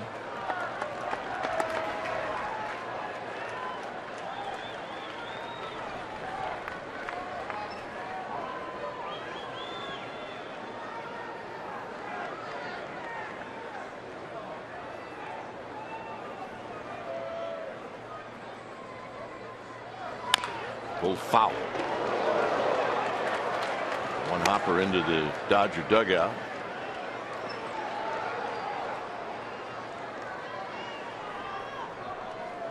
Two balls and one strike.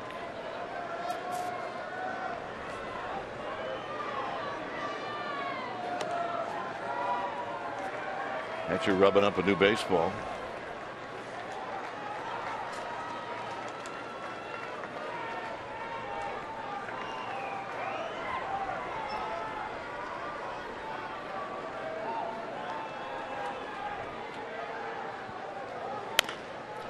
Foul again, 2-2.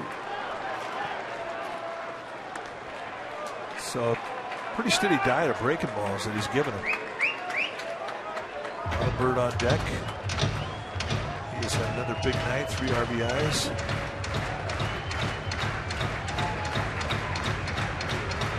Hatcher will fix that split finger fastball grip before every pitch. And a base hit for Buster Posey. That's a fang right there. And that's a 3-hit night for Posey. And we have seen him do this a lot this year. Just zero lower body in the swing. Marlon Bird. But just let your hands think for themselves. I mean, that is a nasty pitch. Hard slider down below the knees, outside corner. Whoop, knock. And once again, Marlon Bird gets to hit with a runner on base.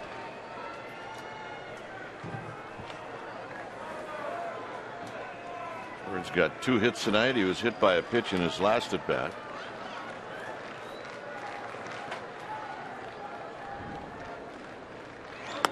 Down low, 1 ball and no strikes.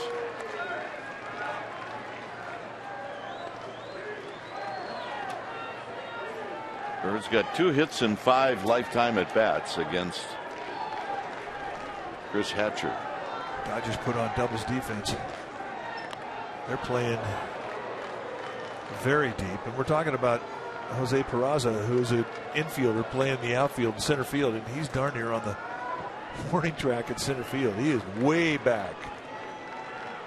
That is deep.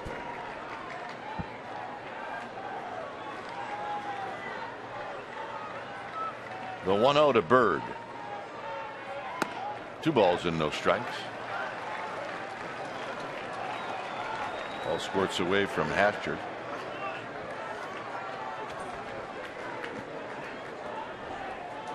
I think Ellis threw one of the best changeups we've seen all night long. I think he did. You're right.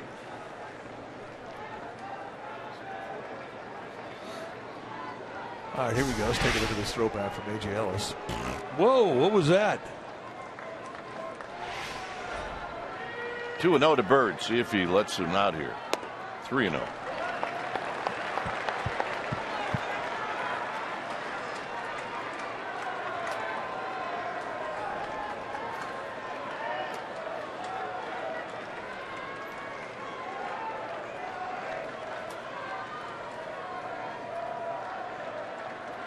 3-0. And a strike. Ellis almost threw that one over the head. He's not careful. He's going to start coming up with the thing here in a minute.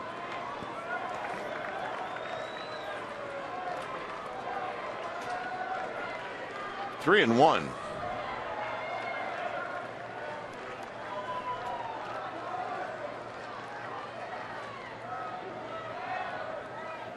Out of play.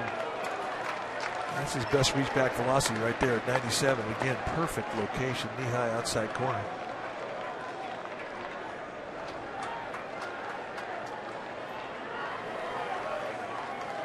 But what Bird has done so well since he's put on a Giants uniform is use the right side of the field. They're going to pitch him away. That's playing into his strength right now. 3-2. Posey will go. He got it.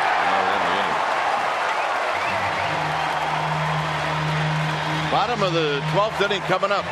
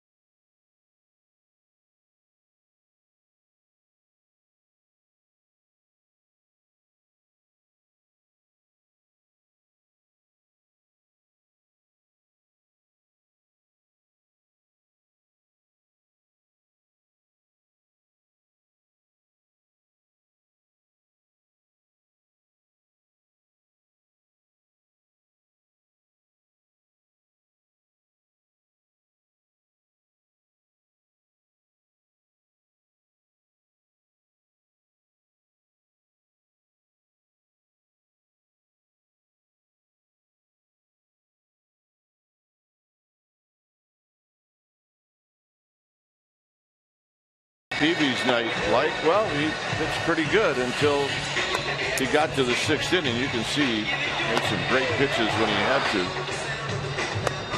But the 6th inning became problematic and really started out with this guy. Now this is two strikes, swing of the bat.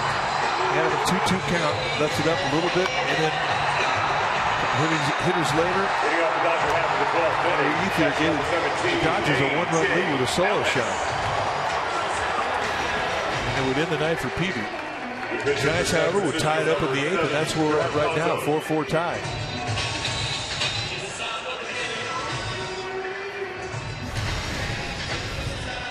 New pitcher now for the Giants will be George Cantos. 62nd time he has come into a game. 39 strikeouts against 8 walks in 63 innings. Cantos, low 90s fastball. He will sink and he will cut it. Hard slider, a curveball, and a changeup.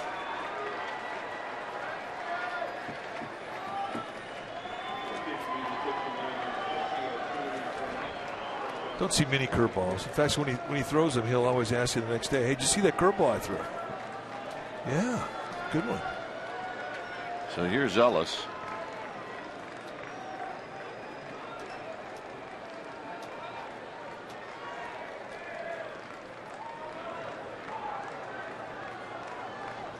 Swing and a miss.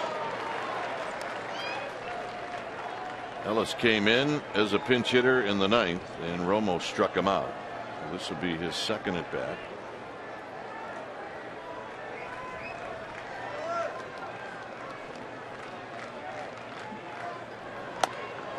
And a quick 0-2. Jimmy Rollins on deck. He may have crossed up Buster Posey right there. As it was his #1 slider. I think Posey was looking for a fastball.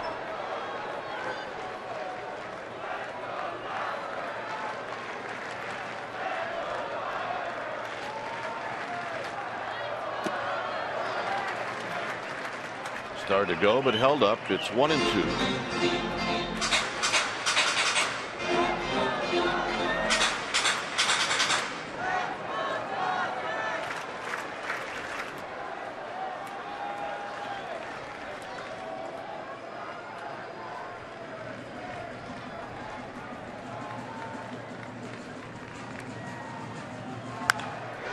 To right, and Bird makes the diving, sliding catch.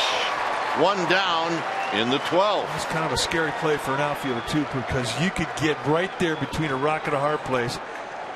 You want to be aggressive. You want to try and take this base hit away, but if you miss it or if it gets by you, it's at least 2 bases, even with a catcher running.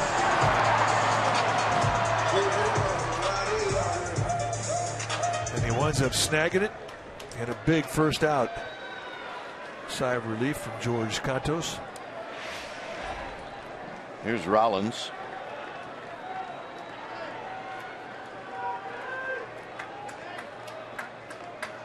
Rollins rolls this one to Adrianza. 2 outs.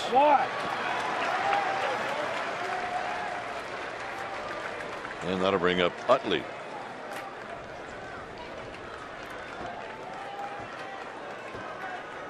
Second baseman, number 26, Chase Utley.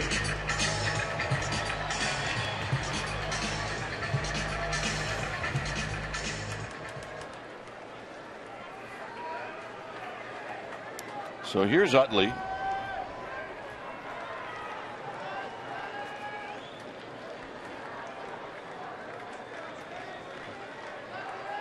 Utley's only faced Cantos 1 time in his career. He's 0 for 1, a strikeout.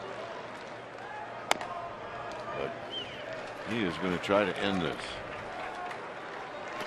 Well, that's the thing. I mean, especially with 2 outs, it turns into a home run derby game. And guys who have pop, and Utley's got pop, they're looking for 1 pitch, 1 location, and they will let it fly.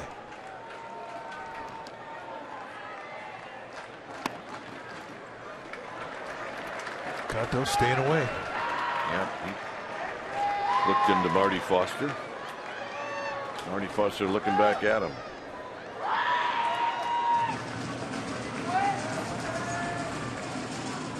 That's a long night for an umpire, especially if you're behind the plate.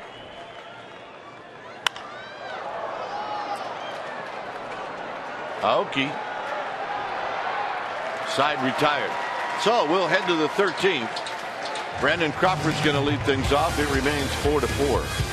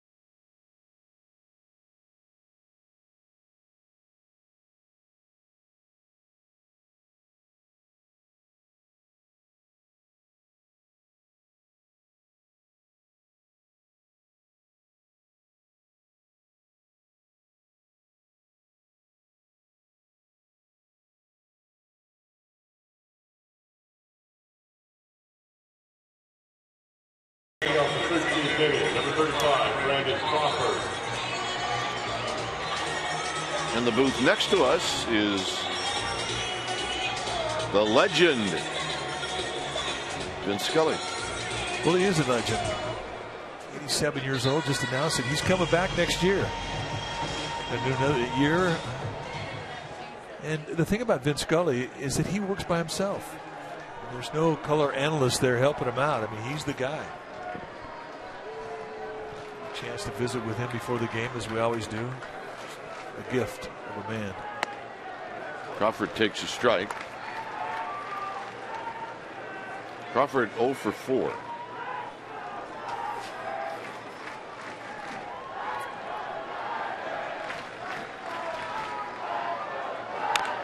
Kept foul, so it's a quick 0-2 from Chris Hatcher. Irwin's working solo as well over on the Spanish side. Irwin Higueros. Although Tito could be in another state and you could hear him, so he might be helping out Irwin. Tito Fuentes normally his partner. When Irwin and Tito do the games back in San Francisco, they're always together. Tito not here tonight.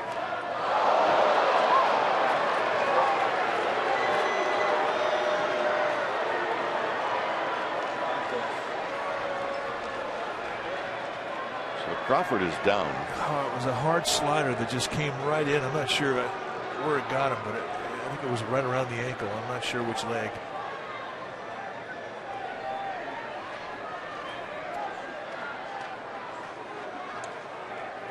It was not intentional, but it's not going to make him feel any better. I mean, you think just comes back after missing a few games because of some oblique soreness. And the first game he gets goes 13 innings, and he gets one on the shin. There is no meat on the shin. There's none. And that's like taking a hammer and just hitting your shin. Now batting. It's your number 7, George Santos. Ouch. So Cantos now will be asked to bunt. So I'm not sure how skilled George Cantos is. He's a good bunter.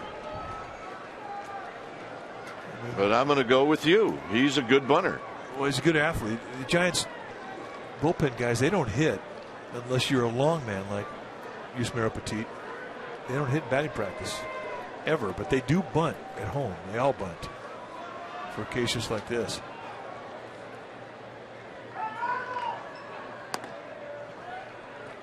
One ball and no strikes. He's got to get a little closer to the plate, though. I'm going with you. He can bunt. Well, I saw him bunt off the tee. No. You cannot backtrack now. You're out there on the ledge. No, he'll get it down. Should go down the first base side. If you're from Chicago, you can bunt. Foul. One ball and one strike. You can't be bunting a rocket down the first base line. Not with Adrian Gonzalez. He throws well. Now, Crawford's got a little better than average speed, but right now he's got a massive shin burger that's filling up on his left leg. Roberto Kelly just whispered to Cantos. Yeah, get a little closer to the plate, Meat. Bunt. So Cantos, a practice swing. That's what you do when you're going to bunt. You take a practice swing.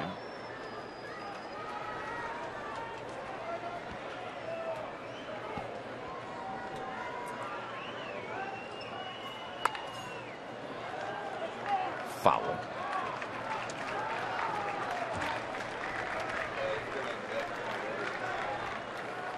Well, for Cantos, there's no reason to even look down for a sign. It's going to be bunted again. He can bunt. Hey, there's a close.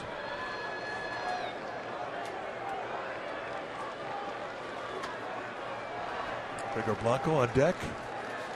Would love to be able to hit with a runner in scoring position. Giants trying to give up an out to move up a runner.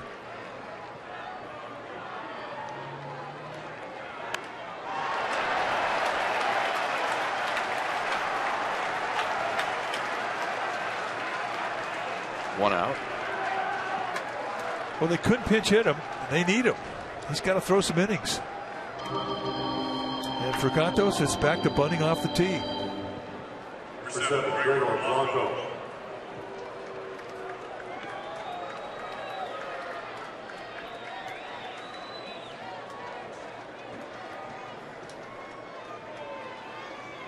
2 for 5 tonight for Gregor Blanco.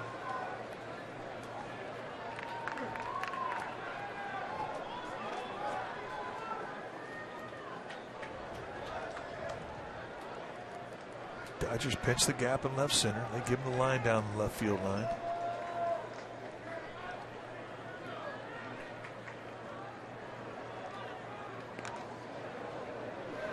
Adrianza to follow.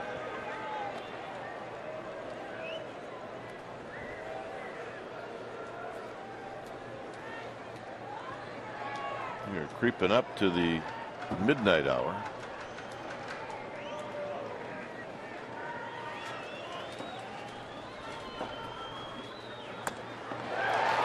All balls and 1 strike. It's a healthy fastball coming in there at 96.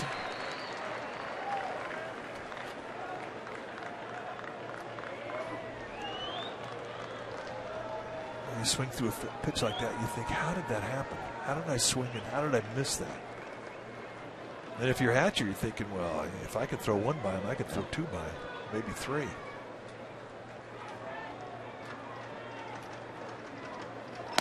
Outside, 1 ball and 1 strike.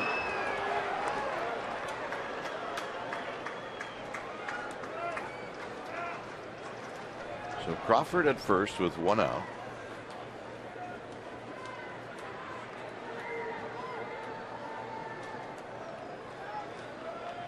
A test of wills in a game that means so much to these teams.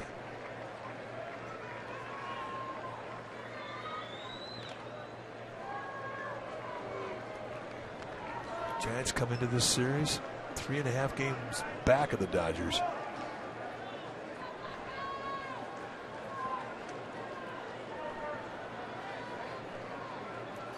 And this is round 1. 2 more. Tomorrow night, Wednesday night.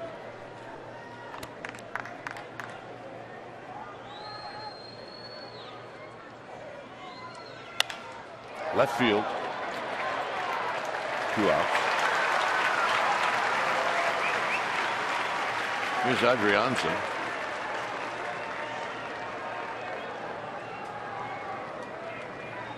Number 1, Ehire Adrianza.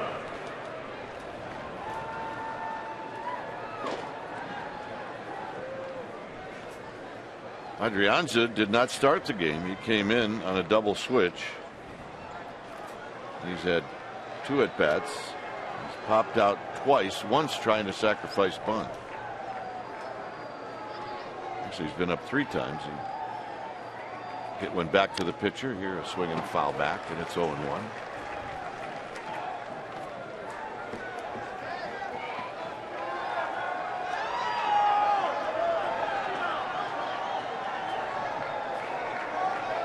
Kelby Tomlinson, he was the guy that got flip-flopped on the double switch. 0-1 to Ehire Adrianza.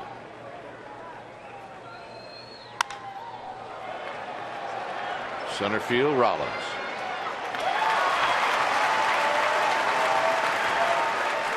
Side retired. We'll head to the bottom of the 13th.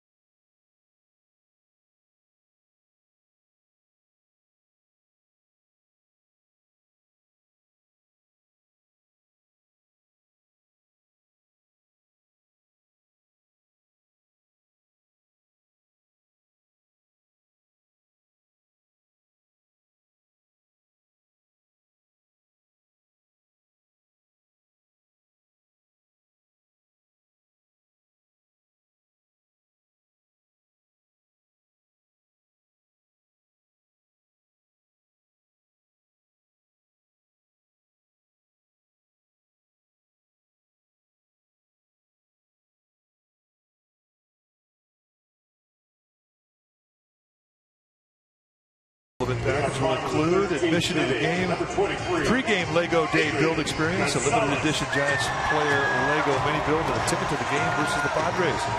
Go to sfgiants.com/special events.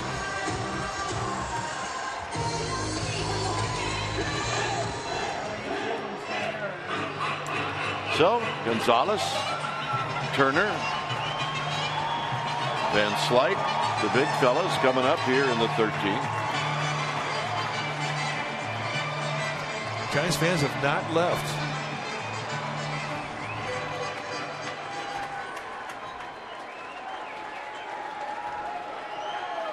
They had a "Let's Go Giants" chant here about 2 innings ago, and it was loud.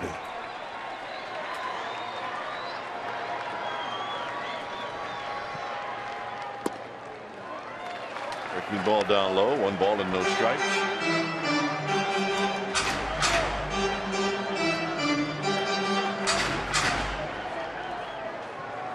Gonzalez 1 for 5 tonight and 1 for 5 lifetime against George Cantos.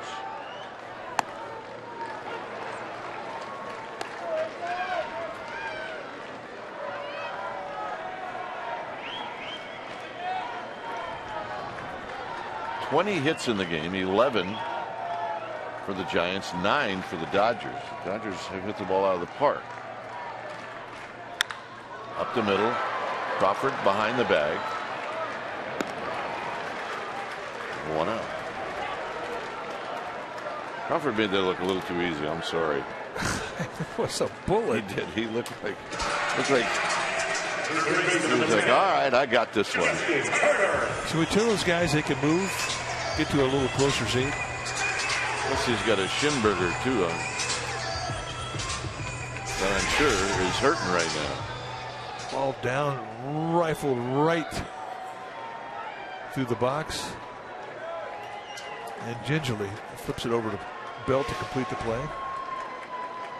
So here's Turner.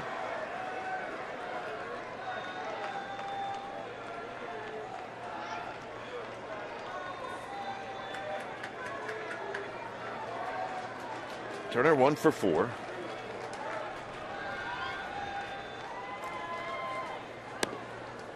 Down low, 1 ball and no strikes.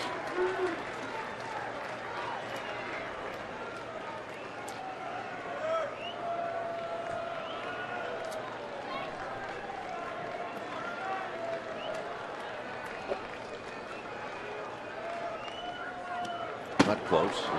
Dings to the backstop. You watch the leg hitch that Turner has. It's one of the biggest ones in baseball. And he really gathers that leg. It's almost like he's a pitcher. And in a 2-0 count, he will absolutely let out some shaft. Yes, he will.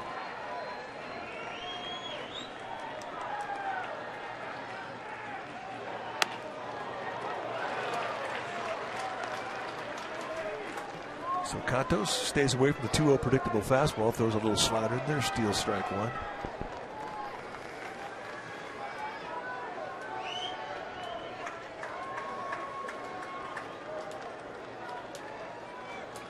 It's okay to have a high leg hitch as long as you get that front leg down in time.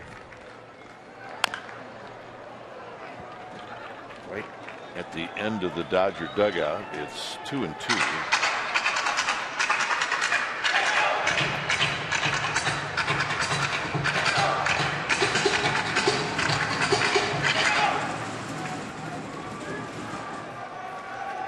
Close to midnight, not quite there yet.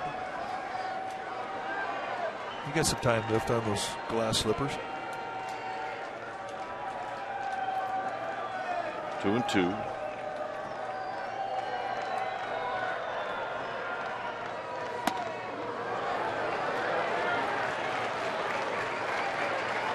Yeah. It's September.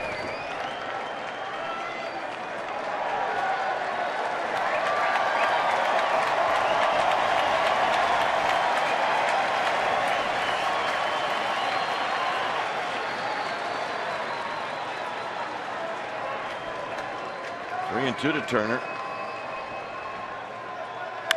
That was right down the middle of the plate. 3 balls and 2 strikes.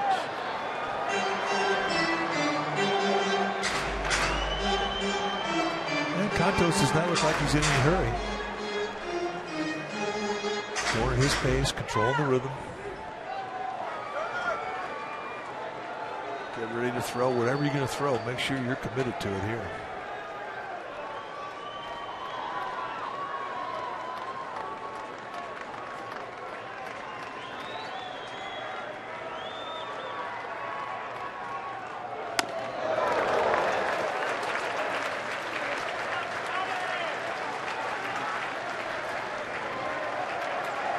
So the walk to Turner, and here's Van Slyke.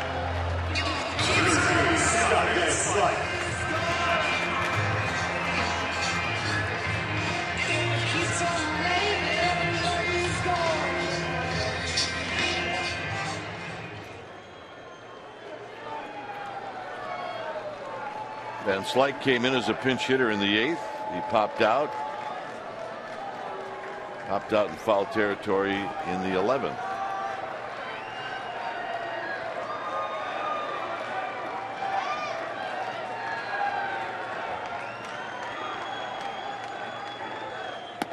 Low, 1 ball and no strikes. Turner's got 1 steal, but you get late in the game and you just never know what managers might do just to change things up.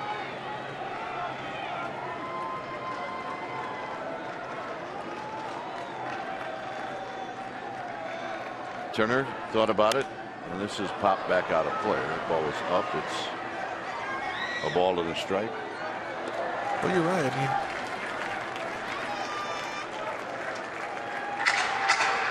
I think the one thing you fear if you're a manager is the team start to get a little home run derby-ish with their approach to the plate.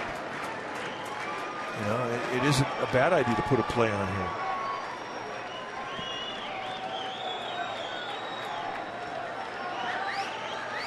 It's a natural tendency as a hitter, especially if you have power.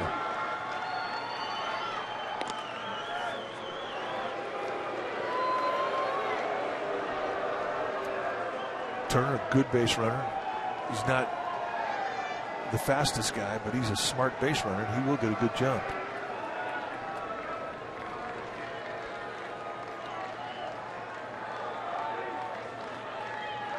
With his lead, he goes. The pitch, swing and a miss. Posey's throw, and it squirts away from Adrianza.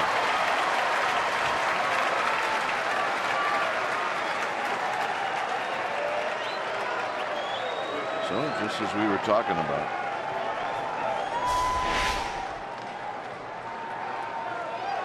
His second of the year. It just goes completely against the scout report, and that's something you talk about. People who will go, people who won't go. But in this situation, the point you bring up is a good one. You're liable to see anything. And for a guy who's got a high baseball IQ like Turner has, I mean, if he senses he's going to get a jump, he'll take it. And that's a big 90 feet.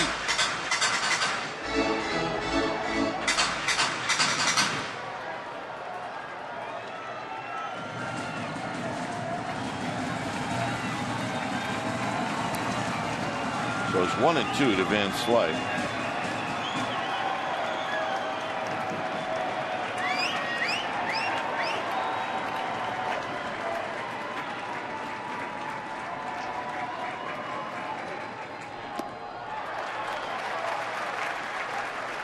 Down with the slider. The slider is the best strikeout pitch that Cantos has. And it has always been his best strikeout pitch since he's been in the big leagues. He's added 2 types of movement to the fastball and a changeup. But if he has to make a pitch, I mean, it's going to be a slider in most instances, especially against a right-handed hitter.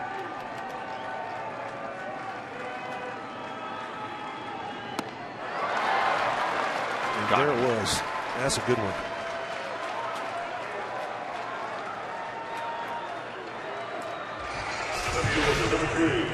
Take a look at it. Just a hard biter that starts right up on the outside corner and falls out of the strike zone.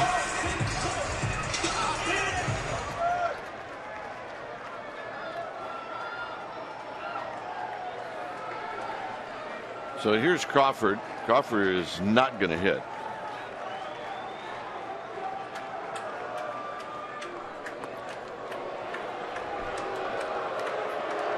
The next hitter is Peraza, and then it's the pitcher spot after that. Well, Peraza's got 11 big league at bats. I mean, do you walk the bases loaded to get to the pitcher? I'm not asking you. I'm just throwing it out there. No, I think George Cantos would want to pitch to Peraza. He's a hitter, but he doesn't know him. And if you're a pitcher and you've got the stuff that Cantos has and the confidence that he has, he didn't want to load the bases to pitch to a hitter. He wants to save that. He wants to nail this guy down. But having said that, I mean, you have to be smart with what you're going to throw up there, because you do have a base to play with.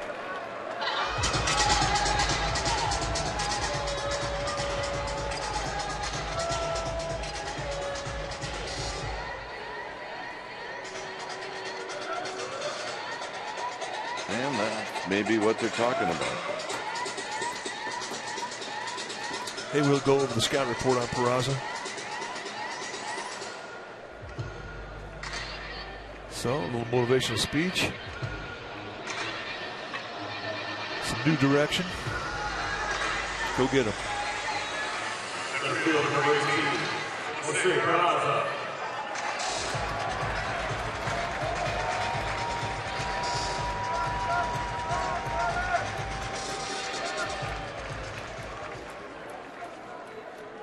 So you know, if you're on the infield, that this kid can run, so you have to speed things up just a little bit.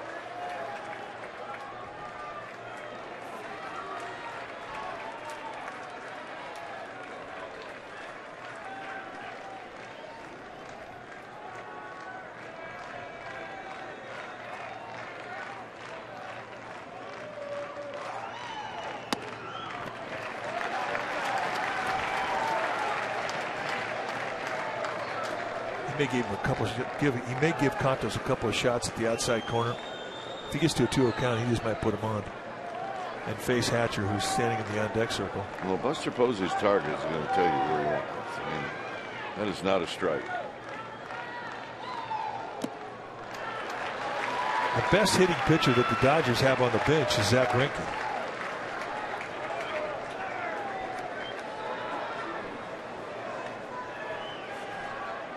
Now, I've never seen Chris Hatcher swing the bat. Well, according to our numbers, neither have the Dodgers. Well, we're going to find out if Hatcher indeed stays in the game. There's nobody down in the Dodger bullpen.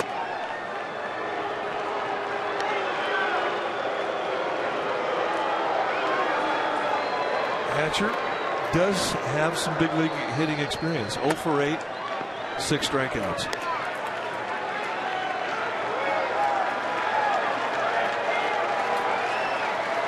So the third walk of the inning for the Dodgers. Pitcher number 41, Chris Hatcher.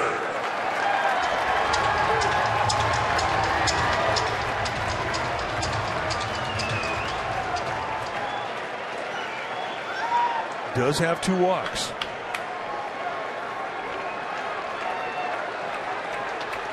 And now, if you're on defense, you got to make a play.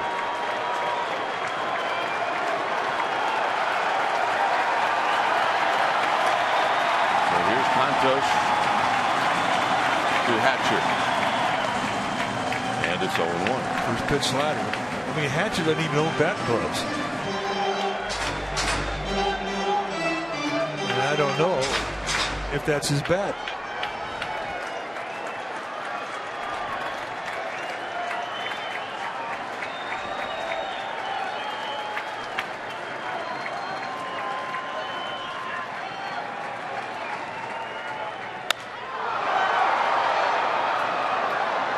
Bird. Side retired. 14th inning, here we come. Where would you rather be? It's 4-4.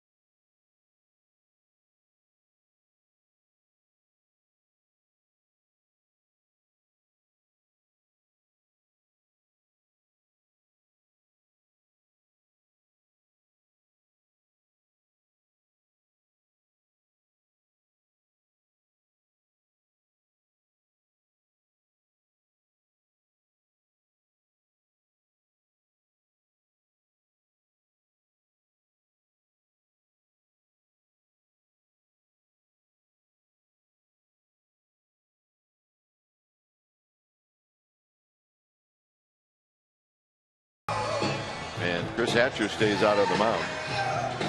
Coming out for his third inning of relief work. Bullpens have been outstanding tonight. Number 23, Nori Aoki.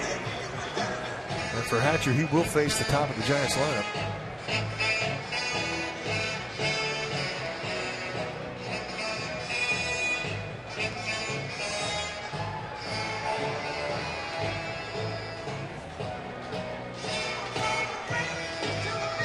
So Aoki walking up. He is 0 for 5 with a walk.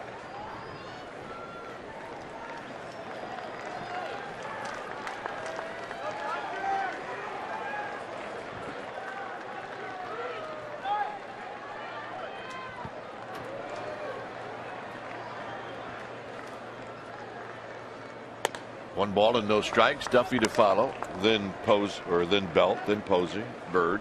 Crawford may hit this inning. Who knows? Oh yeah, they're going to sit up 8 guys. He's got that feeling.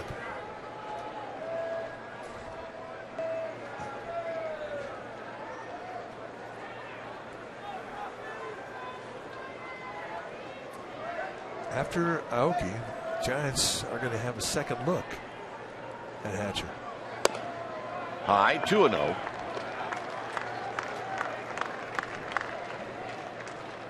When Hatcher came to the game in the 12th inning, the first guy he faced was Duffy, who's on deck.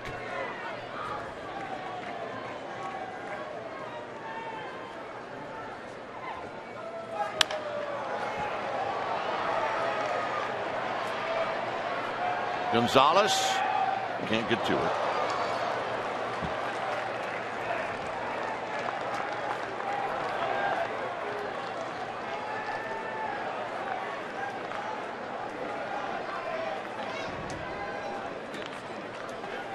Two balls and one strike.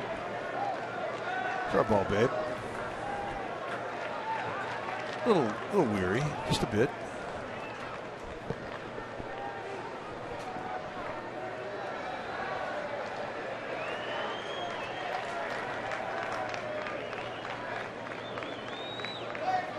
Hatcher to Aoki. Center field. Peraza. 1 out.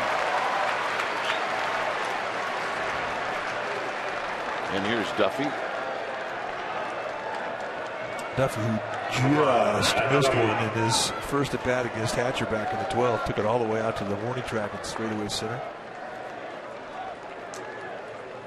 Yeah, that little guy just taking a break. He'll be back.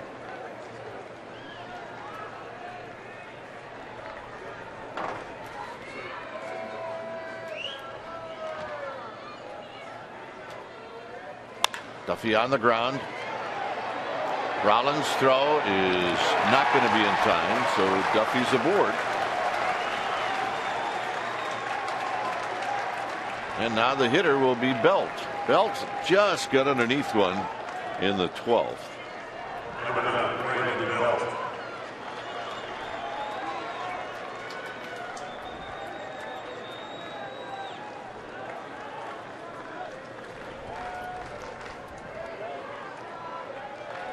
He's at the plate.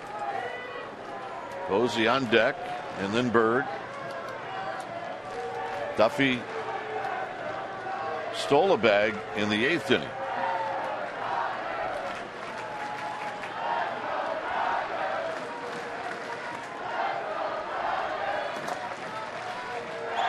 Up high, 1-0. So no slide step from Hatcher.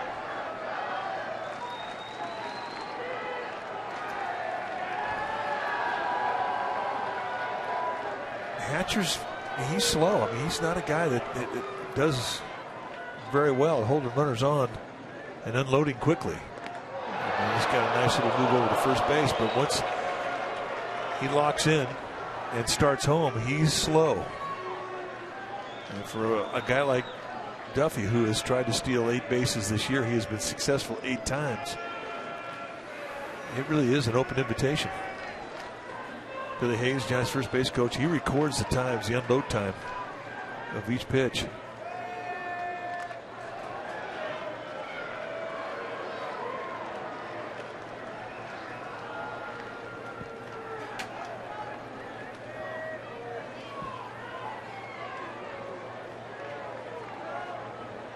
So it's 1-0 to Belt.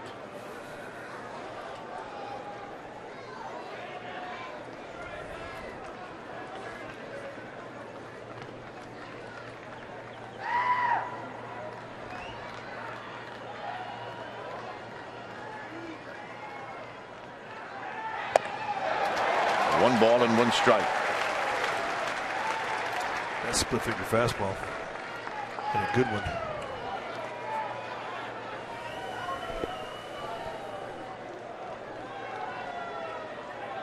He'll throw more splits to lefties than he will righties.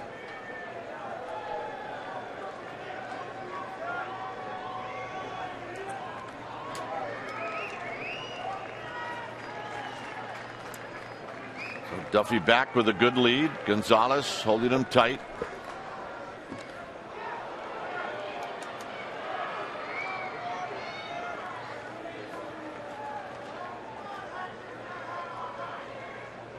Duffy stole his bag off of Nicasio in the 8th. Nicasio's another guy who didn't have great unload times.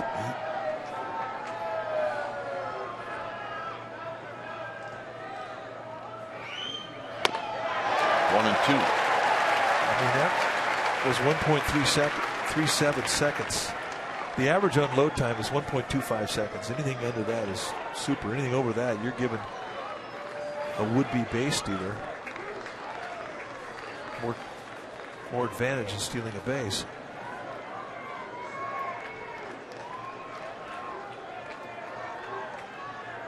One and two to Belt. Foul. Got A.J. Ellis. So Belt lives to see another pitch.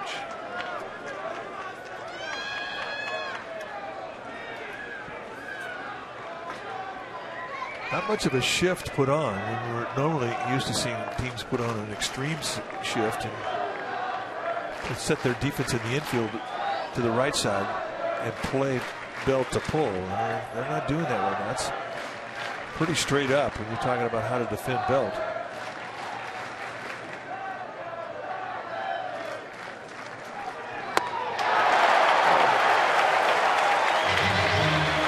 So Hatcher digging deep with 97, elevated above the belt, outside.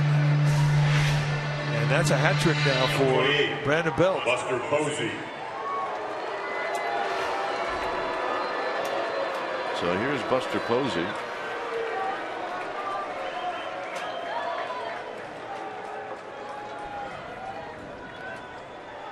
No, now we'll see if Duffy has any thoughts of taking off.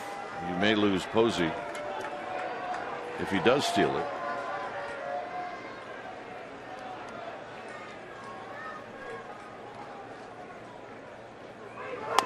And a strike at the knees, and it's 0-1.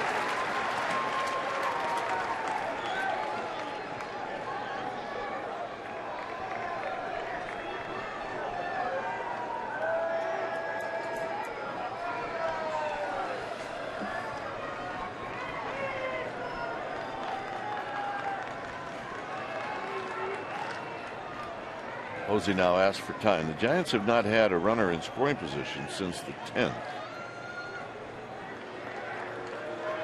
So A.J. Ellis going to come out and talk it over a bit with Chris Hatcher. Don't give him anything good to hit and don't walk him. Okay?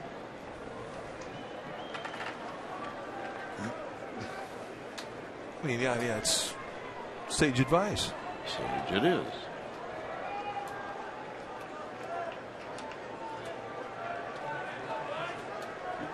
So it's 0-1 to Buster Posey.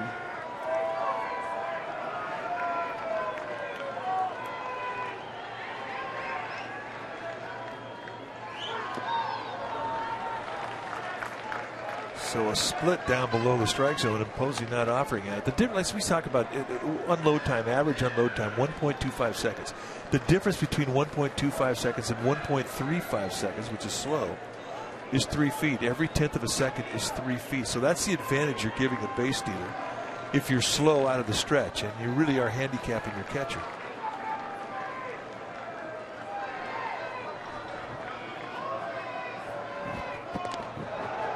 And right now, Hatcher's best defense is a quick pickoff move. Yep.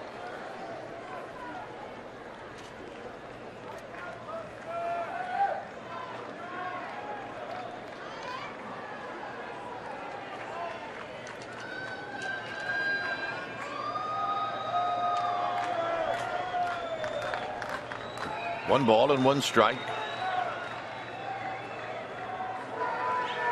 On the ground and a base hit. So that's the 4th hit tonight for Buster Posey.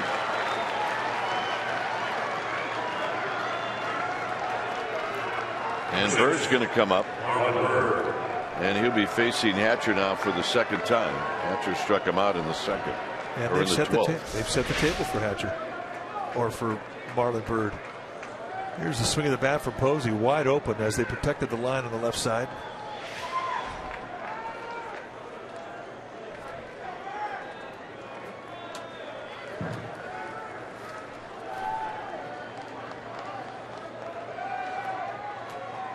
Marlon Byrd, a couple of hits tonight.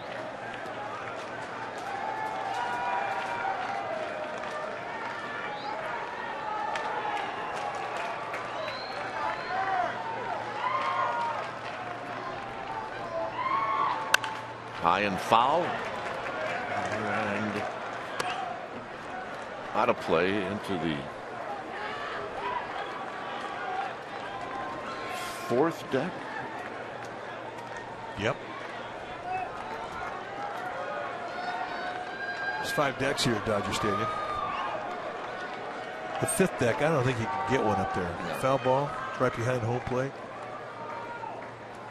I've never seen one go up there. I mean, that's up there. But it's a great place to pitch because, I mean, you think you're in a cavern with the backdrop behind home plate. So 0-1 to Bird.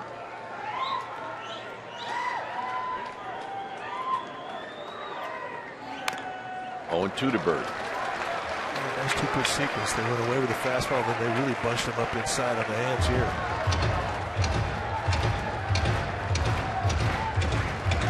So now Bird's going to have to fight. No balls and 2 strikes.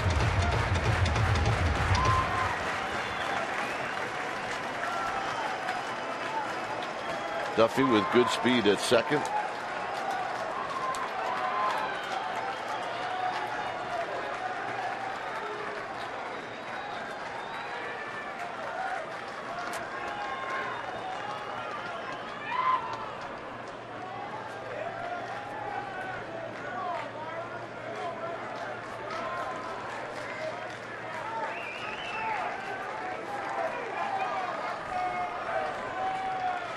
So 0-2.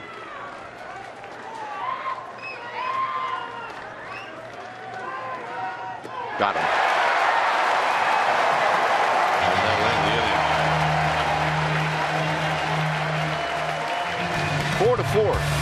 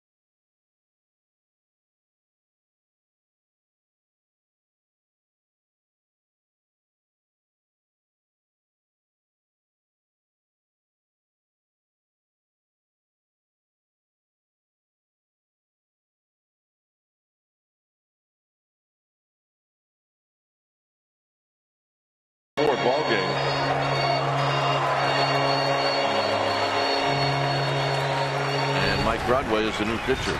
Let's take a look at what he has done since being called up. 11th time that he has come into a big league game.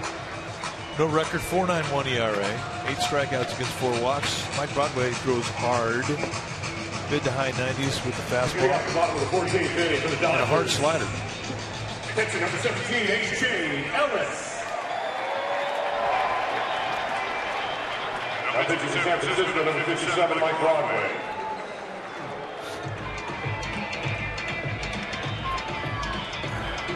So Broadway will face Ellis.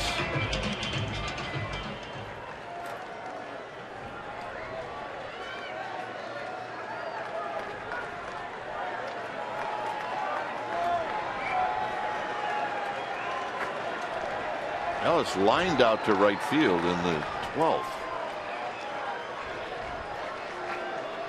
Yeah, it was a good at bat.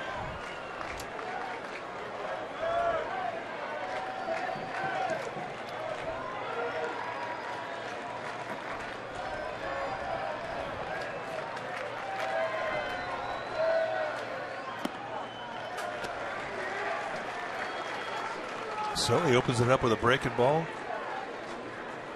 and misses.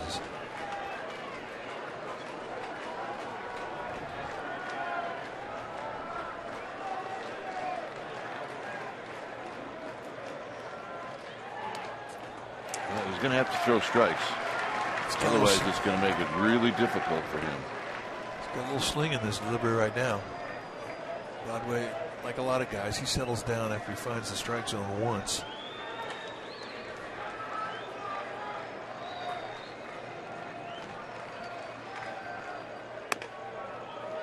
And there you go. It is a weird thing when you're a bullpen guy, because you get in games like this and one by one you watch your buddies leave the bullpen, get into a ball game, and if you're the last guy down there, it can get pretty lonely.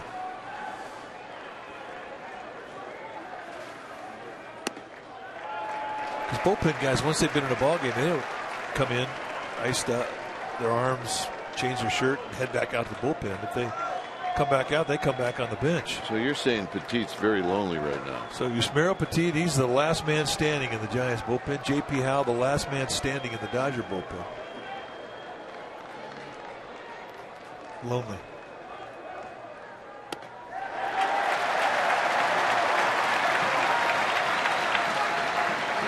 There's Yusmeiro Petit. And that opening walk, a mistake.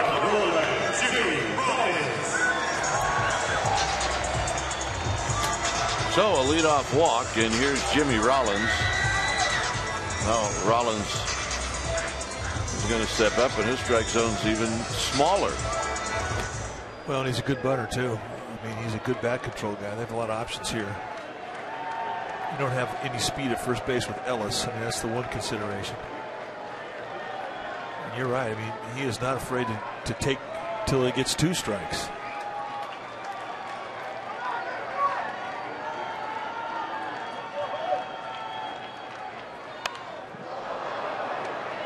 Rollins bunts it foul, and it's no balls and 1 strike. I'm a bit surprised by that, to be honest, just because of the speed that Ellis doesn't have at first base.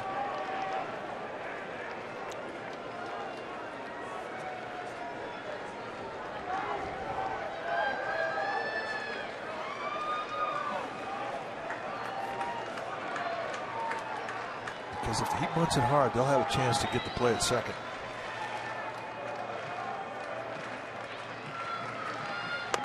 And that pitch is high. 1 ball and 1 strike. Changeup.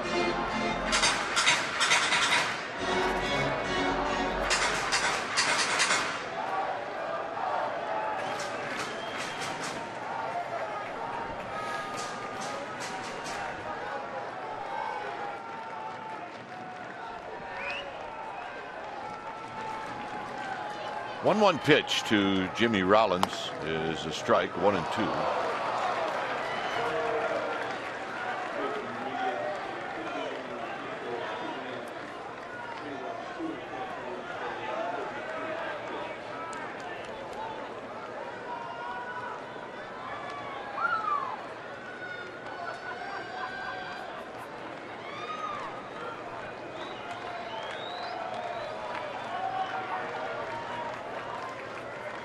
The 1-2 pitch to Rollins. Here it is.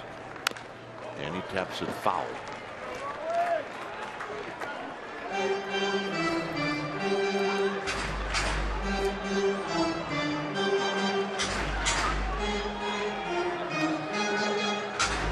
Well, Kike Hernandez, who was DL before the game, breaking out the rally banana. Not really sure that works. 1-2.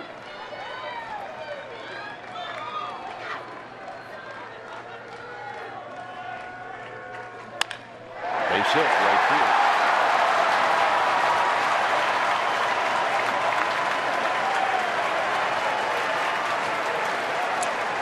So here's Utley.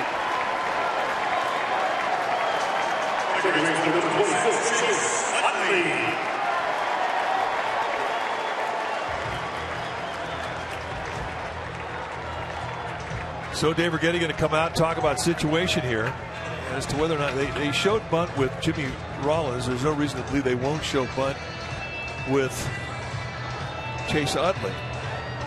They would lose Adrian Gonzalez to an intentional walk, but it does set it up for Justin Turner to run at third base in less than 2 outs. So they'll talk about the defense as to how they'll get after it. They don't have much speed with Ellis at second base, so they'll probably try and get the out at third. They'll talk about that defense.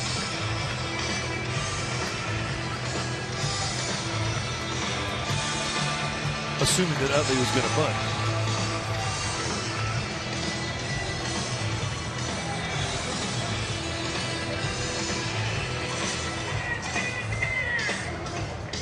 So here's Utley.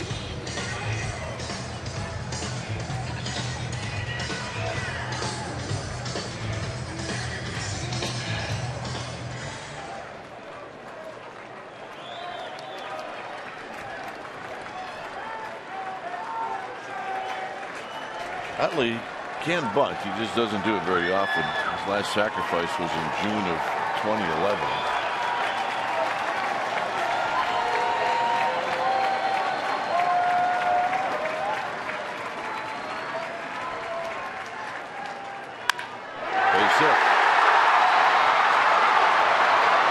It's going to load him up. And now Gonzalez has no place. There's no place to put him.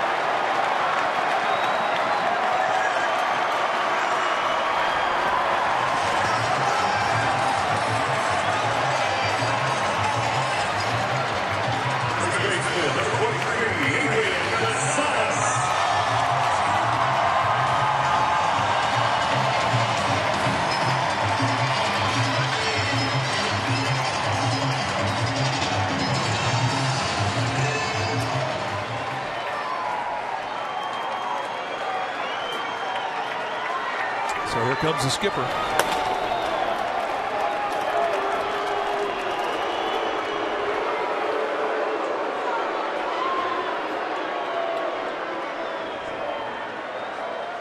So Maxwell is going to go out to play right field. This will be a double switch.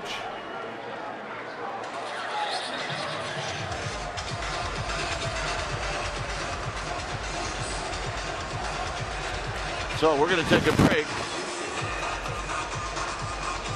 The bases are loaded with nobody out. We'll be back.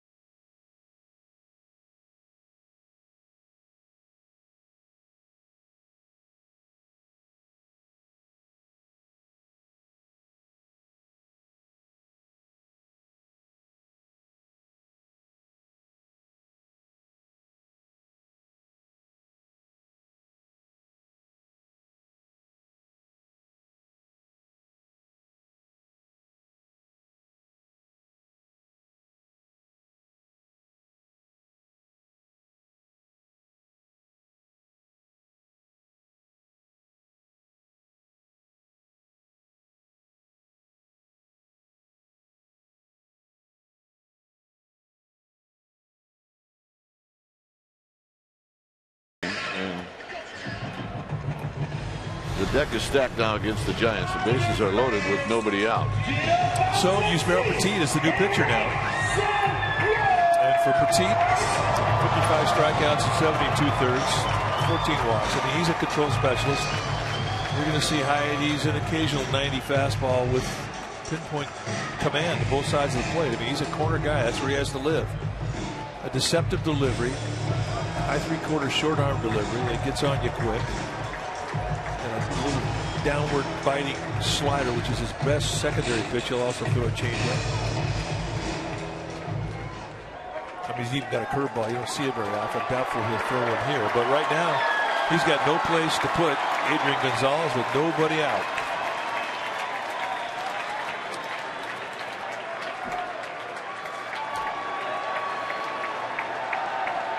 Gonzalez 4 for 14 against Petit. Maxwell in right. And that's the ball game. So the Giants dropped this one in 14. As Gonzalez puts one over the head of Aoki. And game 1 of this series goes to LA.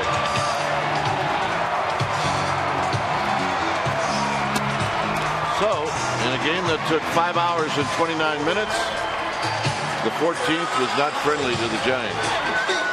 No, it's a difficult game to lose. It is a bone crusher. But hey, you know what? You got to sleep fast. You got to come back tomorrow. You got to figure out a way to beat Zach Greinke. It doesn't get any easier. Tough game to lose, but you have to press on. Final score: Dodgers 5, Giants 4. Stay tuned. Esurance Giants Postgame Live starts right now.